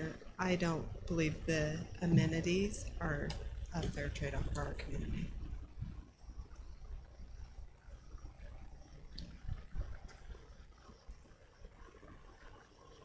John Lanafeld, and I live in the Cottonwoods section. And I know that the developers, and I've lived in Mountain Green, by the way, for 40 years, so some of my reflection on that is represented by what used to be. And I understand that things have changed. Maybe at my age, I'm not that happy about change, but you deal with it. But the developers have certainly gone rampant in the Mountain Green, as you well know, and in many cases building townhomes all over the place there that are not particularly attractive, in my opinion. They're not exactly inexpensive places either. You wouldn't call them low income. From what I've seen, they're fairly expensive properties. And I don't know that we need to have another 150 or 200 townhomes. I don't think the community necessarily can sustain that.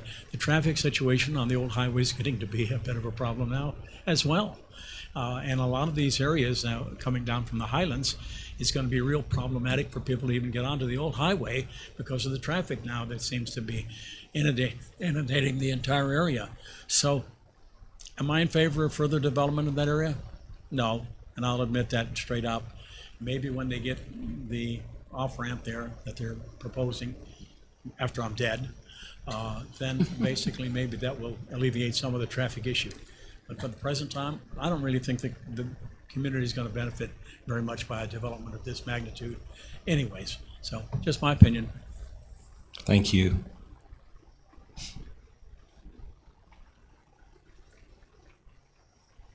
Zach Burton, Mountain Green.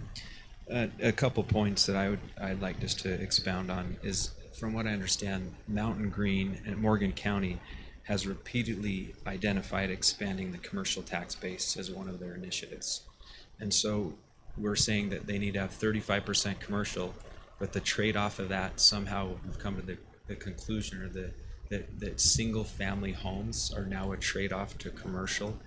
That's not even close to the same tax base. You guys barely talked about it earlier today. You get a 50% deduction by having a single-family residence. So the fact that we've somehow distorted our minds that single-family homes are now a substitute for commercial blows my mind.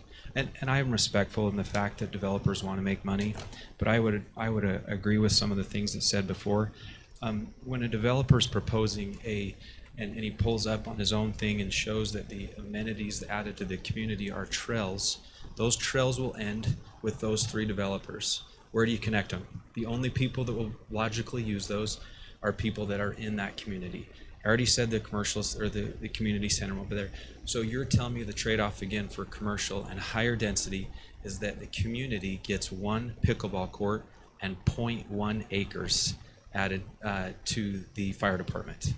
I just think that we need to sometimes pause and say that I get that we're all in it for money, we're all trying to support our families and stuff, but the fact that we're even considering that 35% commercial use is being allocated towards single-family residents, and that's part of the equation, I just don't even think that's logical or should even be considered. Thanks. Thank you.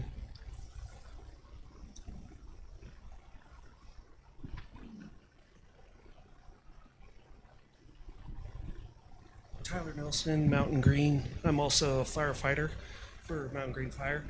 And I just I can't speak to the other issues, but I'd want to stand and support and highlight the good benefit that it is to the fire department and essential if we're going to stay in that same location and grow. Thank you. Thank you.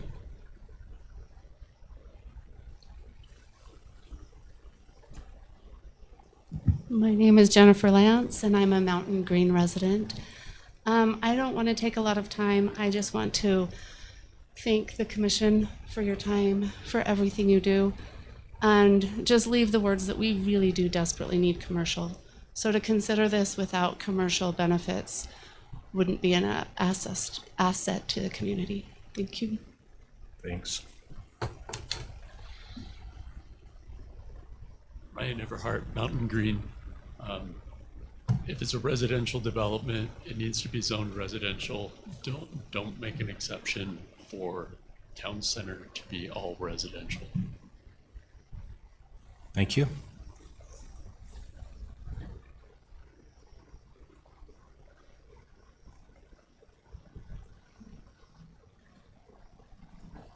Okay, is there any other last opportunity? Okay, I'll look for a motion. Chair, motion to go out of public hearing. Second. Okay, I have a motion by Commissioner Blocker and a second by Commissioner Fackrell. All in favor? Aye. Aye. Any opposed? Okay. I just would like to clarify, this is not a rezoning application. It should have been a public meeting, not a public hearing, because it's administrative and it's a development agreement contract between the developer and you for the entitlements that they have on their property right now.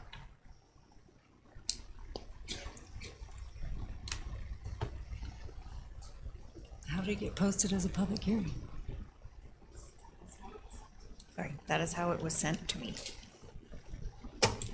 So it did kind of combine both in the application, the way I read it. And maybe that's it why. probably should have not have included both. The public hearing would have been for the rezone, but in the packet, it did say underneath the rezone that this is being considered at a later time. And so I think it was just confusion in how the packet. That's why, Brandon, that's why you said, I didn't know this was a public hearing. Okay.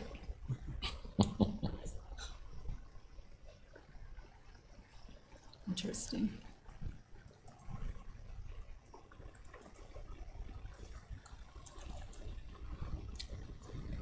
I guess I'll just say, you know, I'm looking at this 2B and section of the code text, and it's like, what is substantial?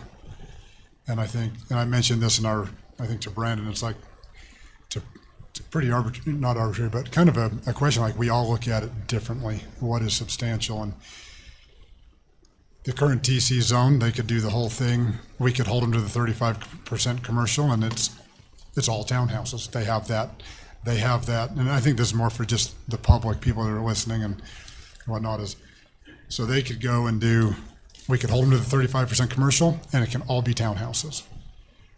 Or we go this route and we make these adjustments, and where do we go? And I'm not trying to justify one way or the other. I'm just putting this out there so people understand kind of where we're at. And so it's kind of a pickle. See, but I reject the notion that it's one or the other. Well, I guess I feel like that's not true. There can be a happy medium in Yeah, there between the can two. be. correct. And I guess I word it wrong. It's like they could come back to us, and this is my understanding, is they could come back and say, okay, we'll give you your 35% and leave it. And again, I'm just putting it out there to bring up comment and conversation. And they could come back and say, here's our 35% section, and here's our townhouses, and it's administrative with the DA, and we have some negotiation there. I don't like that. I don't, And kind of what you're if saying, I they don't were to like do that. that, I would absolutely reject any rezone of any further property. They'll lose 15 lots at least doing that. Now, that's their decision if they choose to go that direction, but I would think that would be both poor taste in that they know full well that when they bought that property, part of the agreement with the residents who, when we rezoned this, there was a referendum on the table. The residents who filed that referendum met with the current landowner. It was not this developer. And an agreement was made that they would have lower density as they moved to the east, right? That was part of the agreement. So although that may not be binding on these guys, I think if a developer wants to do business in our county, they should own up to what was agreed upon, whether it was their agreement or not, plain and simple. And if they don't want to do that, I wouldn't do business with them ever again in this community, frankly. That's how I feel about it. Like, this is your chance to show us that you want to do business with us. You've offended us. You've jerked us around too. You may feel like we've jerked you around, but frankly, I'm still waiting for the apology, Cameron. But you can't act like that and then come in and say, well, it's all or nothing. Take it or leave it. That's not how it works. This is an agreement and it's a negotiation. We'll talk and negotiate with you, but to act like it's all or nothing, sorry, that's not acceptable to me. I don't know that I've attacked you. I didn't say you had. Your organization has. Yeah, you have not, Brandon. Your buddy back there has. So, and maybe I'll just point out again that legally, yes, there is this referendum agreement that they weren't parties to. That seems to be a theme of the next agenda item as well, right? Like agreements for other people and what can be enforced. And I do think that I will just point out for the record, I think there has been a lot of good faith effort over the last year to take feedback and go back and forth. And so once again, I don't see it necessarily as all or nothing, and that's really up to the applicant. And I was just going to point out that the commission is just reviewing the application in front of them. And so if after this meeting, they bring back a different application, then you look at that. You can make suggestions, can't require them to do anything, but if you make those suggestions and they come back with something else, you can look at that application and negotiate. But just want to say, it is a negotiation, but we can't require certain things that aren't required under the zone. And that's where you have more discretion on this discussion, because you have to make those findings of, is it substantial? Is restricting the townhome substantial enough? Like that's one of the bigger things that they are probably seeing value in of what they've done to take the feedback. So just legally, they're not bound by the prior agreement that they're not a party to, and then the commission is reviewing the application before them with that opportunity to provide feedback and see if there's any negotiation.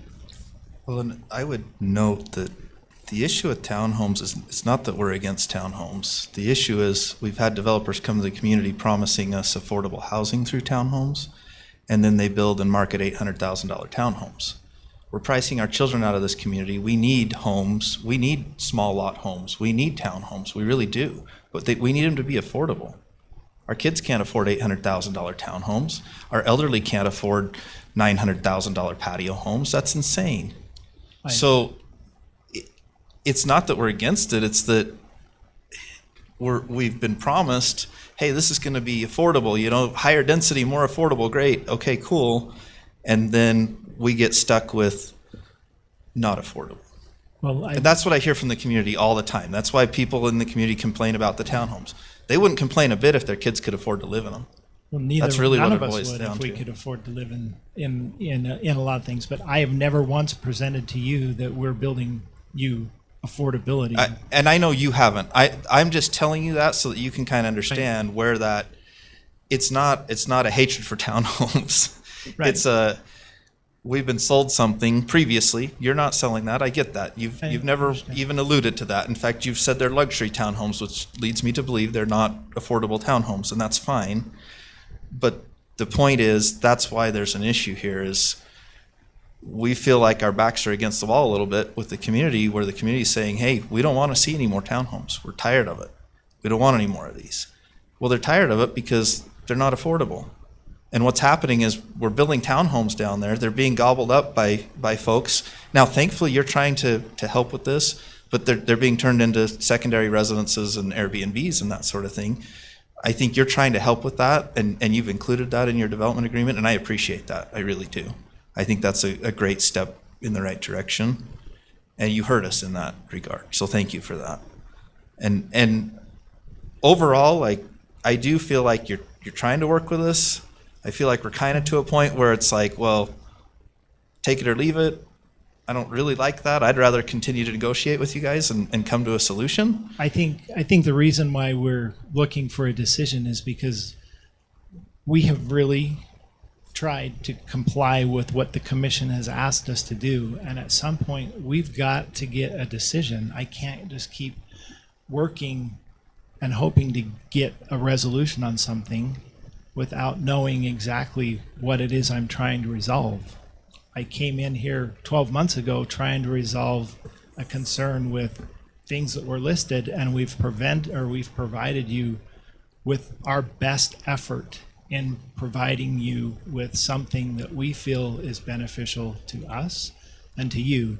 Now, if you feel like there needs to be more open space, and you feel like removing or eliminating a townhome and creating that much more open space is a benefit, by golly, let's do it. So you know? yeah. But if you feel like commercial is a benefit, I'm just going to say this. We develop a lot of areas. This isn't our first development, and we understand where commercial works, and we understand where commercial doesn't work.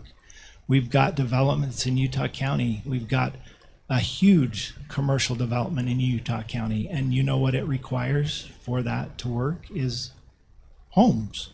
So we have to build those in order to support those. We can continue approving commercial ground, and if that's what you truly want on this piece of ground is commercial ground, we'll put the commercial ground in, but it's going to sit until you get the homes. It's no different than what you've already approved. And to me, that looks almost worse, having ground sitting there not collecting any tax base versus a community where you can collect the tax base over the time. Now, you know, I don't know how that's going to perform, but I would say that you would probably generate $5 to $6 million in the next 10 years of residential tax that would help offset whatever it is you need to do. But if that's going to be 3 acres, 2 acres, 1 acre of commercial that's going to sit vacant for 10 years, what's the tax benefit? And will it ever develop? Because it's not adjacent to a commercial area. There's some residential in between. So then you talk about moving it out to Old Highway. I listened to meetings in 2022, 2023, 2024, and heard resident after resident, well, I shouldn't say resident after resident, there were 2 residents that stood up and said, we don't want commercial and we don't want it on the old highway. Where would we put it? We could put it to the west, absolutely. Put it to the west, a nice view of 84, whatever. But I just need some direction on what it is you want. Do you want 2 acres, 5 acres? Do you want 2 acres of park? Do you want 5 acres of commercial? Do you want more homes? Do you want less townhomes? We've tried every combination. I've tried every combination to try and figure out what it is that you would like. And I'm not saying that we're not going to do it. I just need direction. And the only way I can get direction is ask for you to give me a vote. Approve, deny, or approve with conditions. So I think where we got the disconnect was we loved your plan, and then I think where we got the disconnect was 0 commercial. We didn't see any other concept plans with 5% commercial, 10% commercial. Would have been nice to have something to compare it to. So what if I commit to give you 1 acre of commercial ground? Yeah, what are we gonna put on it? see, this is the problem. How are we measuring it? Do we have the data? How much are we going to miss out on in the future with the taxes from commercial compared to the residential taxes, compared to the lost jobs? We don't have a market analysis or anything. We're just kind of You're not pulling going to out get the hat. anything off the commercial because it's an acre of commercial in the middle of a residential. Yeah. It's not going to be, what is it going to be? Well, Hold on, we have commercial in other parts of the county. I mean, We look do. at Heinz Country Store, that's in the middle of residential. Look at Stoddard Inn, that's in the middle of Right residential. on Old To Highway, say you have a to say physical we won't get therapy, any you revenue is have- disingenuous. And frankly, you said, hey, it's better to have residential. Well, you worked for a city, you know darn well that a residence uses $1.30 in taxes for every dollar they put into the tax base, right? So a residence is actually a drain on our tax base, whereas vacant land, frankly, is not. So actually, we would be better off tax-wise for that land to sit vacant, commercial land, and we tax it as commercial land, than we would to fill it with traffic. homes. So I But think what that's we the need to do truth. is let's give them some direction. What do we want? We want, Well, I mean, they're required to have 11 acres of commercial, roughly. so I guess if we 35%, want to go down to right? TC zoning and More tell them 13, that right? we approve it as a TC zone, then I guess We'll That's what we'll they're come looking back to you for. with our plan that we originally submitted and ask that that be approved. Because it is, But weren't you just It- fighting TC commercial's zone. not going to be We'll build the t- viable or we'll profitable build for you? We'll build what the town center zone allows us to build, which is See, and again, this is the all or nothing. Which it might not be Fine, we'll come back with achievable. nothing but townhomes and your 11 acres of Well, I commercial. feel like we're saying all or nothing. right. We are saying all or No, nothing. I'm not. I'm saying, okay, give us, you say I'll give you 1 acre. If you're required to have 11 acres, okay, give threw- us 4 acres of commercial. I threw a number Give out us there. something reasonable, Throw a not, number out. Good come job. on, man. Like, Then we can come that's back not with a number. You reasonable. threw 1, you threw 4. I don't know. Exactly. We don't know. He threw 4. What did you say? I feel like I'm at an auction. So do I. I'll give you 1.5, 1.5, 1.5. 2, 3. That's what the work session was for. And we tried to talk about that in the work session because you're saying, well, I need a vote to get direction. No, we gave you direction in the work session. You're not taking that direction. The direction was come back with a happy medium. Put single family homes, put townhomes, put some commercial. Okay. Or give us something that's more valuable than commercial. Or that tips the scales, so to speak. Not more valuable, I shouldn't say, but give us something I that... wouldn't get rid of all commercial. No, I agree. Not all, but if you're going to reduce the commercial, give us something that we can come back and say is substantial. Commissioner Fackrell? Yes. Okay, look at the situation. Here we're arguing about a commercial versus homes versus townhomes versus everything else. Tell me, how is a commercial in this area going to benefit the community? Tell me what kinds of businesses are you going to bring to this area? You going to bring a Sinclair? You going to bring a convenience store? Are you going to bring a restaurant? What kinds of things are you looking at for an economic commercial base there in this? Are you looking at light industrial? I mean, what kinds of things are you looking at for a commercial? I disagree with putting commercial here. Totally, because it's away from the city center that we wanted to build. And if we're gonna put this little pocket, like you guys talk about a pocket park, well, this is a pocket commercial area. Look at what is going to go potentially into that little pocket. Is it gonna be just a soda stand, a lemonade stand? What are we gonna put there? What are we gonna try to recruit to bring into this area when it's all a residential area? Let's put the business, and this is the thing I wish that you would have done, and I'd like to see the agreement of where Gardner's is going to take part of your commercial and put it into his development down there. If that is the case, then we can say, okay, you've come to us and says, we've got an agreement here with Gardner Development, and they're going to take over 15% of our commercial to put it down into the town center area. If you came to us with that, that would help maybe these guys a little bit more. But I seriously wonder, being in the economic development area, and you're new to it, but in that area, what kinds of businesses are you going to bring? We've got Golden West. That's all we have down there in that Rome project. What other kinds of developments are we going to bring? You're going to bring in a big building that we have for office spaces?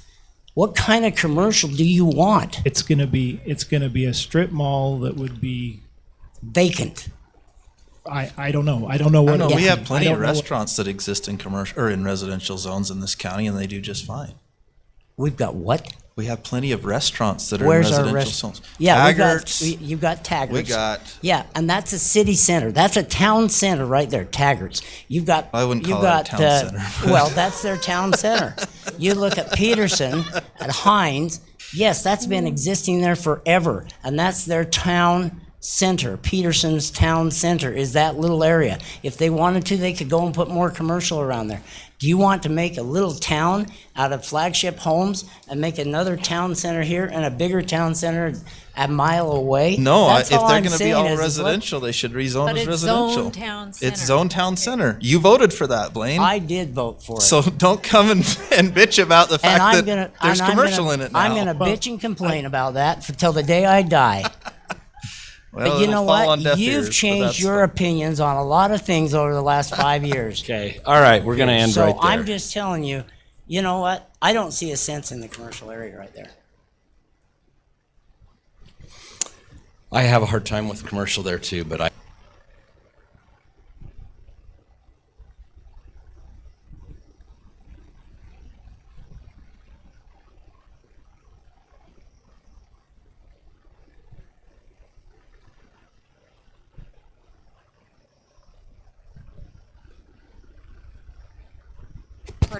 There you go. Okay, So- I personally feel like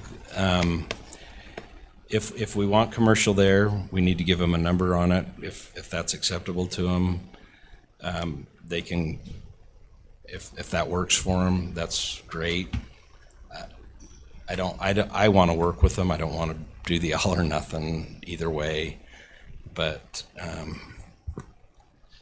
yeah, I'm not thrilled. I'm not. If we're going to do some commercial there, I wish the other two people would have played ball with them and they could have given them 5 acres of land and they could have done all this but that's not how it is, because I don't want to see pocket commercial, but I think it'll be ugly, and I don't know what we would put down there. I wouldn't put a business in down there personally, but Well, I don't know when what I you- would put in there. When you talk about your commercial in the areas that have already been approved, it requires rooftops, and you've all heard that. I mean, you've heard it time and time again. So how much commercial would work in there for you guys? I guess that's my question. You said 1. He said 11. I don't want to set a number because I think they need to set that. That if there's a number that works, they should set that. I'll set the number. Commercial isn't going to work right there. It's not. I don't know. It's removed from the town center. You're already separated by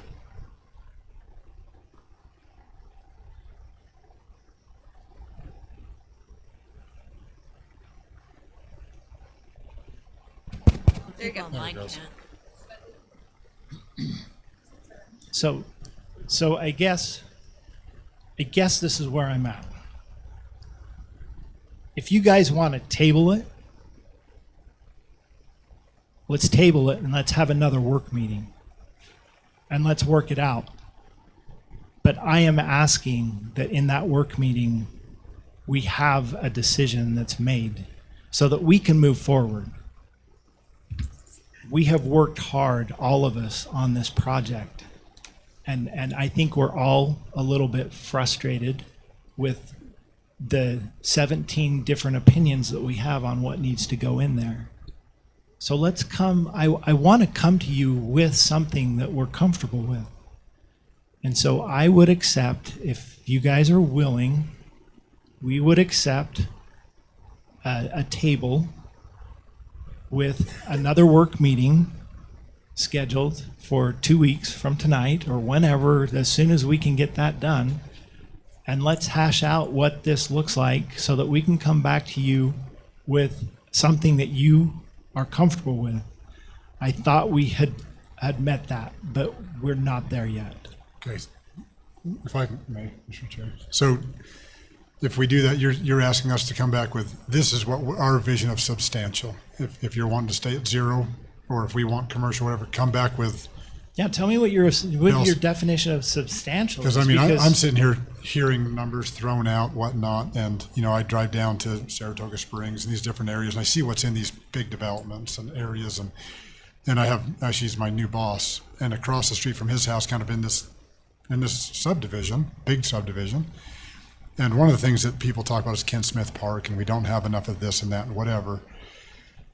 Would we accept a 3-acre park or a 5-acre park as substantial? Again, I think you shoot for as high as you can go, and then you work from there.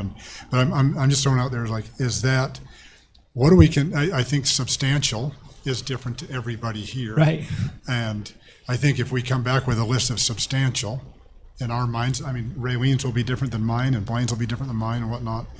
And I don't want to come in and just laugh, and I think that's inconsiderate. You have put a lot of work. We met a year ago, and Commissioner Newton and I were with you, and I can see the frustration. I can feel. I mean, it's been a long time, but I'm good with not necessarily frustration. It's just I just need a decision because I just don't. I feel like a boat with no sail. Sure. Yeah, but I think if we, I mean, I'm good to table and come back. I'll brainstorm my substantial ideas, and you'll probably all look at me crazy. And would you rather send you those previous to our meeting, our substantials? That would be very helpful, because then we can come back to you with, that would make our work meeting a lot quicker. Okay. And you can send us yours as well? Absolutely. And I think we ought to set up the meeting so we don't have a meeting pushing us and stuff, so. Okay. Pick a date so we're not at a commission meeting. What would be a good date for everybody? Is anybody leaving town? What you're saying, not on a commission? Not on a commission.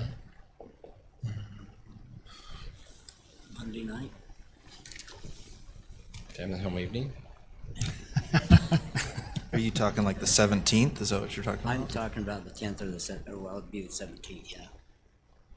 The 10th, I have another meeting. I guess I could miss it.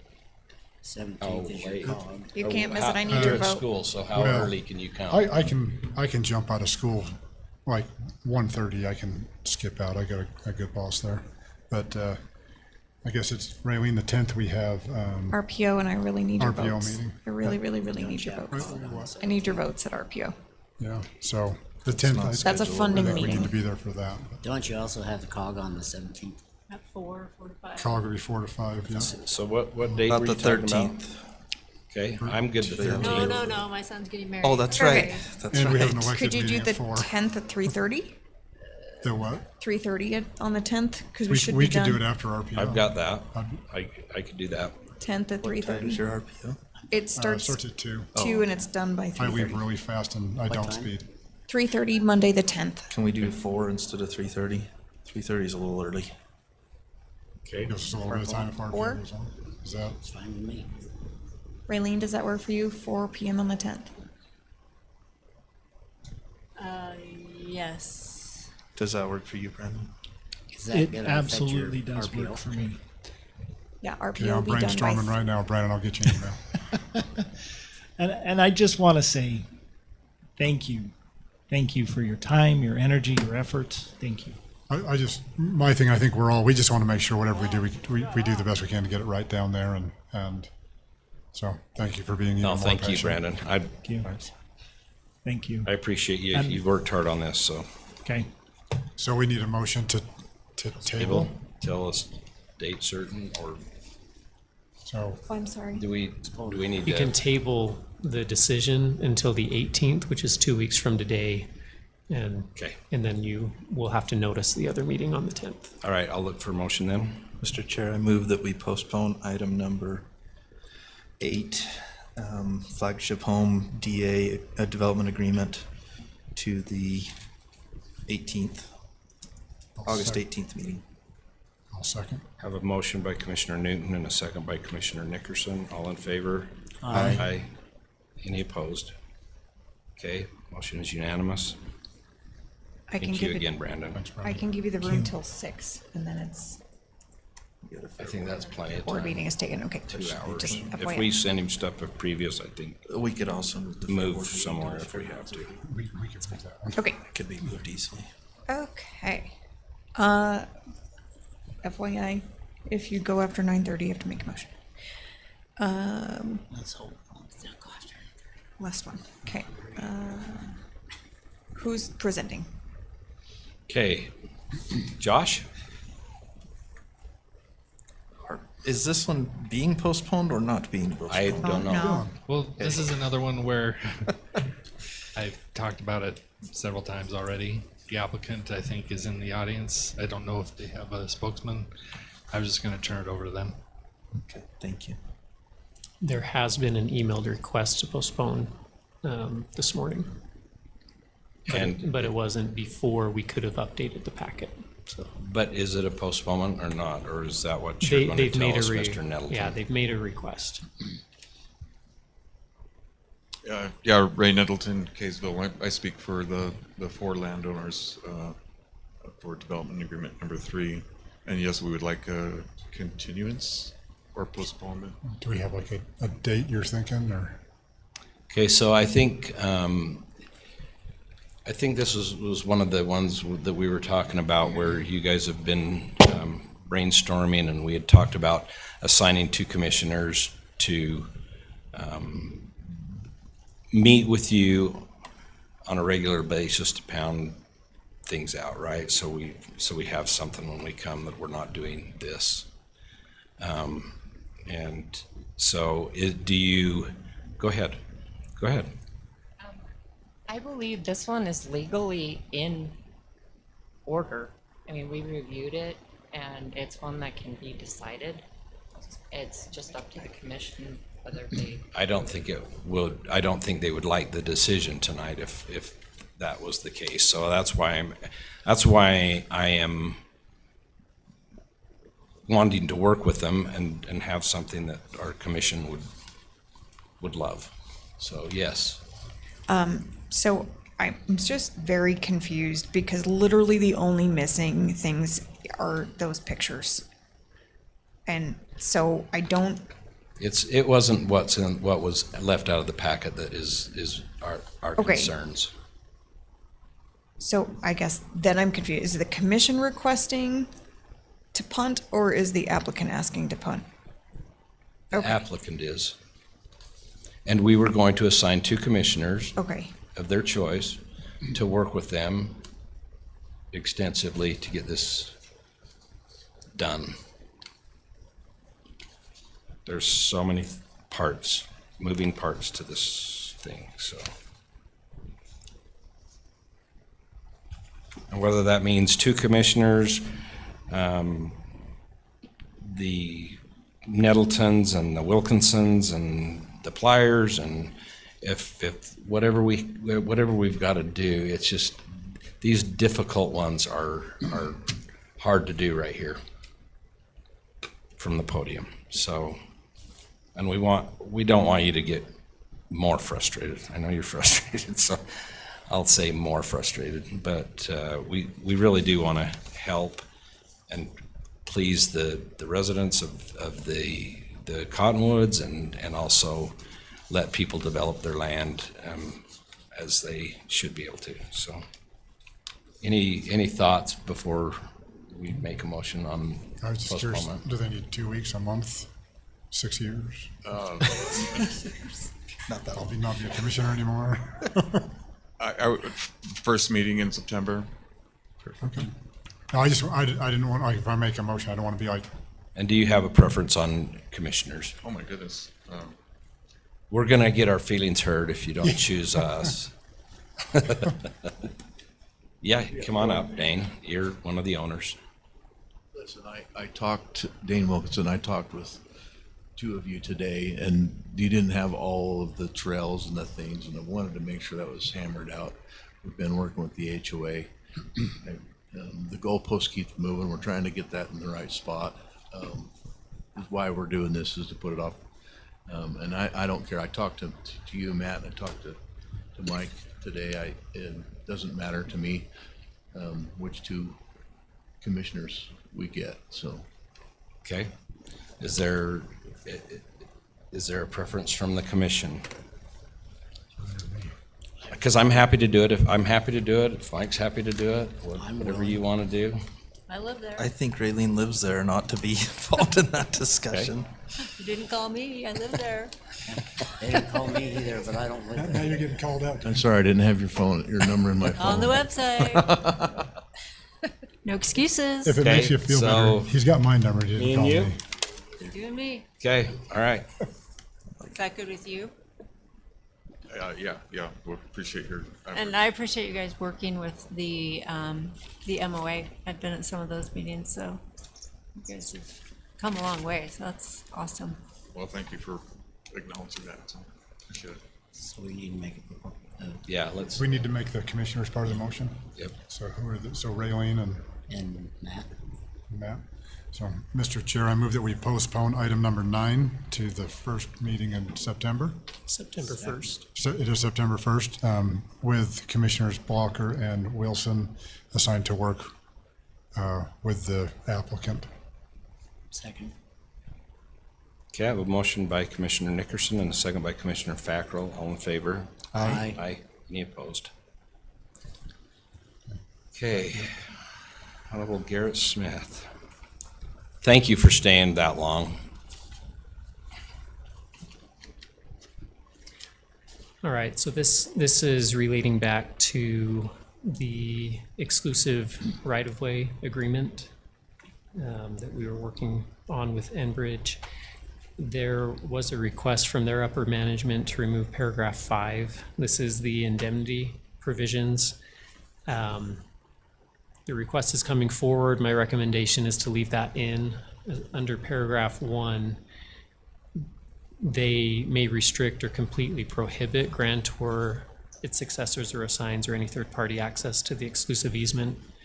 And so for us not to have any access to that place, and we can't control or maintain or repair or respond to hazardous materials or anything like that, it doesn't make sense to remove the indemnity that just says you're going to defend, indemnify. You're basically responsible for this piece unless, as the county, we do anything going on to the next page. It talks about negligence or willful misconduct.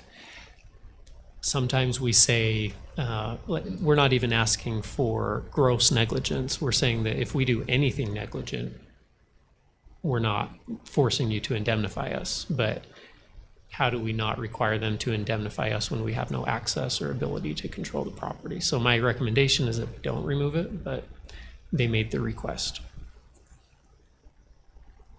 Is that the only change, Garrett? That's the only request that they made. They just to requested remove it. section 5. And that is our standard indemnity that we use with all of our agreements. Did they have any other suggestions? Nope, it was a. Remove all or Oh. nothing, huh? Just- I don't think they're gonna abandon the agreement if you choose to leave it in. I think they were just asking if we would take it out. And we can't answer that. Yeah, so the email says, "Hi Garrett, sorry for the delay. I was asked by upper management if you would remove section 5 on indemnification, let me know." So we're bringing it here. And then as soon as we have the decision one way or the other, then we'll let them know. May I ask a question? You may. Of Grant, or Garrett?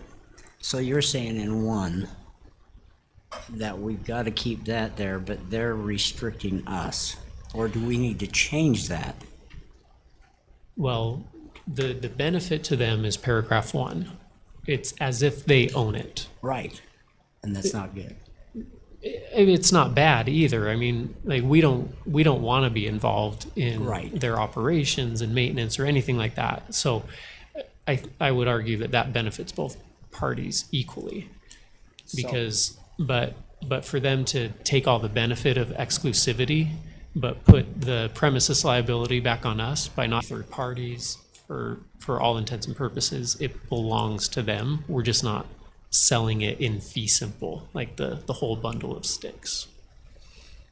So if someone were to access that and create problems, to get killed, they're saying that we would be held liable for that?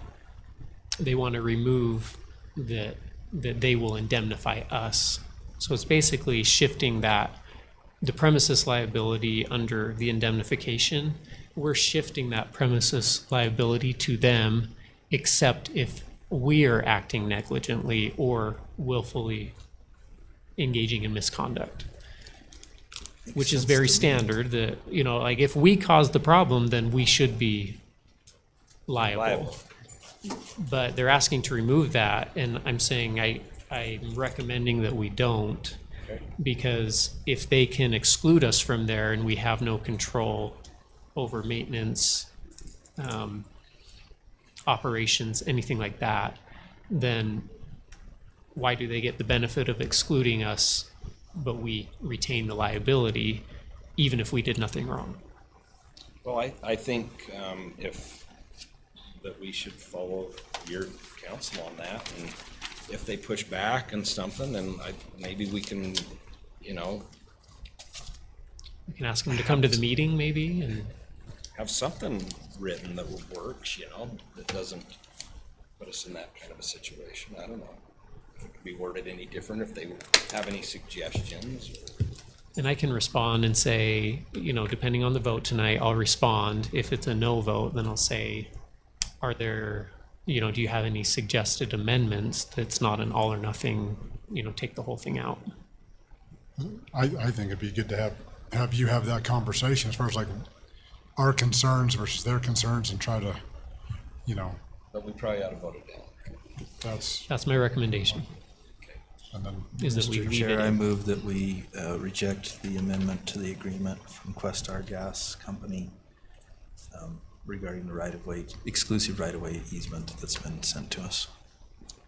I have a motion by Commissioner Newton and a second by Commissioner Blocker. All in favor? Aye. Any opposed? Motion's unanimous. Commissioner Fackrell, if you want to leave, you can. If you- Oh, I just don't have anything tonight. I just want you guys to hurry. I had a long drive, guys. I'm saying you're welcome to leave if you'd like to start Is there a driving. closed session there? Huh? Is there a closed session tonight? No. I don't have any closed session issues. Well, it's not gonna take long, so let's just finish. You don't know what Commissioner Blocker has in her book. Look, all the pages. Am I up? Yes, Kate. Yeah, she's taking my I've spot. been asked to request that at the completion of the meeting, all side conversations happen in the hall, because then this turns back into the clerk's office and she needs to leave it secure. So if we could move all side conversations or post-meeting conversations to the hallway so we can lock up this space. Do we need to have a vote? Is it And 9 or 9? no open meeting violations, and so no discussing of issues Looking at me again. in court. 9:30, Chair, would be the vote if it goes past 9:30. Okay, all right. Okay, Commissioner Blocker. Okay, UAC Annual Convention, September 9th through 10th. Kate, are you registering those that want to go for that, or? Okay. I hadn't got an email, so. Oh, I've gotten lots of them, so. Okay, thanks. And then they said we need a basket. Already working on it. Thank you. Oh, speaking of, do you want to do what we've done the last couple of years with the floating, or do we want to get a Browning firearm? Browning. It really is a Morgan thing. Yeah. Okay. Awesome fair and rodeo. That was a really fun rodeo, and I've gotten feedback from those that live outside the county. They love that it's assigned seating. So good job. It And took a year or two to get used to, but it's been. yeah. We had a chance, Commissioner Nickerson and Mike, to meet with Celeste Malloy at the fairgrounds and educate her a little bit on I-84, and Kate was kind enough to bring over maps that we could leave them. Also met with Northern Utah Economic Alliance Board. They will be coming out and helping Morgan County create a real estate database to help with our market analysis. So something to think about. If you have any land to refer me to, appreciate it. That's all I have. Okay, Commissioner Nickerson. Just the fair, I think that's kind of the highlight of the week. It was very well attended. It was hot, and I think that was probably the hardest thing. It was very, very hot. We'll have kind of a debrief coming up. If people have comments or things they'd like to see, please, I'd say reach out to us. Commissioner Newton and I are that's part of our portfolio. So if there's things that we want to do or we liked or didn't like, please, it'd be good to have people reach out. So if you hear of things. One thing that did come up, and it's I didn't realize it was such a problem, was on our public areas. So like our rifle range, the pickleball courts, we have people running businesses out of our rifle range and our pickleball courts. The rifle range I know is a couple of people. They don't even live in the county, but they rent it all day long and they run courses. That's not the intent. So I'm putting that out here so we can. What should we do? What do we need to do as far as people using these amenities that's meant for our community, and they're running a business off of that?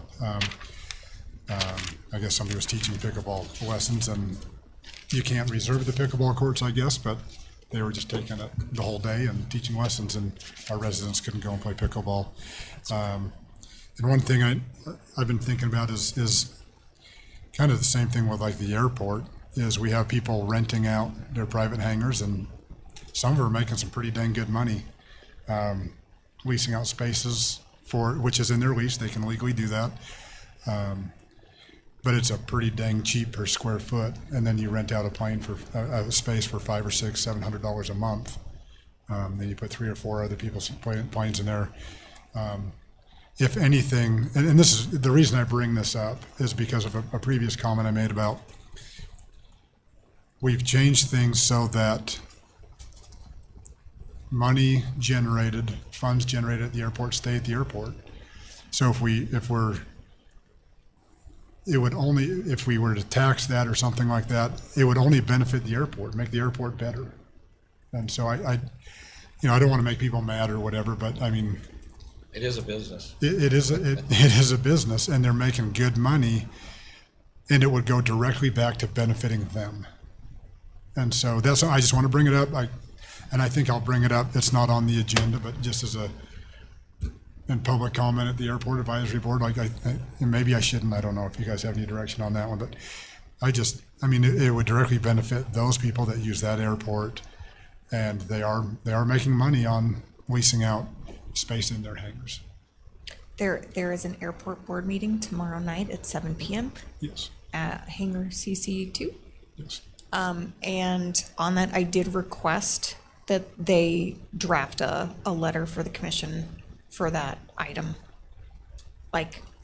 so that we would know officially. Oh, yes. Yeah, so that is on the agenda. Okay. And I will be there, but mainly for budget discussions, for their budget suggestions. And so those are just some things, just around the county here, when it comes to people using our amenities, the one that really kind of frosts me is the rifle range and the pickleball courts, and that where our residents come in to go use it, and it is loaded up with some guy from down below running a tactical training course or something.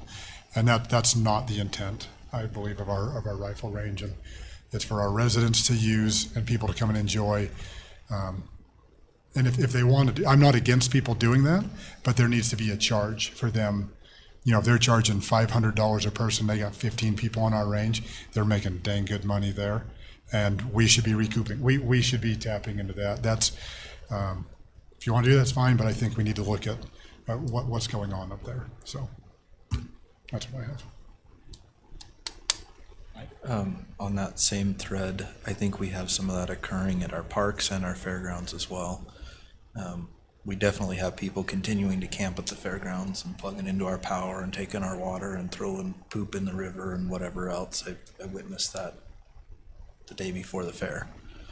So I'd like to figure out a way to deal with that. And I think we have people doing riding lessons and other things in our arenas, which we ought to figure out how to deal with, you know, charging for those services. There's a liability there. There's a liability, and it's not right that the residents of the community should have to subsidize a business, and that's what you're doing if you're conducting business on public property without paying for the maintenance of that property. I just wanted to say thank you to all those who participated in the fair, from the volunteers to our public works team to many, many folks within this building who were doing last minute helping with applications and paperwork and all kinds of things up till during the fair. In fact, it's truly a community event, and it takes a community to put it on. And all those people who had who participated really did give a lot of their time and energy, and I appreciate that. So all in all, I think it was a very successful event. Had a lot of participation. We sold out completely on Saturday night. We were fairly close to sold out Friday night. So the new sound system is awesome. The screen system is great. It can be very, very loud, and it's amazing given how few speakers there are, how loud it can be. So we've kind of just touched the tip of the iceberg on what that system's capable of. So hopefully we'll be able to use it for lots more things and events into the future, which will be awesome. The new asphalt looks great over there. The new accessible parking is awesome. The power, I don't know if you noticed. Yes, it did. Absolutely. In fact, it was full most of the time.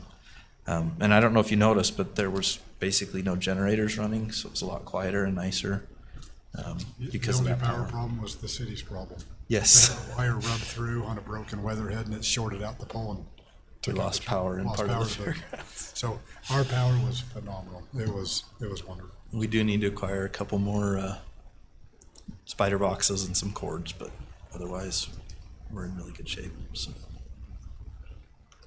May I ask a question on the fair? The biggest question I had was on parking.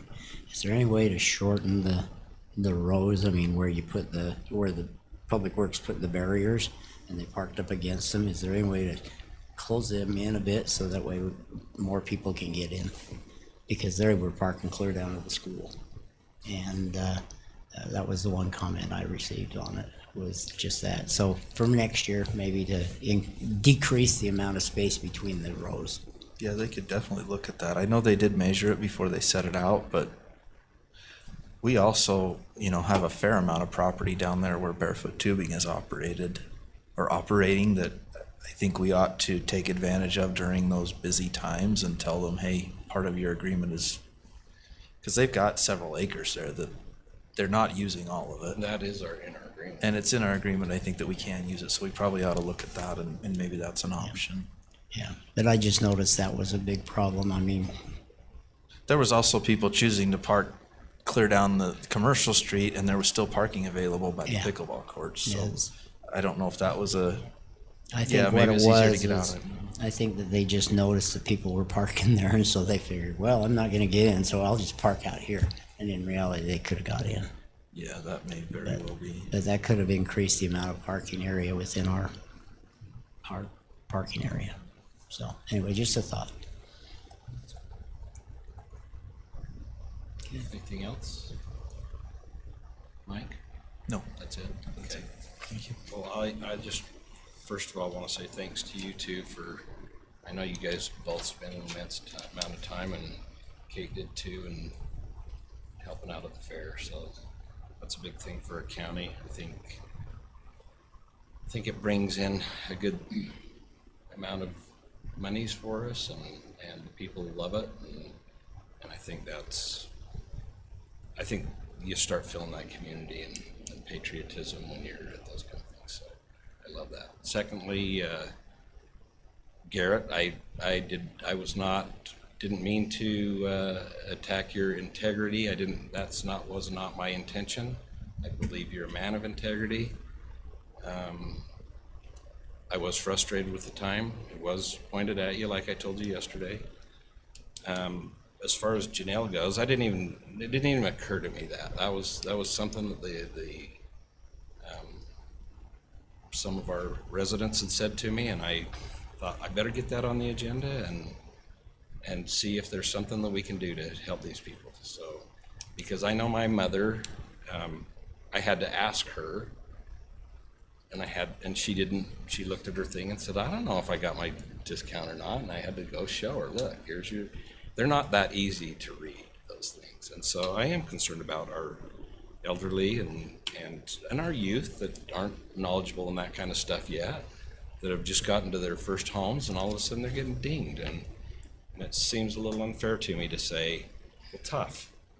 That's, it's just, and I realize that she'll help anybody that walks in there. I think she does a phenomenal job with her job. And I appreciate all you guys. I think you all do an amazing job. This is a thankless, stinking job. And so it's not an easy job, as we saw tonight, I get to go home with a stinking headache.